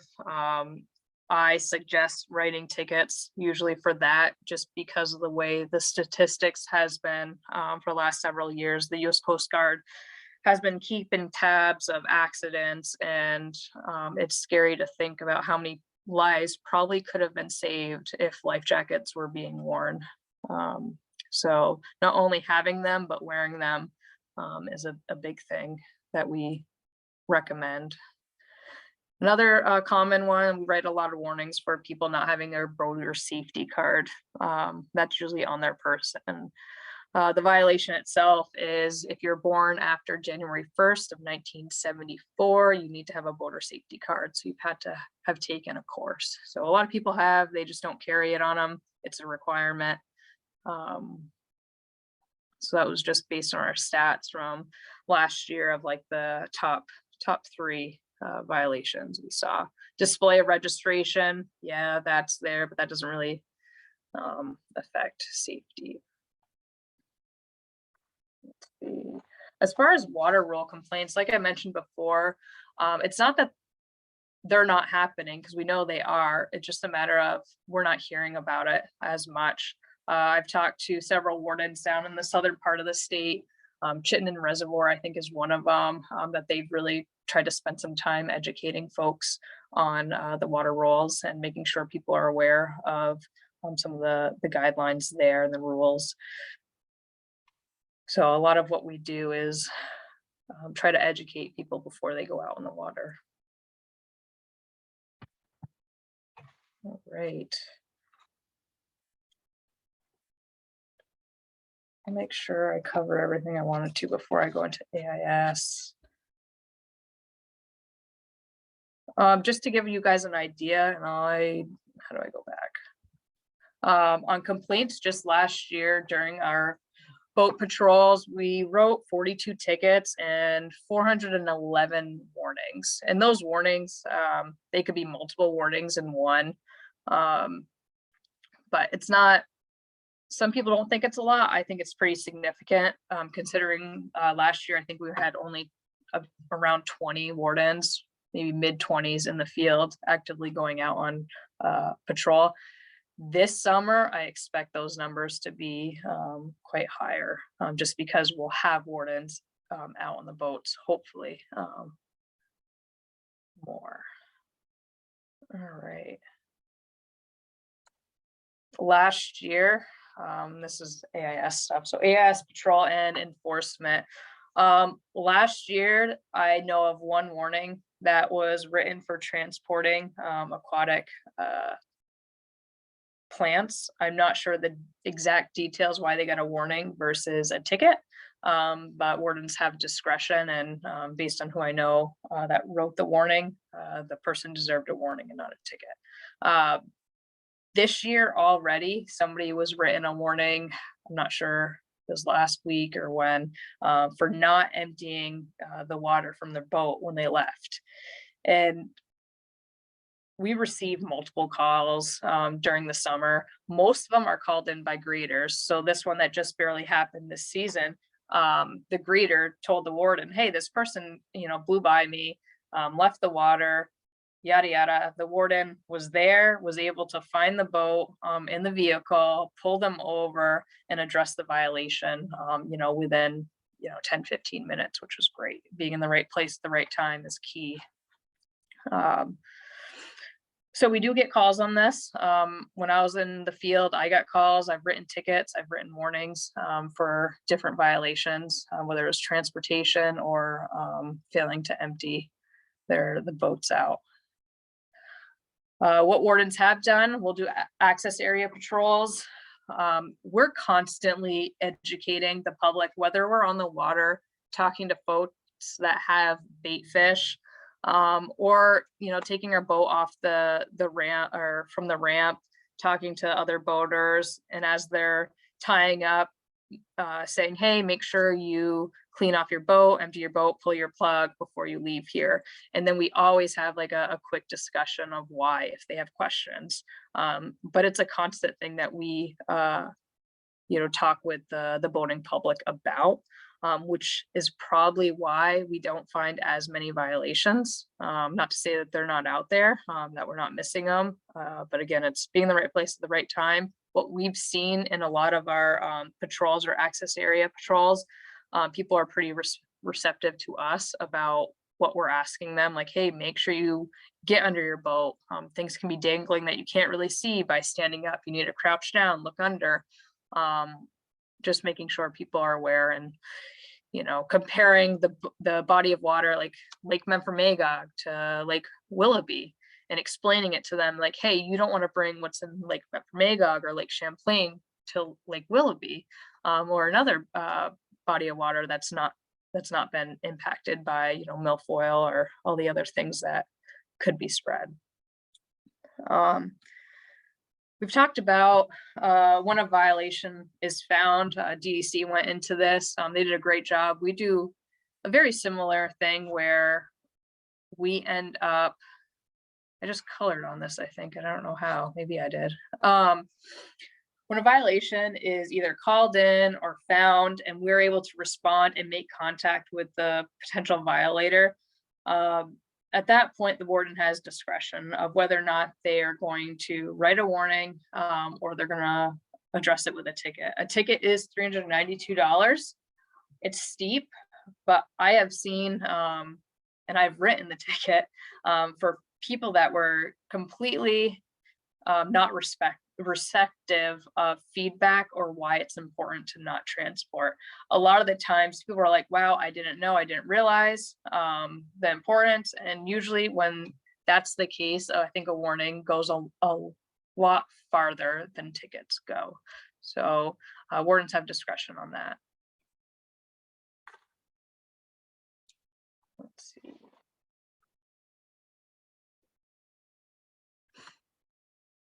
All right.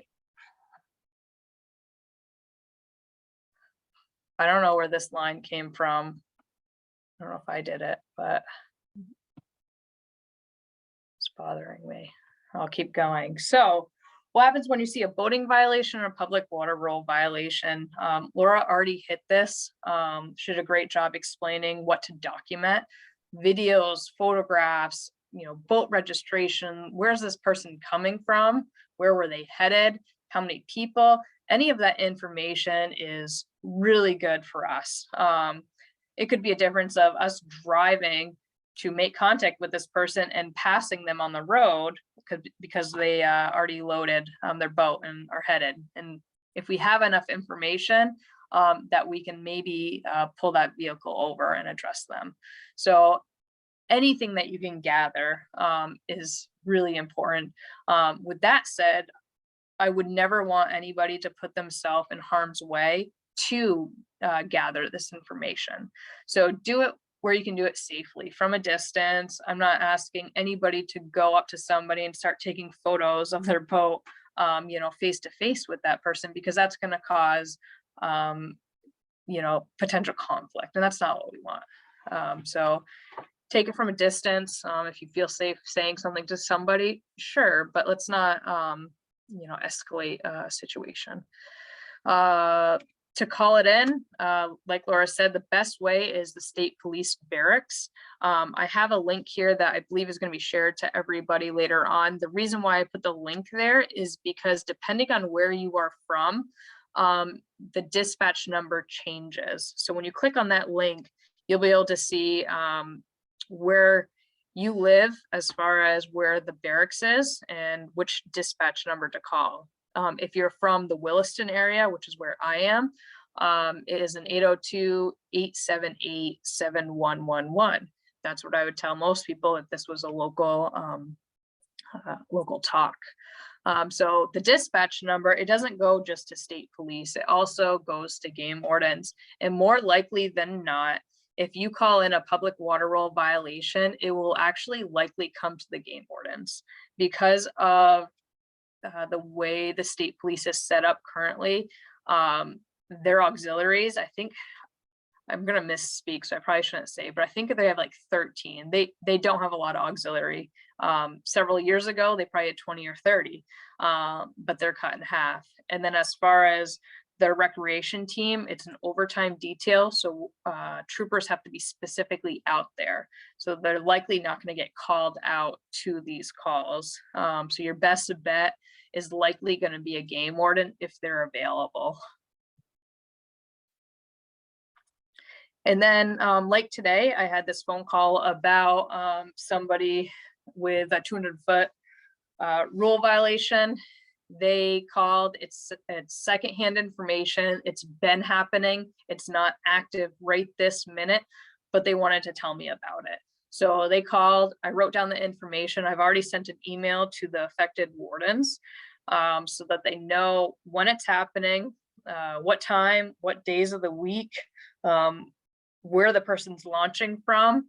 And then that information hopefully will help the warden decide when they're going to be out on boat patrol. Because again, the warden's plates are pretty full, but if we have information that says, hey, these violations are happening here at this time on this date or this weekend, or every Thursday at 6 p.m., the same boat comes by, all that information is huge, especially these days when our plates are so loaded. We can say, okay, I need to do boat patrol in this area at this time.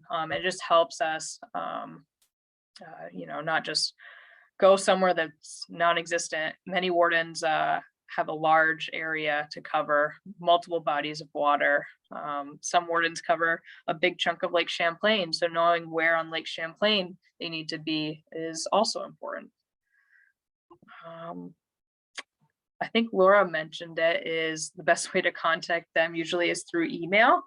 I will have to agree. I think email is the best way to pass on, especially the secondhand information or a, hey, just so you know, this is happening. Please email it to me with your name, your number, what's happening. Either I will call you, or if I think that the warden in your area should be the one to address it and to meet with you or to go out and deal with the situation, I will be able to easily pass on the information to them via email, give them a call, give them a heads up. So email for me is the best option.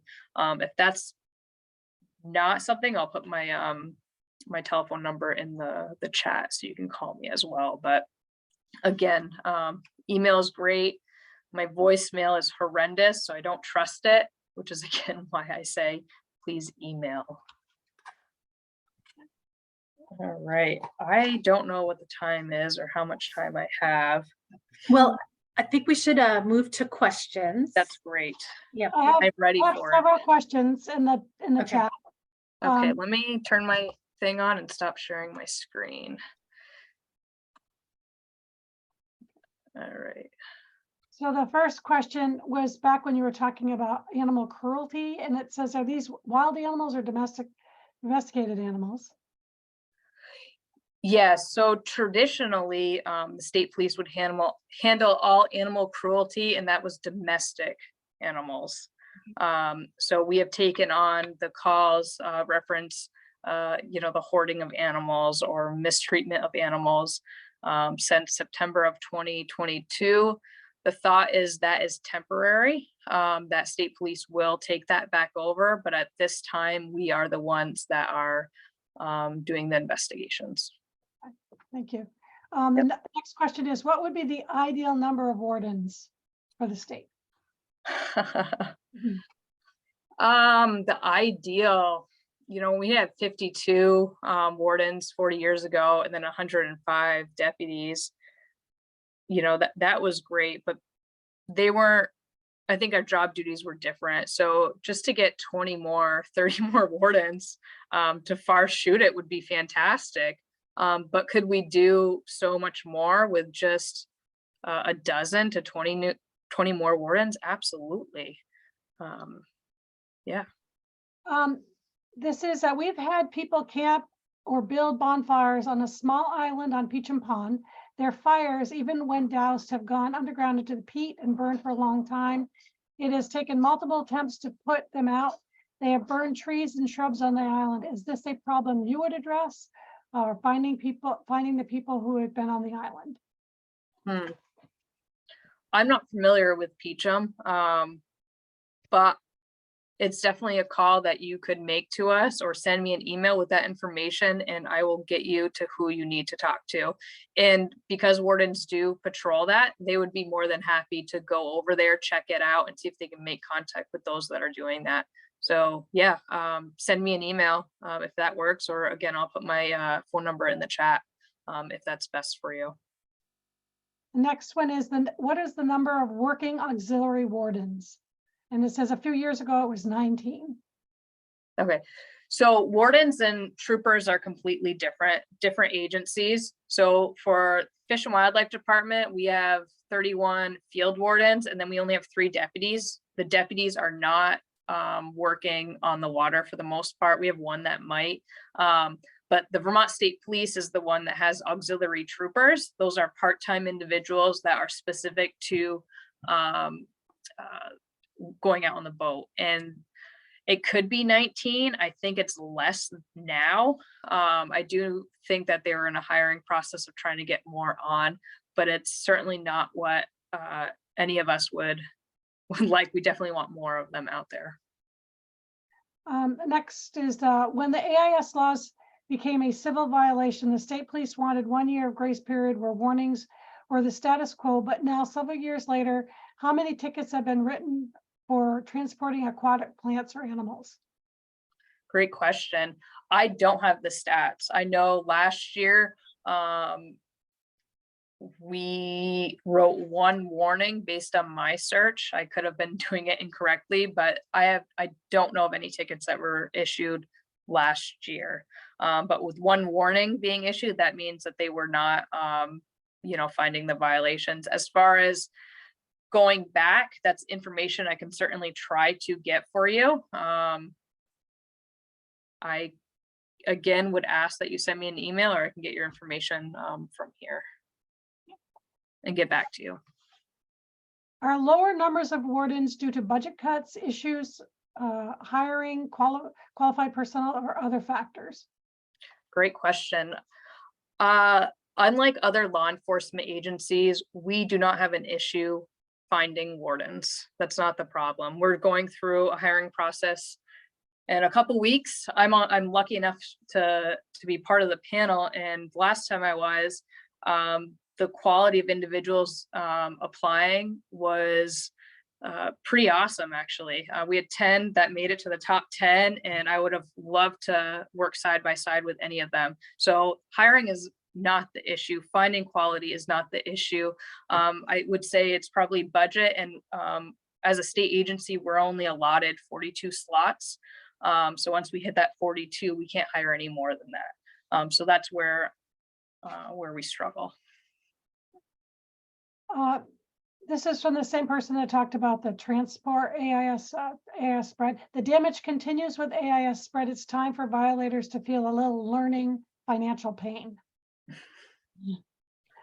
Yeah. Shirtna, who is our scholarship recipient, says, just being in this meeting, I'm learning so much about rules.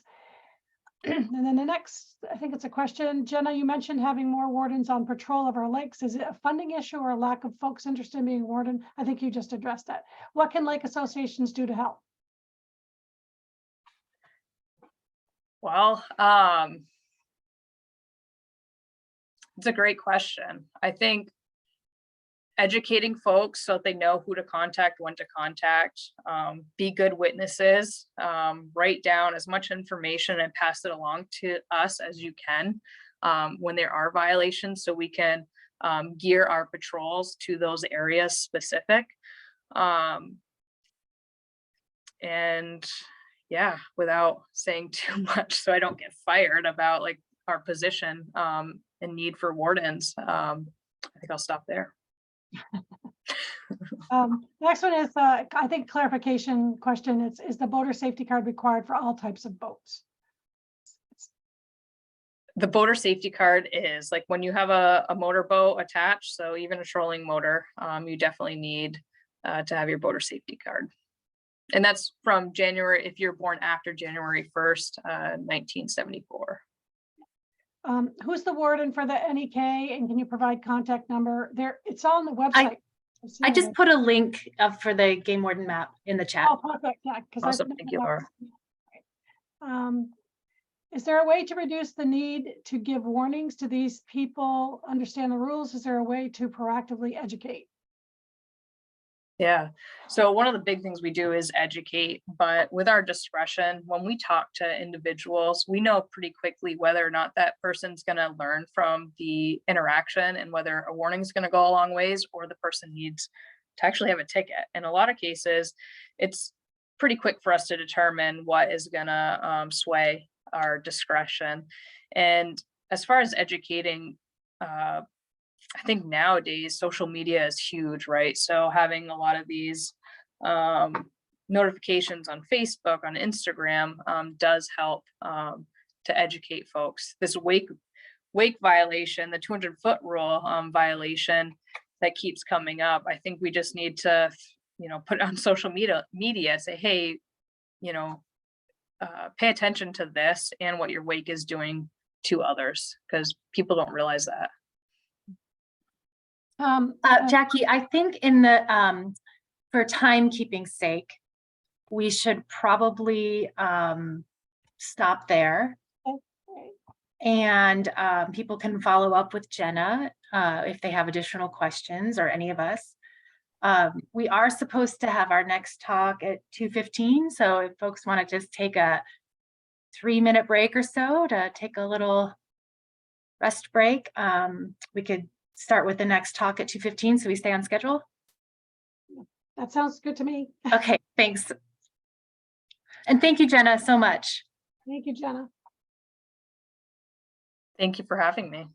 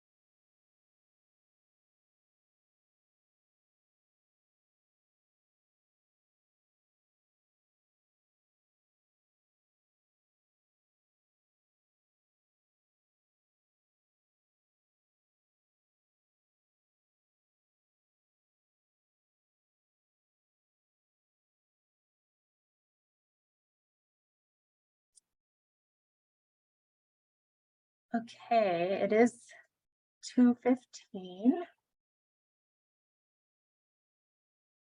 And so I can introduce next person. Sorry, I'm just getting my information pulled up here.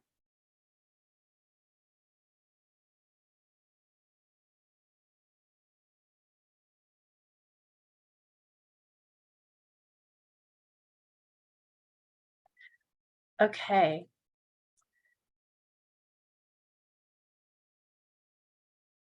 So I'm going to be introducing Bert Craigus. Bert Craigus is an attorney and former environmental engineer in Portland, Oregon, who's been heavily involved in legislative and rulemaking efforts to limit the adverse effects of wake sports on the Willamette River in Oregon. He's created several videos about the problems caused by wake sports, which can be viewed on his YouTube channel. So Bert, if you are here. I'm here. Great, fantastic. Welcome, Okay. thank you. Well, I'm here to speak about the experience that we had with regard to the Willamette River in Oregon, specifically the Willamette River in the Portland metro area.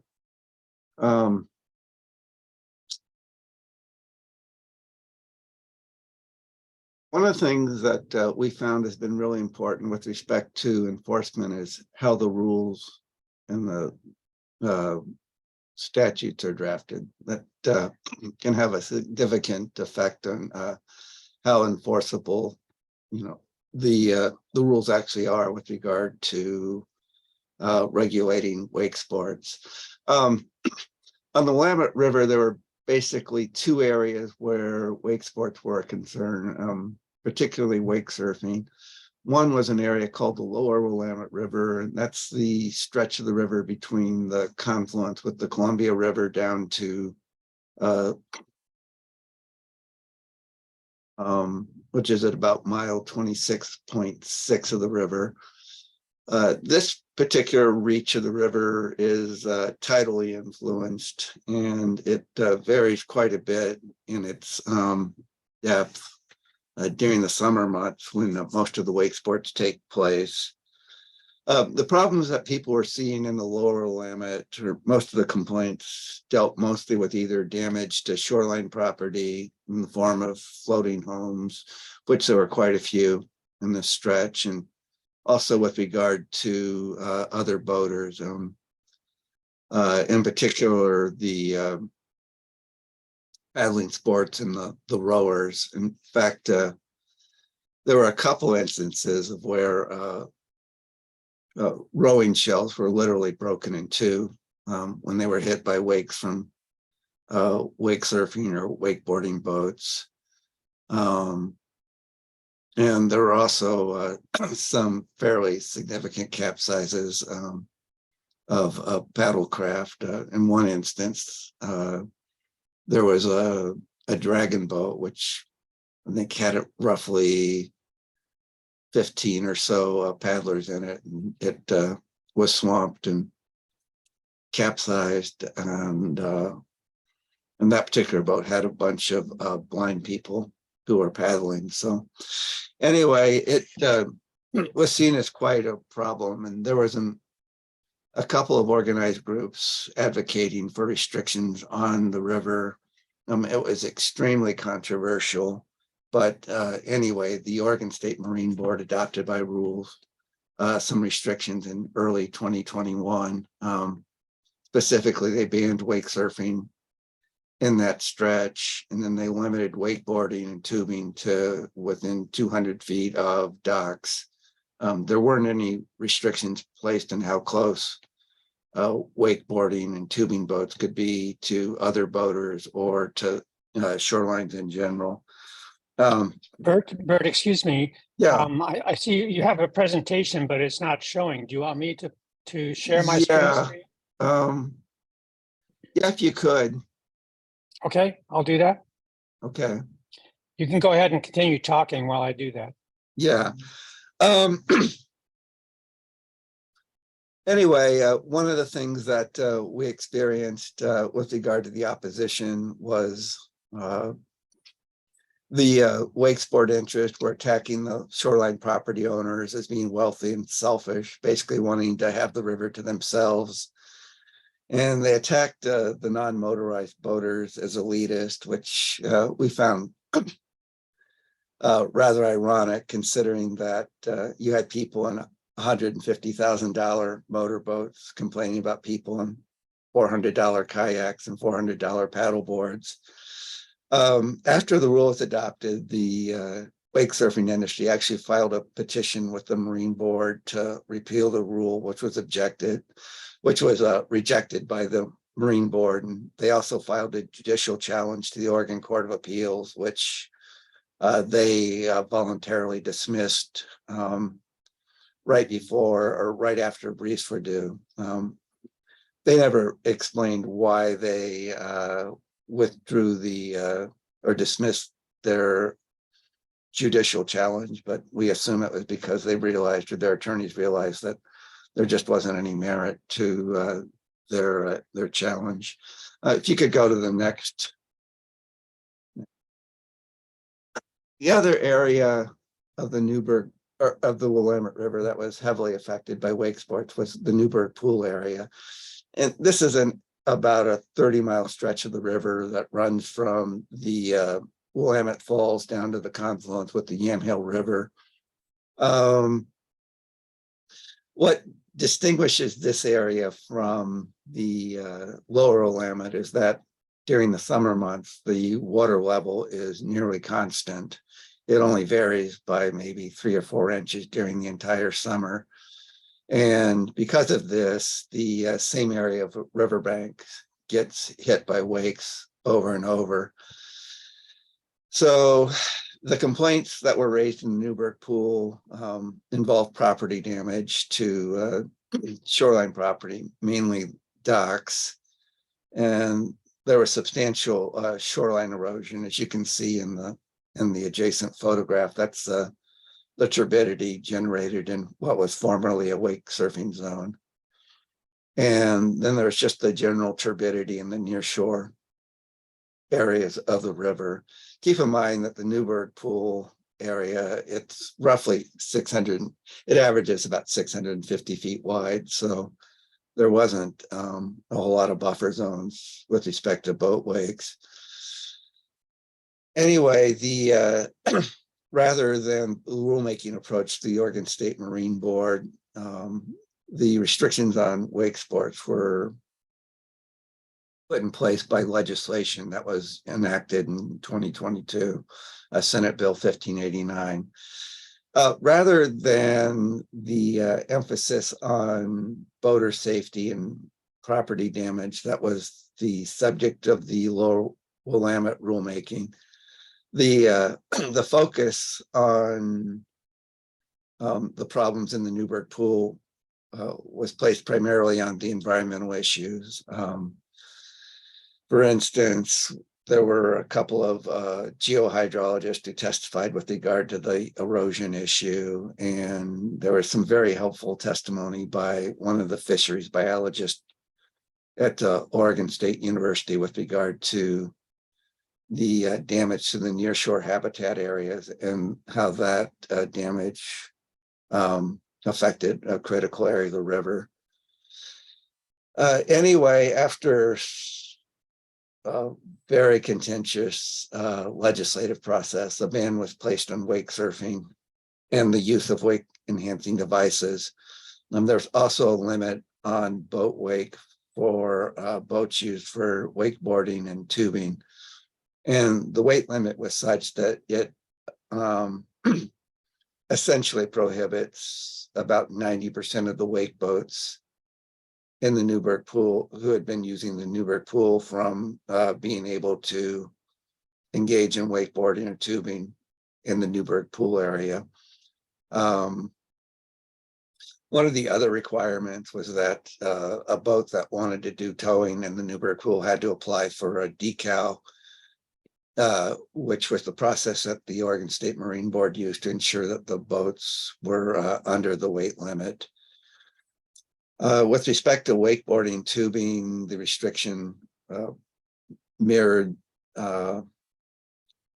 the existing rule, which is 200 feet from shoreline structures. Once again, this bill was intensely fought by the wake sport interest. Rather than, well, once again, they blamed the property owners. This time, instead of calling them elitist so much, they claimed that the property owners weren't maintaining their shoreline properties well enough, and that was the cause of the erosion. And that was pretty easily rebutted just by evidence of the fact that the turbidity issue arose when the wakeboards were out there actively boating. The other claim was that the wake sport interest were arguing that studies should be done before regulating. And that didn't get that much credence in front of the legislators because this had been an issue going on for 15 years or more. And the other difference between the Newburgh pool legislation and the lower Willamette rules was that there was really extensive lobbying on the part of the wake surfing industry. We don't know how much they spent, but it easily could have been $150,000 or more. You could go to the next page.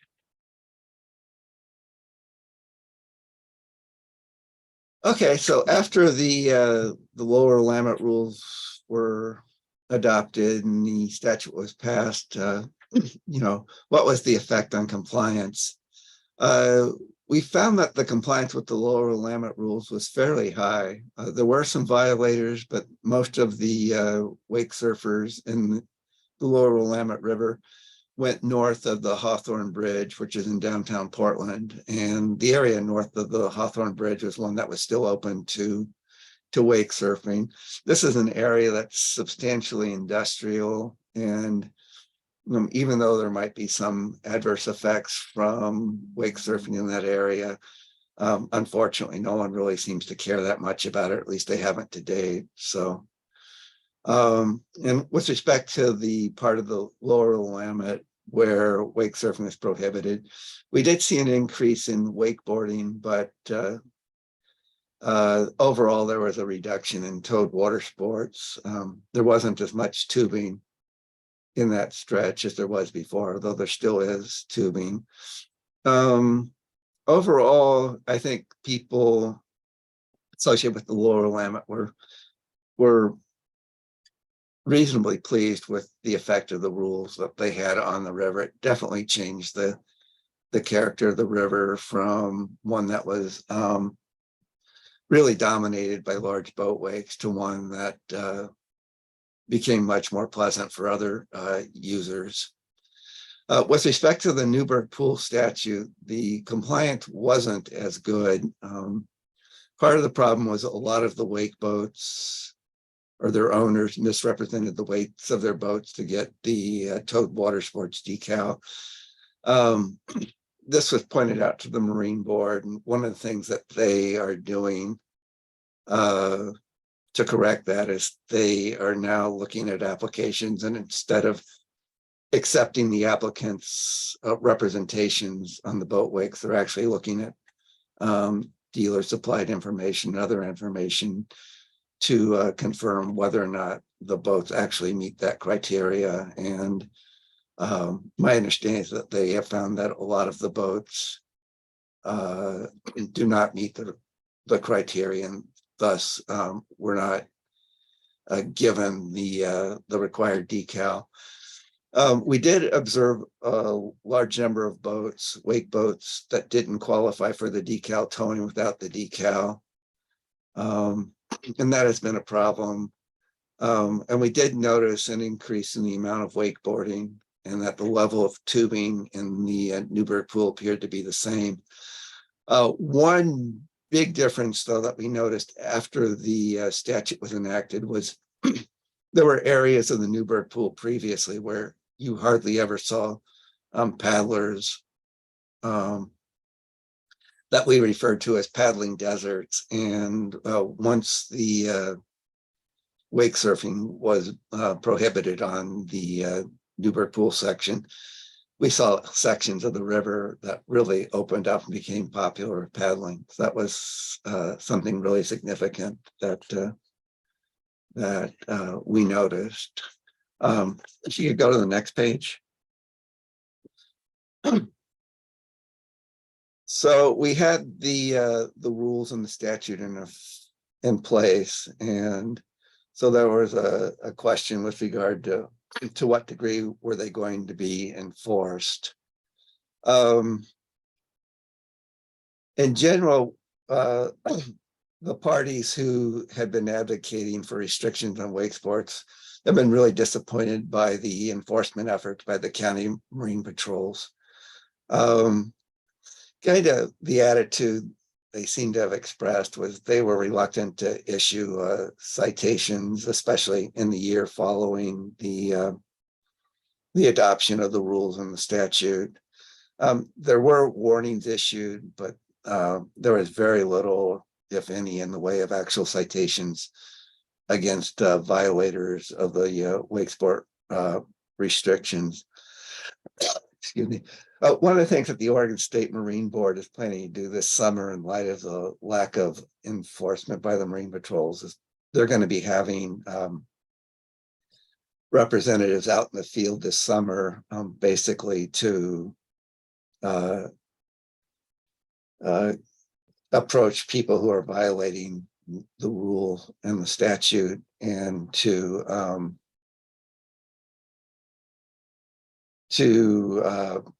basically serve kind of as not enforcement officers, as people who issue warnings or advice. Part of the reason that they're planning on doing that is that the Marine Board provides a lot of funding to the Marine Patrols, and they feel that the representatives can do the same job at much less cost. But we're hoping that there is more pressure put on the Marine Patrols to actually enforce the restrictions. One aspect of Oregon that I think is unique to Oregon, I don't know of any other states that do this, but Oregon does have a statute that permits persons other than law enforcement to file a citation against a violator of a traffic law or a boating law.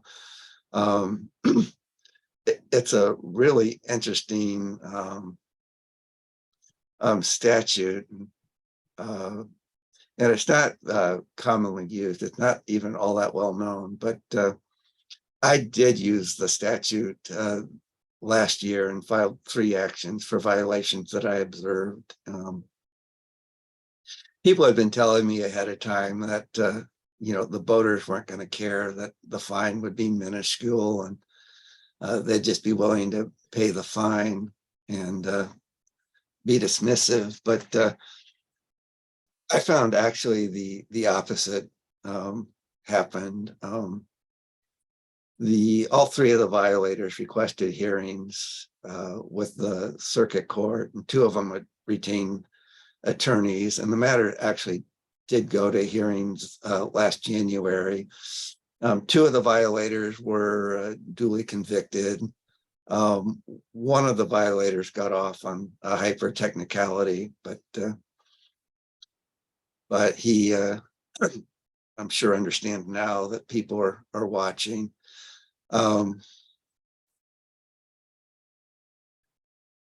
So, it was interesting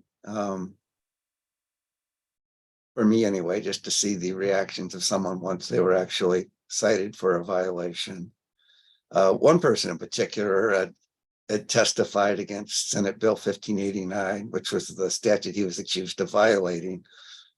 He was pretty strident in his testimony in opposition to the bill. He was pretty humble during the hearing, so that was kind of interesting to see. Go ahead and go to the next page.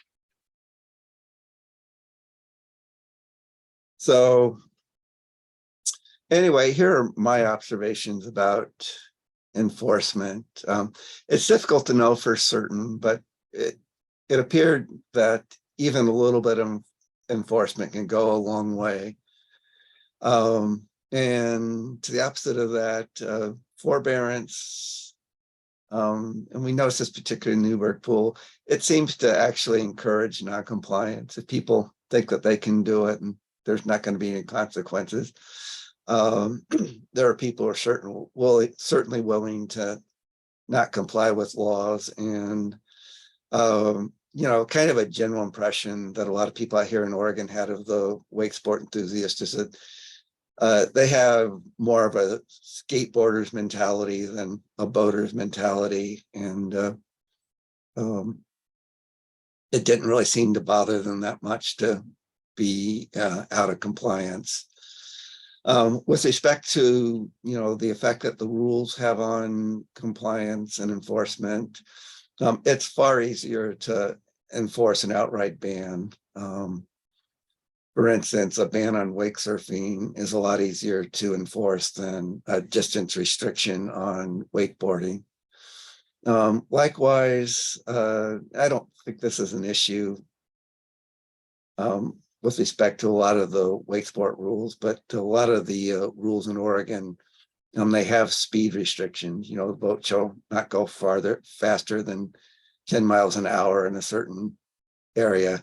It's really difficult to enforce a speed restriction just because you can't, it's difficult to say, you know, exactly what speed the boat was going at. No wake restrictions are much easier to enforce.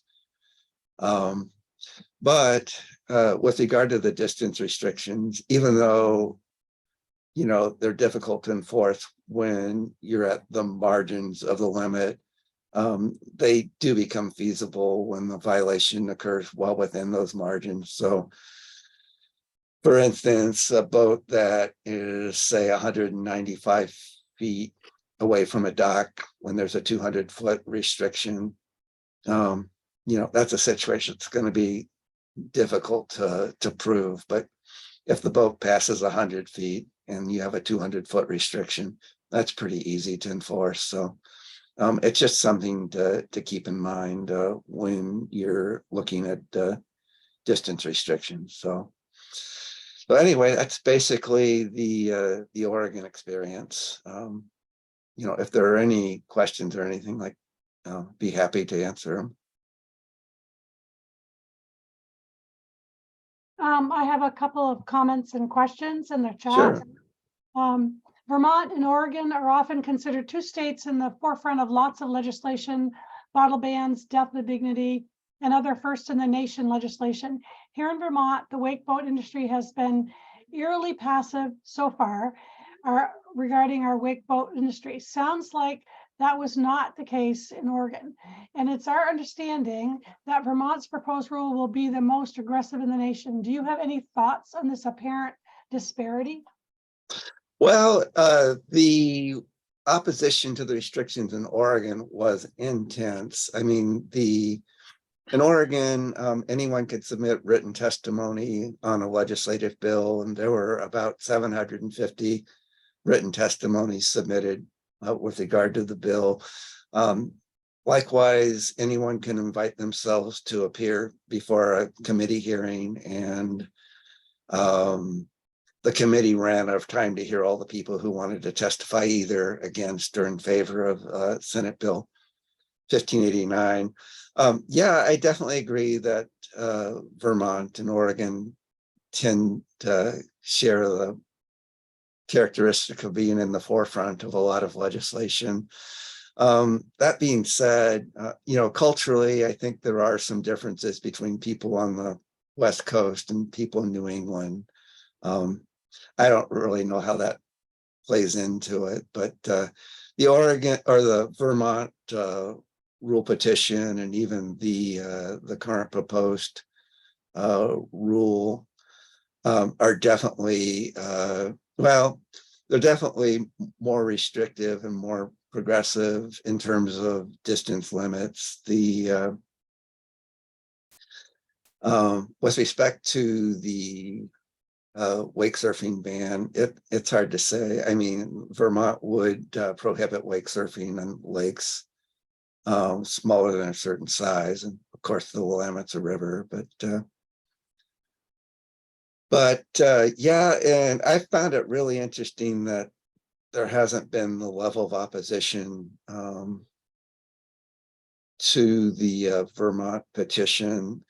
I'm not sure why that is. I think in part it's because the wake surfers in Oregon are really well organized, and they gang together. I mean, you could propose a wake surfing restriction out here for even a small stretch of a river somewhere, and pretty much all the wake surfers in the state are going to be, ganging up to object. Also, the wake surfing industry was able to organize an organization, Oregon Families for Boating, which they don't seem to have been able to do for Vermont, which I think also could be a factor. As I said before, the wake surfing industry put an enormous amount of resources into lobbying against Senate Bill 1589, and I believe they funded the judicial challenge to the lower Willamette rules. They don't seem to be as active in Vermont, and I don't know what they're doing, behind the scenes or such. This is Candy Moot. I was the one who asked that question. It is interesting to me because the wakeboat industry in Vermont hired a veteran lobbyist, one of the highest paid, best respected. I was a lobbyist myself. I expected, oh God, here we go. And they've done very little. So yeah, maybe you guys wore them out. I don't know. It's possible. I don't know. I mean, part of it could be the respective amount of wake boats that are sold in the States.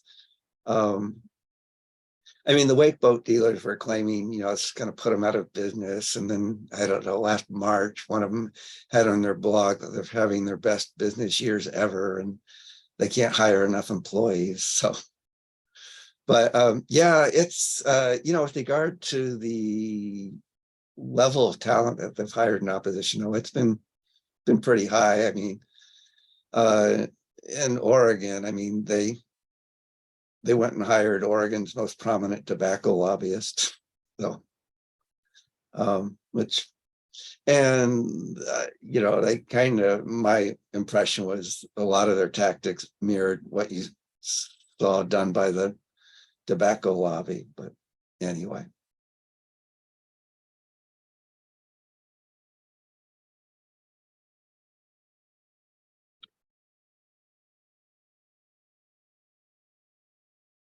Thank you for your time. Laura, are you up next with our final presentation? Yeah, I'll introduce our final speaker. I did see, Bert, there was one other question about, do you know how many wake boats there might be in Oregon? Is there an estimate to that?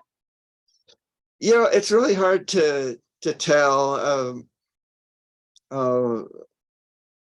My best estimate is maybe 2,000. And that's out of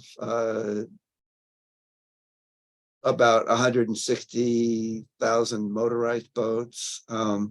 There's not a really good estimate in Oregon of how many non-motorized boaters there are, but it's widely believed that it's doubled the number of motorized boaters. So the wake boat interest easily are less than 1% of the boaters in Oregon. Thanks. Sure thing. All right, so next up we have two folks that are kind of sharing a slot, each talking about some of their experiences on the lakes that they live on. So I'll just read both folks' introductions at once. So we have Daniel Sharp. Daniel bought his classic camp on Lake Iroquois in 2006. They call it the Shambles. It's 15 miles from where his brother lives, and he started as a lay monitor volunteer in 2008, partly to keep up with his daughter, who was an EPA scientist. Daniel's learned a lot about lakes and ponds over the last 15 years, and he's continued as a lay monitor and activist in lake health and safety. His winter home is in Buffalo, New York. And then also David Johnson. Dave is a retired scientist who has enjoyed summertime on the lake since his youth and has become active in lake preservation since purchasing a home on Lake Dunmore 10 years ago. For the last 6 years, he's been on the Lake Association board and active in the AIS and water quality committees, and he's a FOBLAP member. So thank you, Daniel and David. So I hope you can hear me. I'm off my mute. Yes, we can hear you. And Dave is going to flip slides for me. So this is a story about self-enforcement of the 200-foot no wake rule. I'll tell you about our experience with the placement of 200-foot buoys on Lake Iroquois. The 200-foot buoys first appeared on Lake Iroquois in 2015. So next slide. The year before, there was an unintentional but avoidable assault on the lake when a swimmer was run over at high speed by a powerboat pulling a tuber. This happened about 75 feet from shore. The swimmer was pulling a colored buoy for her safety. Fortunately, the swimmer, who is my wife, has survived her 14 bone fractures and remains an active swimmer. Next slide. The criminal case against the boat operator was resolved with a fine, mandated educational requirements, and, next slide, in order to pay the victim for the equipment needed to place around 30 buoys on the lake, placed 200 feet from shore. I've been placing these buoys around the lake since then. 2023 will be the 9th year. Next slide. The initial introduction of the buoys was not universally welcomed. The 2014 incident had an emotional effect on the lake community and around the state as a result of publicity. Some boat owners were defensive about what happened and thought that swimmers ought to look out for boats and refrain from swimming in the lake on busy summer days.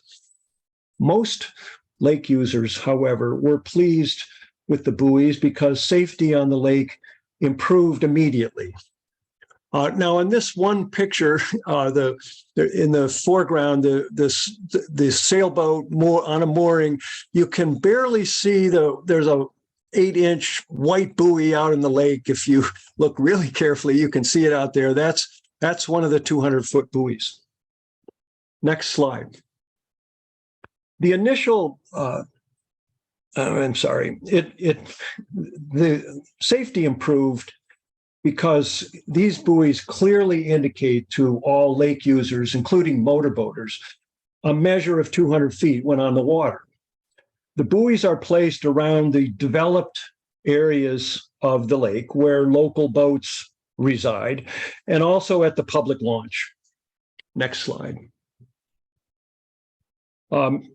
Many remarks have been made about how the buoys have noticeably enhanced compliance with the no wake rule. Powerboat operators are almost never seen towing skiers or tubers inside the 200-foot markers. Self-enforcement. Most boaters slow down as soon as they get within 200 feet of shore if they're coming into their docks, something that often did not happen in the past. Over the years, it's become widely accepted that these buoys will be out on the lake. Several of my neighbors have asked me when the buoys will be going out. And some lakefront owners have expressed interest in getting a buoy on their own and placing it in the lake. Next slide. There's no doubt that the 200-foot buoys on Lake Iroquois have increased safety for all users. There remains to this day no regular police monitoring or game warden monitoring of compliance with the statewide 200-foot no wake rule. This is true on Lake Iroquois as well as on most inland lakes and ponds. The buoys on on the lake clearly enhance self-enforcement by boaters,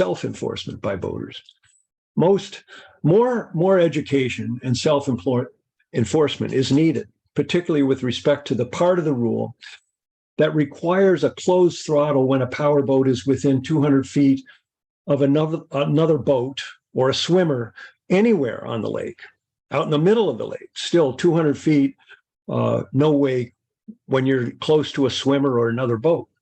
The buoys play an educational role by providing an on-water visual demonstration of just how far 200 feet is. In the last slide. Over the last 2 years, I've been working with Responsible Wakes for Vermont Lakes to establish a management rule for wake boats we were just talking about on the inland lakes and ponds. This has involved research about the effects of boat-generated waves on ponds and lakes like Lake Iroquois. I've learned a lot about the effects of boat waves on our shorelines, about the effect of propeller wash in shallow waters, and the potential for these new, bigger, more powerful motorboats to cause even greater human injury than we saw a number of years ago. The 200-foot no-wake rule is important in protecting our shorelines from wave erosion and the disturbance of littoral areas by prop wash. As a result, I like to now call our 200-foot buoys on Lake Iroquois safety and conservation buoys. No one wants regular police presence on the lake. Self-enforcement is important and relied upon at vehicular traffic intersections, stop signs and the like, and boat traffic on our public waters. The 200-foot buoys are not intrusive on the aesthetic of the lake you could see from that one photo, and they have been important in improving safety and lake ecology on Lake Iroquois. That's my story.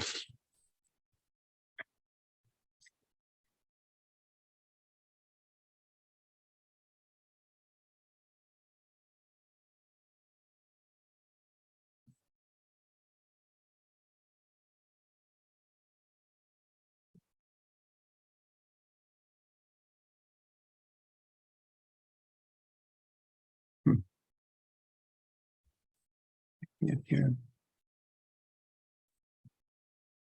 There we go. Sorry.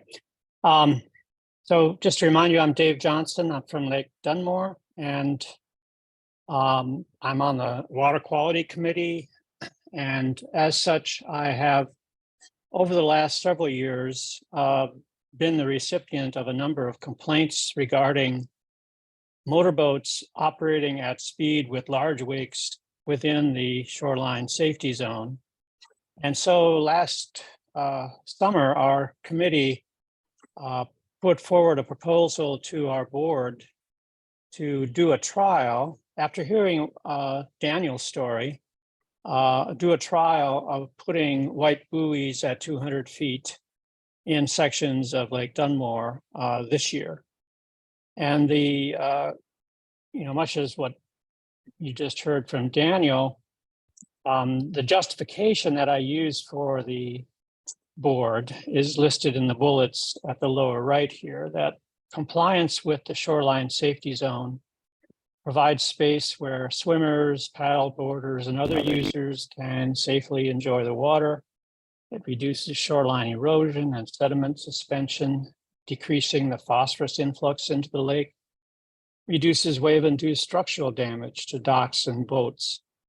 And because it forces boats to be in somewhat deeper water, it can reduce milfoil fragmentation as well. Yeah.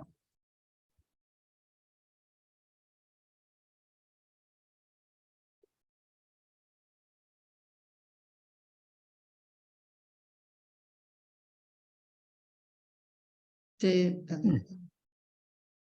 Did you hear anything on the first slide? yes, we did. Okay, I'm not sure what's happening here. Okay, so just to let you know what was involved in getting the 20 buoys for the trial, we we bought the buoys. The total cost for materials, including the buoys, the paints, the anchors, and the rope, amounted to about $15 to $20 per buoy. It took about an hour of volunteer time per buoy to get these out there. And the initial placement took about 15 minutes per buoy to get the proper distance from shore and the proper rope length, considering the varying depth. We used a laser rangefinder that's shown in the lower right, which to help locate the buoys.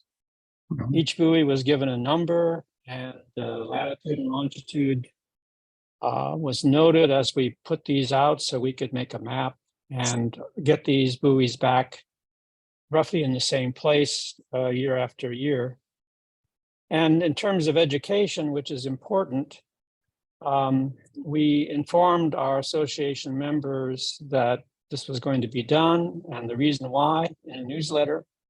We also prepared a flyer, and you can see it's a one-page flyer in the upper right there, which is going to be used by our greeters at the boat launch to hand to boaters as they launch their boats. And we're planning an email blast as well, at least one. I would say right now that feedback is mixed. We put them out 2 weeks ago. We've gotten all the verbal feedback we've gotten is positive. And we've actually had requests for 6 additional buoys from various property owners who want them placed in front of their homes. However, I would also say that 2 buoys are missing. They have disappeared, and we don't really know why, but that I wanted to mention that as well. So basically, our plan is to see how this goes this year, replace the buoys that are missing, and see what the reaction is of our members and of others in the community around regarding these buoys. So that's all I have, and I'll stop sharing and put my video on. Dave, I just had a question. I might have missed it when you said it. How much was the total cost and how many buoys did you put out? I was taking notes, but I missed some. Yeah, so we put out 20 buoys, and the cost was between $15 and $20 per buoy, a non-recurring cost. I mean, we had to buy the rangefinder also, but I'm not including that. Okay. It's not very expensive. Yeah. Thank you. For Dan and Dave, what is the deepest your buoys are placed? Are they secured to anchor by rope or cable or other? You're asking me that question? Both of you. Okay, well, I'll tell you what, we used those 8-inch square cinder blocks, a floating, I think it's a 1/4-inch line. I found when I first put them, because if you've ever used that kind of line and tie a knot in it, the rope doesn't like to be in a knot. It likes to be straight. And so it loosens itself sometimes. So I learned a lesson. One of them got loose, I found it. And so if you know how to whip a line with whipping cord, then good sailors all know this. What I did was tie a knot and then take the end of the line and whip it to the line itself as it went down to make sure that these knots didn't come undone.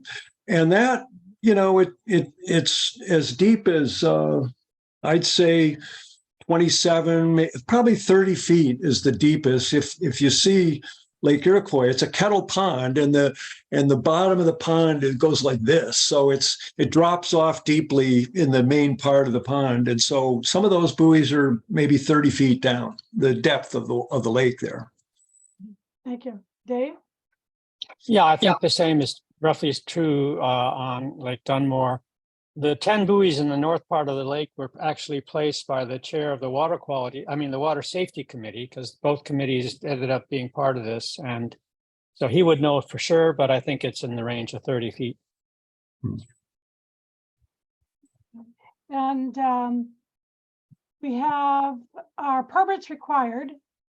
I won't answer that even though I know the answer because I asked Laura. Yeah, Well, that's exactly what I did. That's great. See, you're like, maybe something is required. That's exactly what we want. I just put the answer in the chat, but a buoy is a lake encroachment, but buoys are called out as an exemption provided they don't impede navigation. So, as long as you can navigate around them, you're not placing them so close to each other that boats can't navigate through them. You couldn't have a sign on there that says do not enter, or you couldn't use ropes to connect them to make some kind of exclusion area. But buoys themselves and having like a little warning sign on there, 5 miles per hour or whatever it might be, that does not require any kind of authorization. Well, I would add one thing on that, particularly when we first did this, and part of it was the emotion of the boating incident. But I asked every single person where we were going to put a buoy basically in front of their cabin house on the public waters, asked them, was it okay with them? Some people said, no, it's not okay. Don't put one of those buoys out in front of my place. Well, I think we could have, but we did not do that.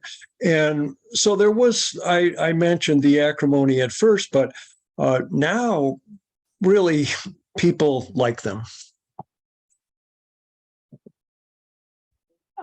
And a question came in, can there be any danger of boat props getting tangled in the rope used to anchor the buoys? No. I mean, suppose if you ran right over it, I suppose you might create some sort of a problem. But the line goes straight down to the anchor, and I've never heard of that. I mean, at worst, that would happen. It would tangle up the prop. It wouldn't be a safety issue. No. Any other questions? That's all that were in the chat.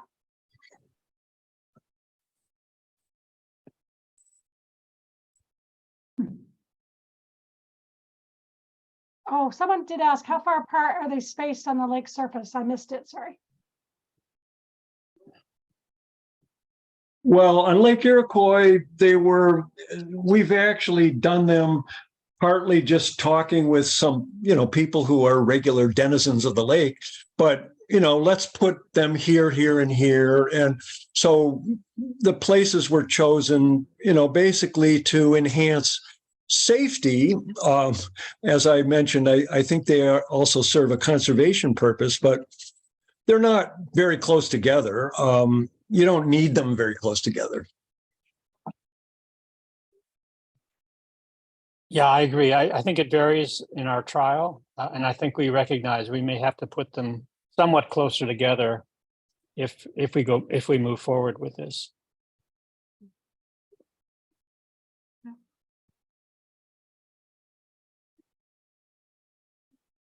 That's it for questions for me. Unless somebody, oops. I guess that's it from the. Well, that was great. Thank you, Dan and Dave. As a homeowner on Lake Iroquois, of course, I appreciate the buoys and have since they first went in, as Dan well knows. And I would agree that at first people were concerned, especially people with motorboats, but I heard very quickly after they were in that motorboaters especially appreciated them because it really gave them that visual marker so they knew where that 200-foot zone was. So it's worked out great for us, and hopefully it'll work out for Dunmore and maybe other lakes will follow suit. So I'm going to close. I have a few remarks, very few. First of all, thank you to all the speakers. I learned so much today, I have to say. It was fabulous. And particularly, I want to thank the Commissioner Beeling, for opening our meeting, for staying with us, participating in the conversation, being, so open to hearing what people had to say and really having a conversation and discussion. We really appreciate that.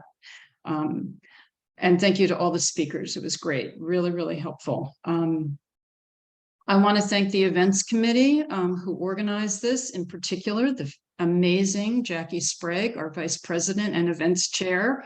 Superwoman, I don't know how she does it. She does so many things. But this was great. Dave Johnson, who's on the events committee and also takes care of all the technical stuff and getting everything set up.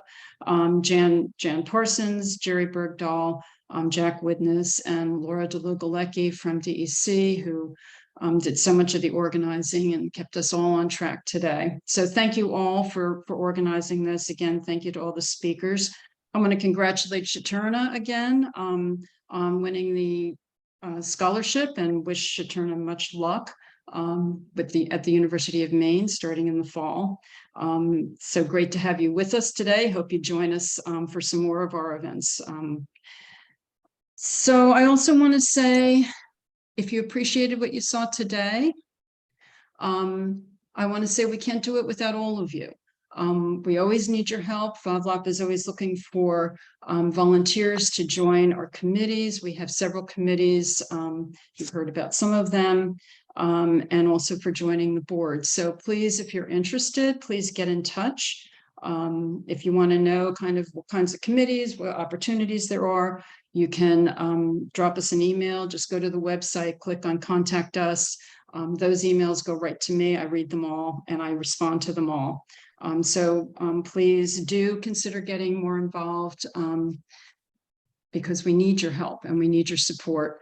If you're not, by some miracle, you aren't on our mailing list yet, also please go to our website and click on joining the mailing list, and you'll get updates from us on a regular basis.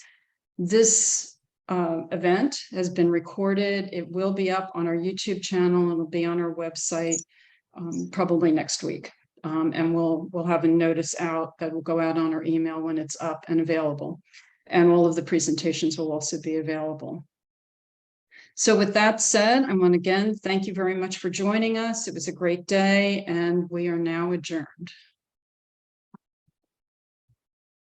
Bye. And please, Thank you.